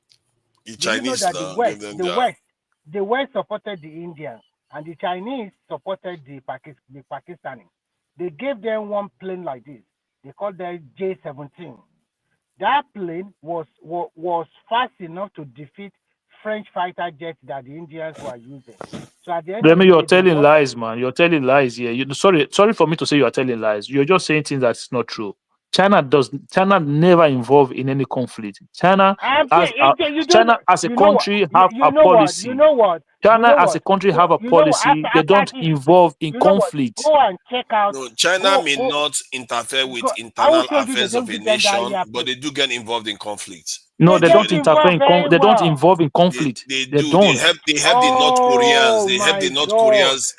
That's why America didn't defeat North Korea. Why do you think America couldn't? Okay, Tunagi, let me ask you this question. You are not involved in a conflict, but I'm giving you ammunition and weapons and equipment. Let me listen. If before the fight starts, maybe 5 years ago, 6 years ago, Pakistan bought weapons from China. Okay, China have right to sell them weapons. No, that is not a problem. Let me tell but you what when happened. the fight, when they were attacking each other that day, Remy, this fight barely lasts 1 week. This fight that you're talking about now. Let me tell you what happened. There is a city in the northern part of China. A lot of Pakistanis, they will send their people to go and learn how to use Chinese aircraft fighter to learn how to fight. It's about 2 or 3 years training or 4 years in the university. So most Pakistanis, they always go to China to go and learn there in the School of Engineering and whatever. They were trained to handle this new set of plane that they are going to sell to the Pakistanis. So it is this one of these trains that one of these planes that they try for the first time to fight with the Indians. This Yeah, plane but was that so is fast. different.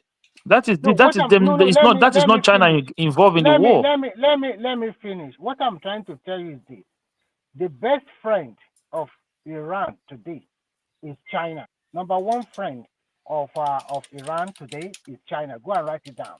So if America gets involved too much, they will also get involved. They will not And get involved, Remy. Stop that. Stop they that. will China get does not get involved. okay. What I mean by if America gets involved is that if America go and dump their B-12 bomber, that big bomb, they go and drop it, you will see they will get involved. Go and write it down. No, but America will drop anything. China will not get involved. I'm telling you, And then China they go has a and drop it now. policy. Why is the man taking 2 weeks to think about it? Why don't somebody China go and has a drop it? policy. They're not I'm not talking involving about your. If you China. want to listen, Remy, if you Why is want to Trump? build bridge, if you want to build bridge, you want to build railway track. Yes, they will come. But if you say you want to go and start fight, they may they come and join you to fight. They don't do it. No. Do you know that they also sell war equipment to Nigeria? Do you know that? Of China. course, they are. They have. Look, they have right. It's a So, but business. the relationship. No, listen. The relationship they have with Pakistani and the Chinese is different from relationship they have with Nigeria. This is China don't have. their Listen, let me. okay. China do not have an ally. China do not have an ally to the point. You know. Okay, let me explain something to you. You see the way Ukraine is now. I know they are non-aligned company, but it doesn't mean that they won't get involved indirectly. They will not involve. Okay, can you tell me exactly what America is doing to the Israelis? Are they not getting involved indirectly also? Of course, they are getting involved directly. It's the same thing China is doing now. Remy, Yeah. Wait, the 2 weeks America Trump is looking into is not because of anybody. Trump doesn't send anybody. He's evaluating everything, the consequences, what will follow. Just bombing people. That's good. Just bombing people. Can it solve the problem? What if it become like this? The man doesn't want war, to be honest. But here comes a situation where he have to fight. So he's constrained. He surrounded people with good people, hawkish people wanting just bomb hell, everything. But he is the leader of the United States. So the decision he's going to take is going to affect so many things. That's why the guy is very, very careful. It's okay, 2 weeks. You see, I within these 2 agree weeks, with yeah. Within these 2 totally weeks, they're going to make sure there is an intensive. Israel attack them. They're supposed to go for a negotiation. The 2 days. He puts it. See, so Israel he also knows 60. Yeah, continue. No, I think he knows that if we bomb Iran today, there will be big consequences, and those consequences, there are two things. Listen. People say this. I mean, people say the same thing about Gaddafi. Nobody, everybody, they're all quiet about Libya. No, See, Libya today is not Libya is Iran, Jare. Libya is Hold not on now. Iran. Hold on. Hold on. Let me tell you Uh-huh. something. Hold on now. Oh, they want to remove Gaddafi and put somebody there who is more whatever aligned to their idea. But where is the government in Libya today? The place is a shambles. These are some of the things. Wait, all those intelligent community are gathered up. I mean, this is what Trump is asking them. That's why they have problem. What of this? What of this? What of this? You want me to do it like this? The outcome. What result? If I just go. Hello. Let Prince Daddy say something. He wants to continue. Prince Daddy, you can call me. Oh yeah, thanks. Libya or Iran is not Libya, not at all. No. I think it was Midweather said. I think Trump, MAGA, we don't really want to fight war. We don't want the war, and Trump knows better. So at this point in time, it's just like a gamesmanship going on. Trump knows very well. He doesn't want to fight the war. He wants to put so much pressure on the mullahs, the Khomeini, to give up. That's what he's trying to do. But if Trump eventually, if he drags Americans to war, we're talking about, Madam Zita was saying earlier, we took over the airspace, so meaning what? We're going to just start bombing them left and right, but we're not going to put boots on the ground. Fine. Somehow, some way, China and Russia will find themselves into that war. They will. So if China and Russia gets into Iran, or they start supporting Iran, and they're going to start bombarding Israel, then all America's you know, places that bases in the Middle East and even Europe will be on target. So Trump doesn't want this war. He knows very well he doesn't want this war, and there's been a lot of opposition against Prince Trump Daddy, about. I want to tell you, do you know why Trump don't need this war? Why they don't want to involve directly? Number one, as you said, if Chinese and Russia they involve, they will now involve as a proxy. I don't know, indirectly. Why America is involved directly. Trump is afraid of China, not even this war. He don't want America ammunition to go down. He's so scared of China. Well, see, that if one thing, see, yeah, China has the weapons, but so one thing China does not have is the experiential knowledge of fighting war. China has not been on the true war front. They've not been there. They have the weapons. They can match America almost 1-to-1 on their arsenal. They can. In fact, they have more ship than America does overall. But in terms of the carriers, America have more carriers. The Chinese are, at this point in time right now, if you go on armed weapon race in terms of manufacturing, China is going to beat us hands down. We cannot produce as back in those days when it's Second World War, America was producing a lot of the weapons. Today, China will outstrip America probably 10-to-1. So we can't. And China controls a lot of the resources, the rare earth minerals for most of these weapons. America is disadvantaged. It's not a war that we want. We don't want it, and that's why, like we're crying here that Trump should hold his break. 2 weeks, 10 weeks, it doesn't matter. Don't start this war. Don't do this stuff because it's going to get really ugly in the Middle East. Yeah, but Saudi Arabia is not going to be safe. Trump doesn't want the war, but Bibi is dragging him into the war.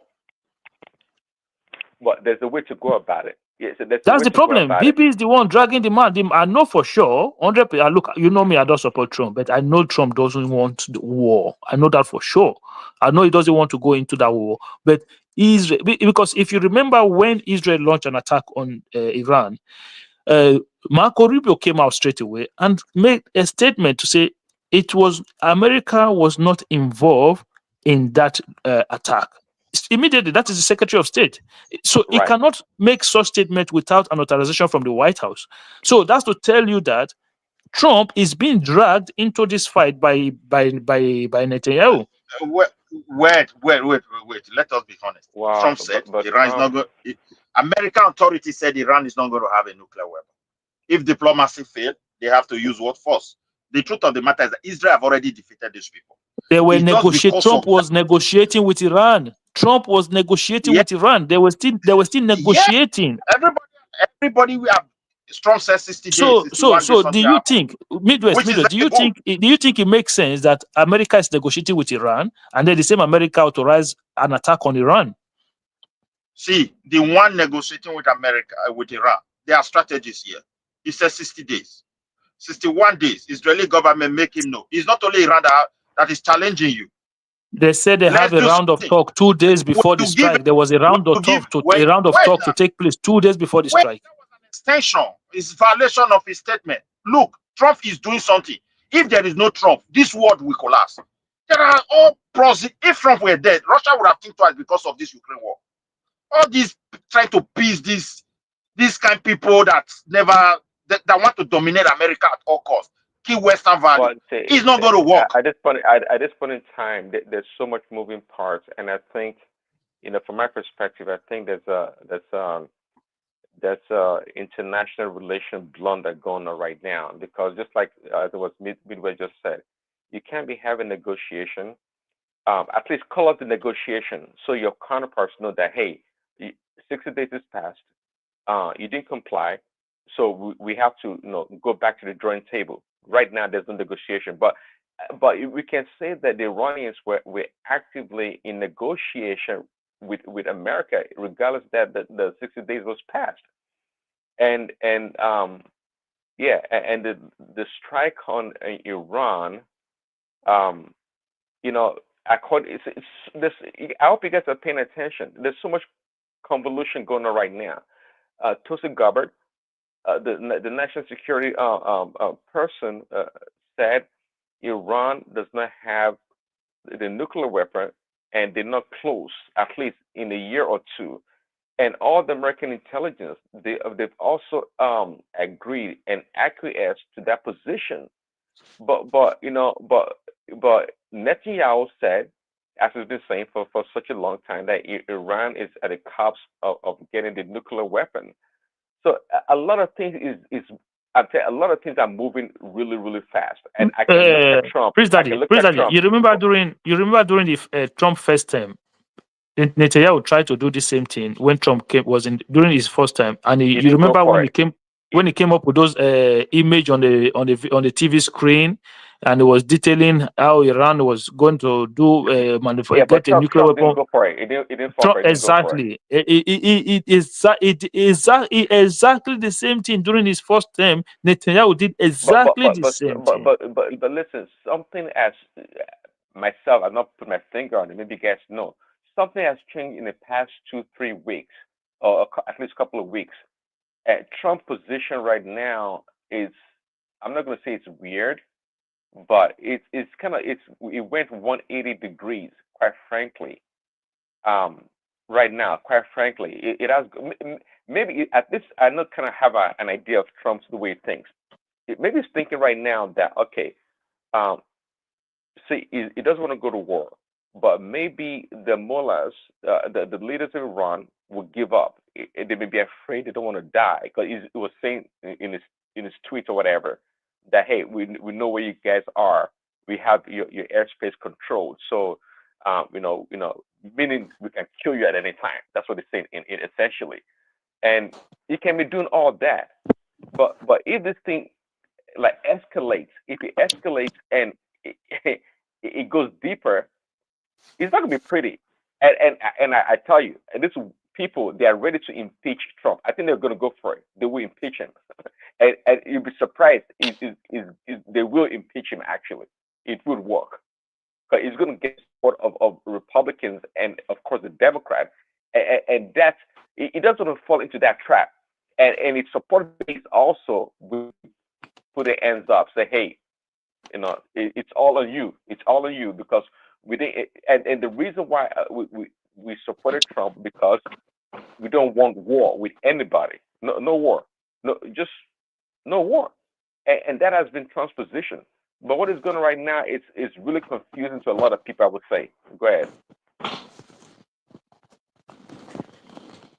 A lot of his supporters are against him, America going to this war. A lot of Trump, a lot of the MAGA base are against Trump going to this war. That's why he has not gone to war now. It's So, not, and also the right, Shiites in Iraq have already declared that if America joins the war, they will attack America too. So you can see now that the coalition is beginning to come together slowly. And Russia, according to Piers Morgan, I've not heard Putin say that. I don't see any reason. See, this war we're talking about, America going to war. Which war? Is it going to occupy Iran? No, they just want to destroy those nuclear reactors. So there are different options. It's not going to matter. If you destroy the nuclear reactor alone, then it doesn't guarantee that they're not going to get nuclear weapons. Then, apart from that, if America troop go and destroy, and then they decide to go and attack American base in that region, then what? When they attack American bases, America will attack back. Then the whole area will flare up. Hold on, forget about Palestine and Israel. Let's say 5 million people are going to be dead.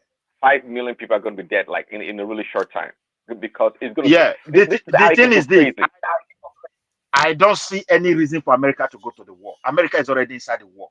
You understand? Let them look for a way to support Israel to finish the job. And that's all. Yeah, but what if Israel can't finish the job? What happens? Why can't they finish it? There are cover-up operations. What is the job? But they can't. The only way they can't finish the job.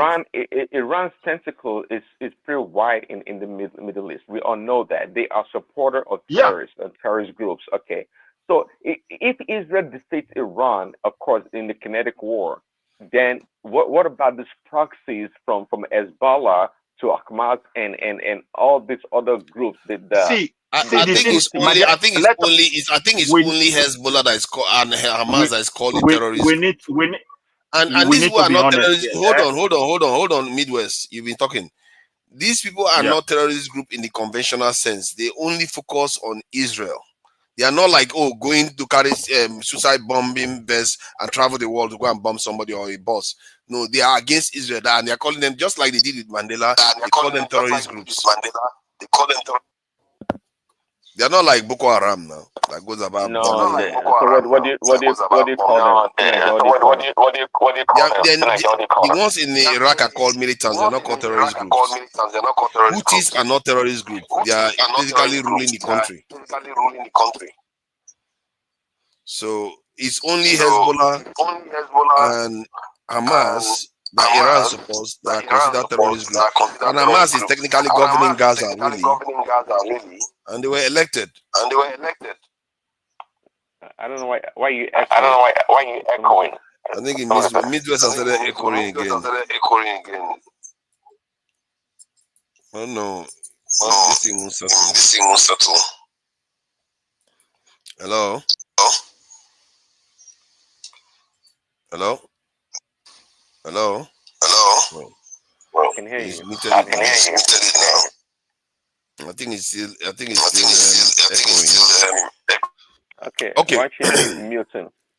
Yeah, this is going to be a big problem for China and this. I think China and Russia, if America gets involved, may actually start making more strident noises.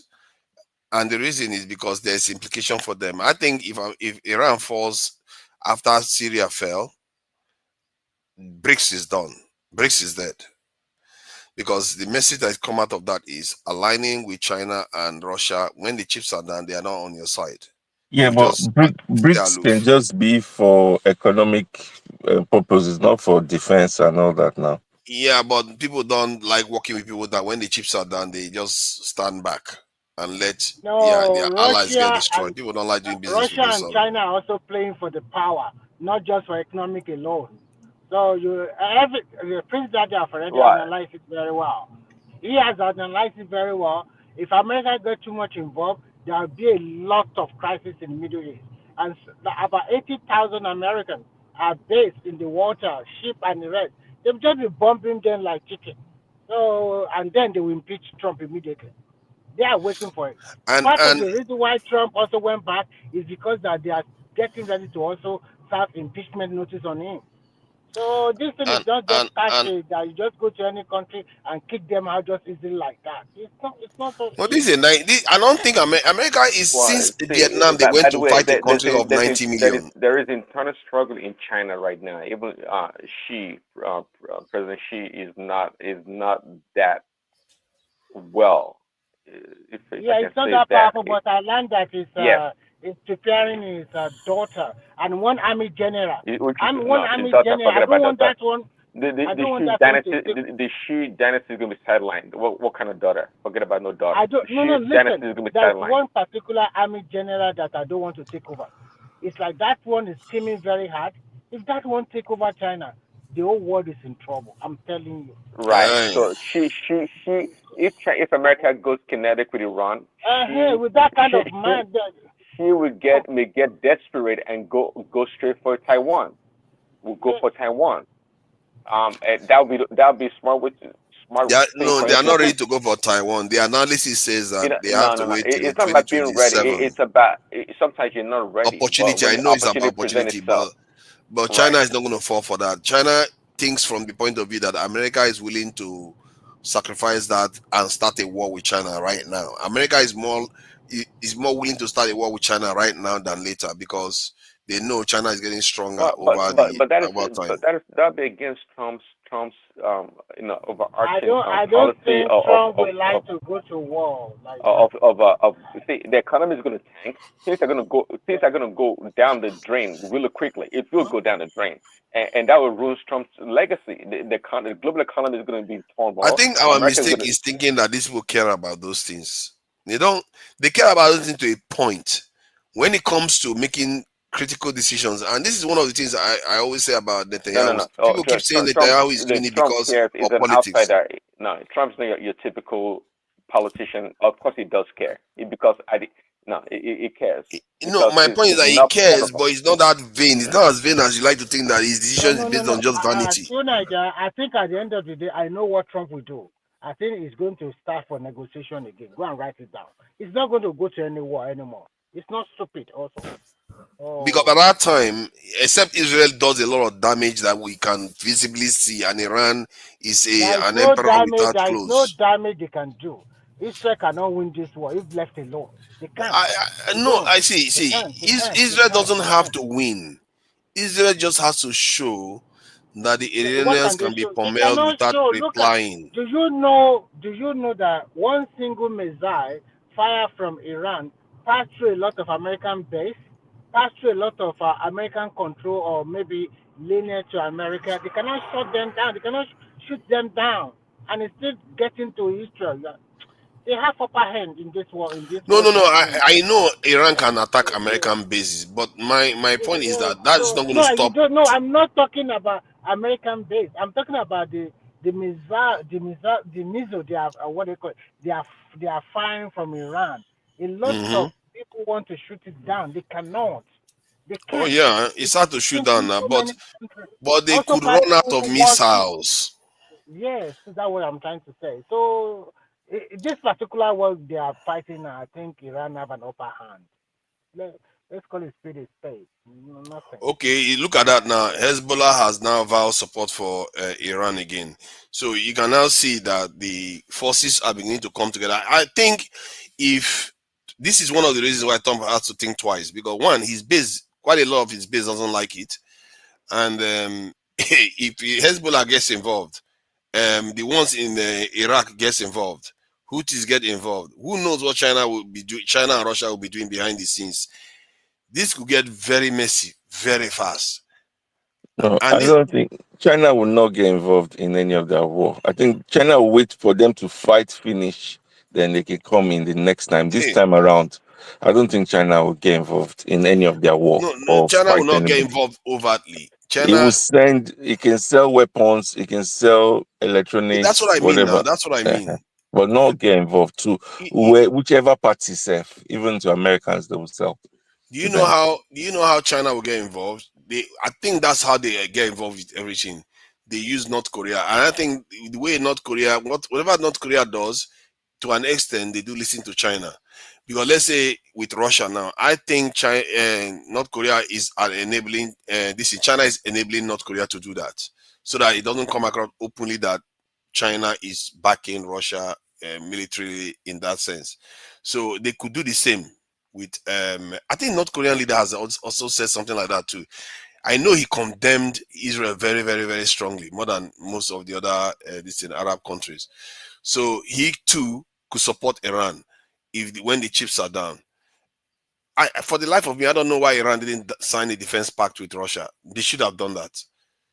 Because then you are assured that Israel will never do what they are doing now. Because if Israel knows that before Iran falls, they will have to kill Russia too, they will think twice now. They will think twice before they go in there and start bombing like this. And I don't know why Iran didn't do it. Iran too, sometimes these people are very, very braggadocio. They don't like to, they feel like if they sign that kind of agreement, it reduces their power. I don't know. But the Europeans don't feel like that when they sign it with each other. They don't feel like that when they are doing it. So I don't know why, Russia didn't do it with Iran. Because even Putin was saying that they asked Iran to do some air defense system together. Iran didn't want to do it. Who knows? Maybe now they are just supplying it to them instead of building it with them. Who knows?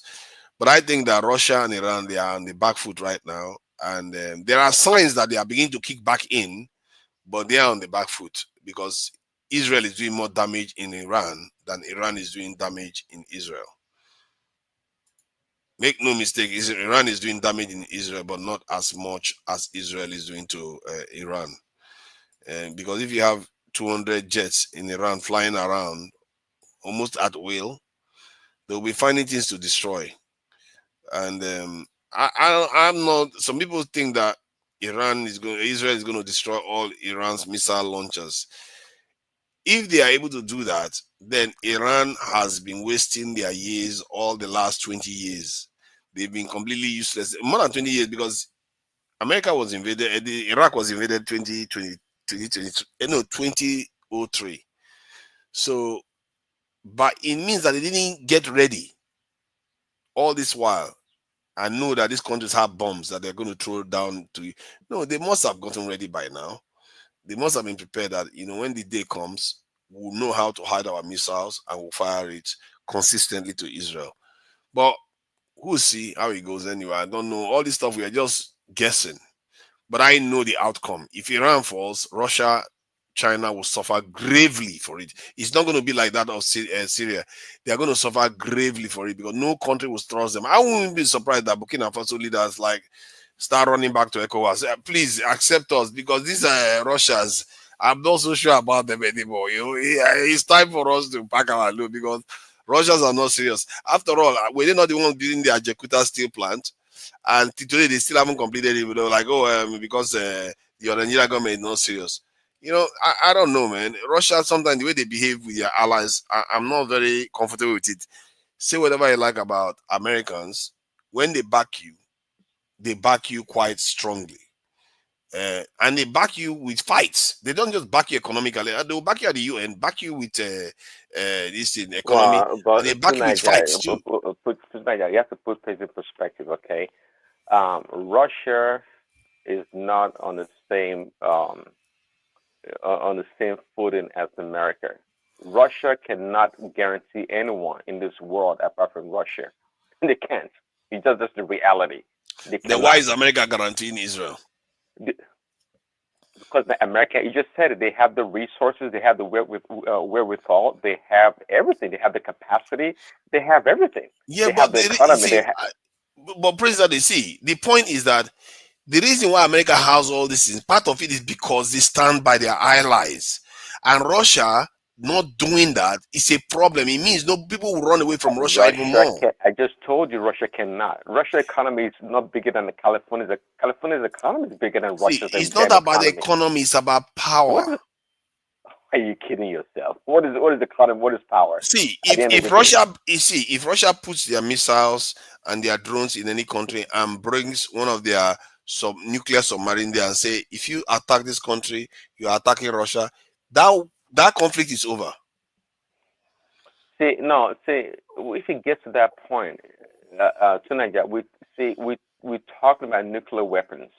See, Russia is really how can I put it, a yard away from utilizing their nuclear arsenal. But I think that's where Russia has advantage, really. Nothing else. So yes, the advantage is that they can decide that I will put my nuclear power here, and I will say, if you attack this person, you're attacking me. No. Isn't that extreme? Come on, isn't that extreme? Yeah, but it's extreme to try to destroy a nation that is my friend. If Israel was under attack like that now, do you think America would just say, "Oh, isn't that extreme?"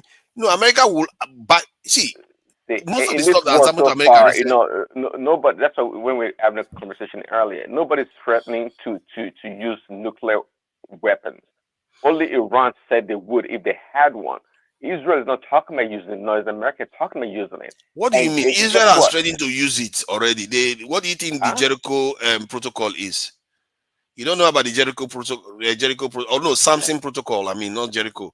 If you attack Israel with nuclear weapons, their weapons will be released to destroy all the Middle Eastern countries. You didn't know that? Oh, no. So you see what the Middle Eastern countries have to endure. Listen, I understand what you're saying. The Samson Accord or whatever. My point here is that Israel is not going around, beating its chest that they're going to nuke anybody.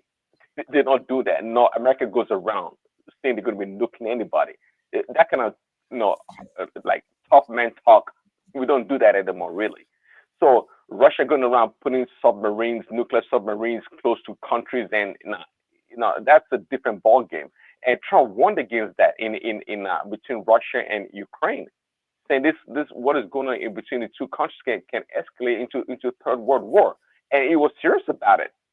Trump was serious about it because Russia is very easy to push Russia's back against the wall, and if their back is pushed against the wall, they have nothing but nuclear weapons. Is that what we want to get into? Who is starting the fights? Well, we can fight. We can then fight, stop starting fights. If you don't want to go nuclear, no. Stop starting fights. No, we can fight. But Bro, seriously, talk. This is why they don't want to get Iran. They don't give Iran the chance to have a nuclear weapon. Did you hear what I said? Stop starting fights. No, it doesn't matter. Why is it that you allow one side to be punching people constantly? Can't you just leave people alone? Fight like everybody, fight. But don't use nuclear weapon. So you want them to fight like everybody when you want them to fight the way it's comfortable for you. That's this is the reason why Iran will not get nuclear weapon, because when it gets to that time, they will use it.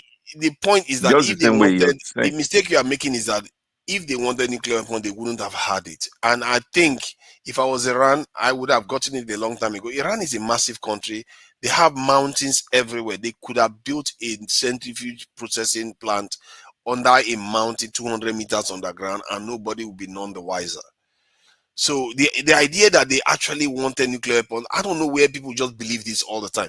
They don't want nuclear weapon. That crazy leader went and put a fatwa on it. Personally, I think that is crazy. He went and put a fatwa on it. That's why they've never gone nuclear. All this enrichment they are doing, they want to use it as bargain chip so that Trump will come on the table and give them what they want. What do they want?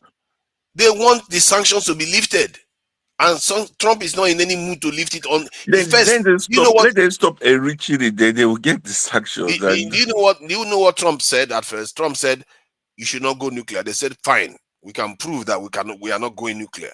They say you are not allowed to enrich. They say no way. Do you know the UN? You have a right to enrich by right internationally. So why did they keep changing the goalpost? If you have people that believe that even if they die, they will go say Allah is keeping some virgins for them, what you do? Pakistan believes that it's Pakistan nuking the whole world now. Let's not do this, man. All because of it's a religion. Pakistan has it. Did you see him trying to nuke the whole world? Everyone is scared of them. The only country that has nuked anybody is America, and you are talking about the country that is more likely to use nuclear weapon today is still America, because but America don't want. No, America will not use it. What makes you think so? They have it already. History if they wanted to suggests use that, it, they would have used it. History suggests that if you have used a certain type of violence and gained from it, you are the one that is most likely to use but you've it. seen it, just like you've been in the situation, you've seen it that is devastating, it's not good, then you're going to stop. You think that they care about that? I think they do. America is by far today the most dangerous country. Iran sees nuclear weapon right now. Do you think it will start? It will bomb everybody. This guy that is saying that some Islam believe that they will go all this thing. All this terrorism that you see all over the world, who do you think are behind it? Which terrorism? Which one? America also sponsors terrorism. Of course. Do not link. You know what people do is that when things come from maybe a predominantly Muslim country, they will tag it as an Islamic thing. But when they come from a Christian, the behavior. Mr. Remy. They will not put religion into it's not like that, Mr. Remy. Sorry, because I've been watching you since morning. That's what you propagate. It is not like that. It's not actually like that. But it's the behavior. You know, let me ask you this. When the Niger Delta people were bombing in the Niger Delta, nobody put religion. They don't mean it. Let me tell you. Okay, I'll give you the difference. Wait now, but when there's any problem in the north, they will say it's an Islamic thing. Okay, let me tell you the difference. Yes, when the Niger Delta was bombing, they were bombing the government installations, police station. Do you understand? They don't go about killing themselves. They were also They're not going to kidnapping be. people. They were kidnapping. Listen, they will not be kidnapping themselves. They will be kidnapping the foreigners.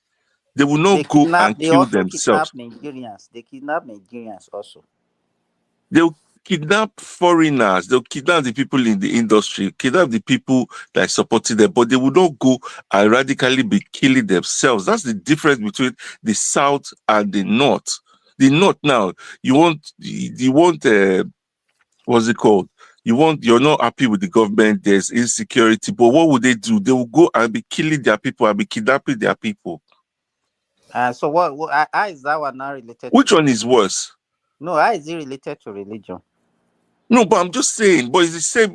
So what's the difference? The difference is the religion of the South is different from the religion of the North. And why is it the one in the South is not giving religious connotation and the one in the North being given religious connotation? No, because those ones, you know that they're freedom fighters. They want to get what they want. These other ones, how can you say you're a freedom fighter? Then you're not going to be catching your people. Sold into your mind is what I've sold into your mind that you are propagating. It is not. It is not. I'm just giving you an example. And this is like the Israeli case now. You want to fight with the Israelis that are doing all these things. The Israeli. Why can't you give religion? Listen, but when Israelis going there, Israelis going to bomb the soldiers, the army, the government people. When Iran is doing their own, you give it a religious connotation. But the Israeli, yeah, but Iran own now, they'll go indiscriminately. They just be shooting everywhere. Look at the people, the Hamas it's not people. about what they do. It's not about what Hamas, they do. listen, the Hamas one now. The guys that 7-7. No matter how they are doing it, don't give it a religious connotation. That's what I'm saying. I know. I'm trying to see if it's different, though, because if you can prove to me that whatever the difference, don't give it a religion connotation. You've been repeating this thing you've been passing judgment based on religious decision. Let me share some this in to show you that the nations have the right to enrich uranium. It's just that you're not allowed to enrich it to a certain level, and that is what Trump is trying to take away. Trump is trying to say you are not even allowed to enrich at all, and Israel is also insisting that they are not allowed to build ballistic missiles. It's like, how can you prevent the nation from doing all these things? My dear brother, the thing is this is just their behavior. They say America control Japan. Are they not progressing? They control the German. The entire European countries, no one that cannot build it. Some, it will not even take them less than a month. So, my dear brother, the behavior of those people in that area, everybody is worried. And we are far away from a bigger crisis. As this guy rightly said, I agree. If America go indirectly, and tonight, guys, say there's always exception to the rule. I think if Iran gets it with the leadership of the community, I think they will use it. But why you guys? Why do you keep blaming this? This community is the reason why Iran doesn't have it now. He's the guy that stopped it. Sunanja, why are people trying to use the behavior of non-state actors? Why am I echoing? Somebody needs to mute. Okay. Yeah. Okay. I'm still hearing myself. I think it's what Midwest. Okay. It's no longer. So why people? I listen to you guys. Why are people using the behavior of maybe non-state actors, like some group of terrorists, criminals, using their behavior to compare and use to conclude that states? I mean, like you compare behavior of non-state actors like criminals and terrorists to say, oh, that's the way a state is going to behave. People are saying, oh, because Muslims, criminals shoot people or kidnap people, so because they are Muslim, it means that a country as Islam will behave the same way. Come on, a government is more responsible than that now. A government is not going to act like a terrorist group now. Are you kidding me? And just start shooting nukes. For you, government of a country has sense now. You know that if you nuke someone, they will nuke you back. So why would you want to nuke? Just like Tunanja gave example earlier, Pakistan has it, but the last thing Pakistan would do, with all their temper, their Islamic, or that, the last thing Pakistan would do is shoot a nuclear bomb because they know that's suicide. They will shoot back at you. Even the United States, they don't shoot it because they know someone else will shoot back. So why are people saying Iran? Because they are Muslims and because Muslims are known for terrorism. No, if you are talking about what they call it, ISIS or Al-Qaeda or some non-state actors having nuclear bomb. Yeah, your argument will be valid, but you can't say if a state But people are possess a nuclear scared bomb, they now. will use it because people of their religion are known to act crazy. No, nah, that's not a good argument. But people are Well, scared. it's not a good argument, but if you say so, but the problem is that the Iranians. See, by the way, the Iran or the Persians, which is the major group in ethnic group in Iran, they are very sophisticated people. They well They're educated. very I mean, they intelligent, have very educated. Exactly. So yeah, why would they act they, dumb, commit suicide by using nuclear bomb? they have a long history of progressivism, if you want to put it that way. But anyways, but the people in charge, the mullahs or the community, right? Those people, they have hatred for Israel or the Jewish people. But Israel have hatred for them too.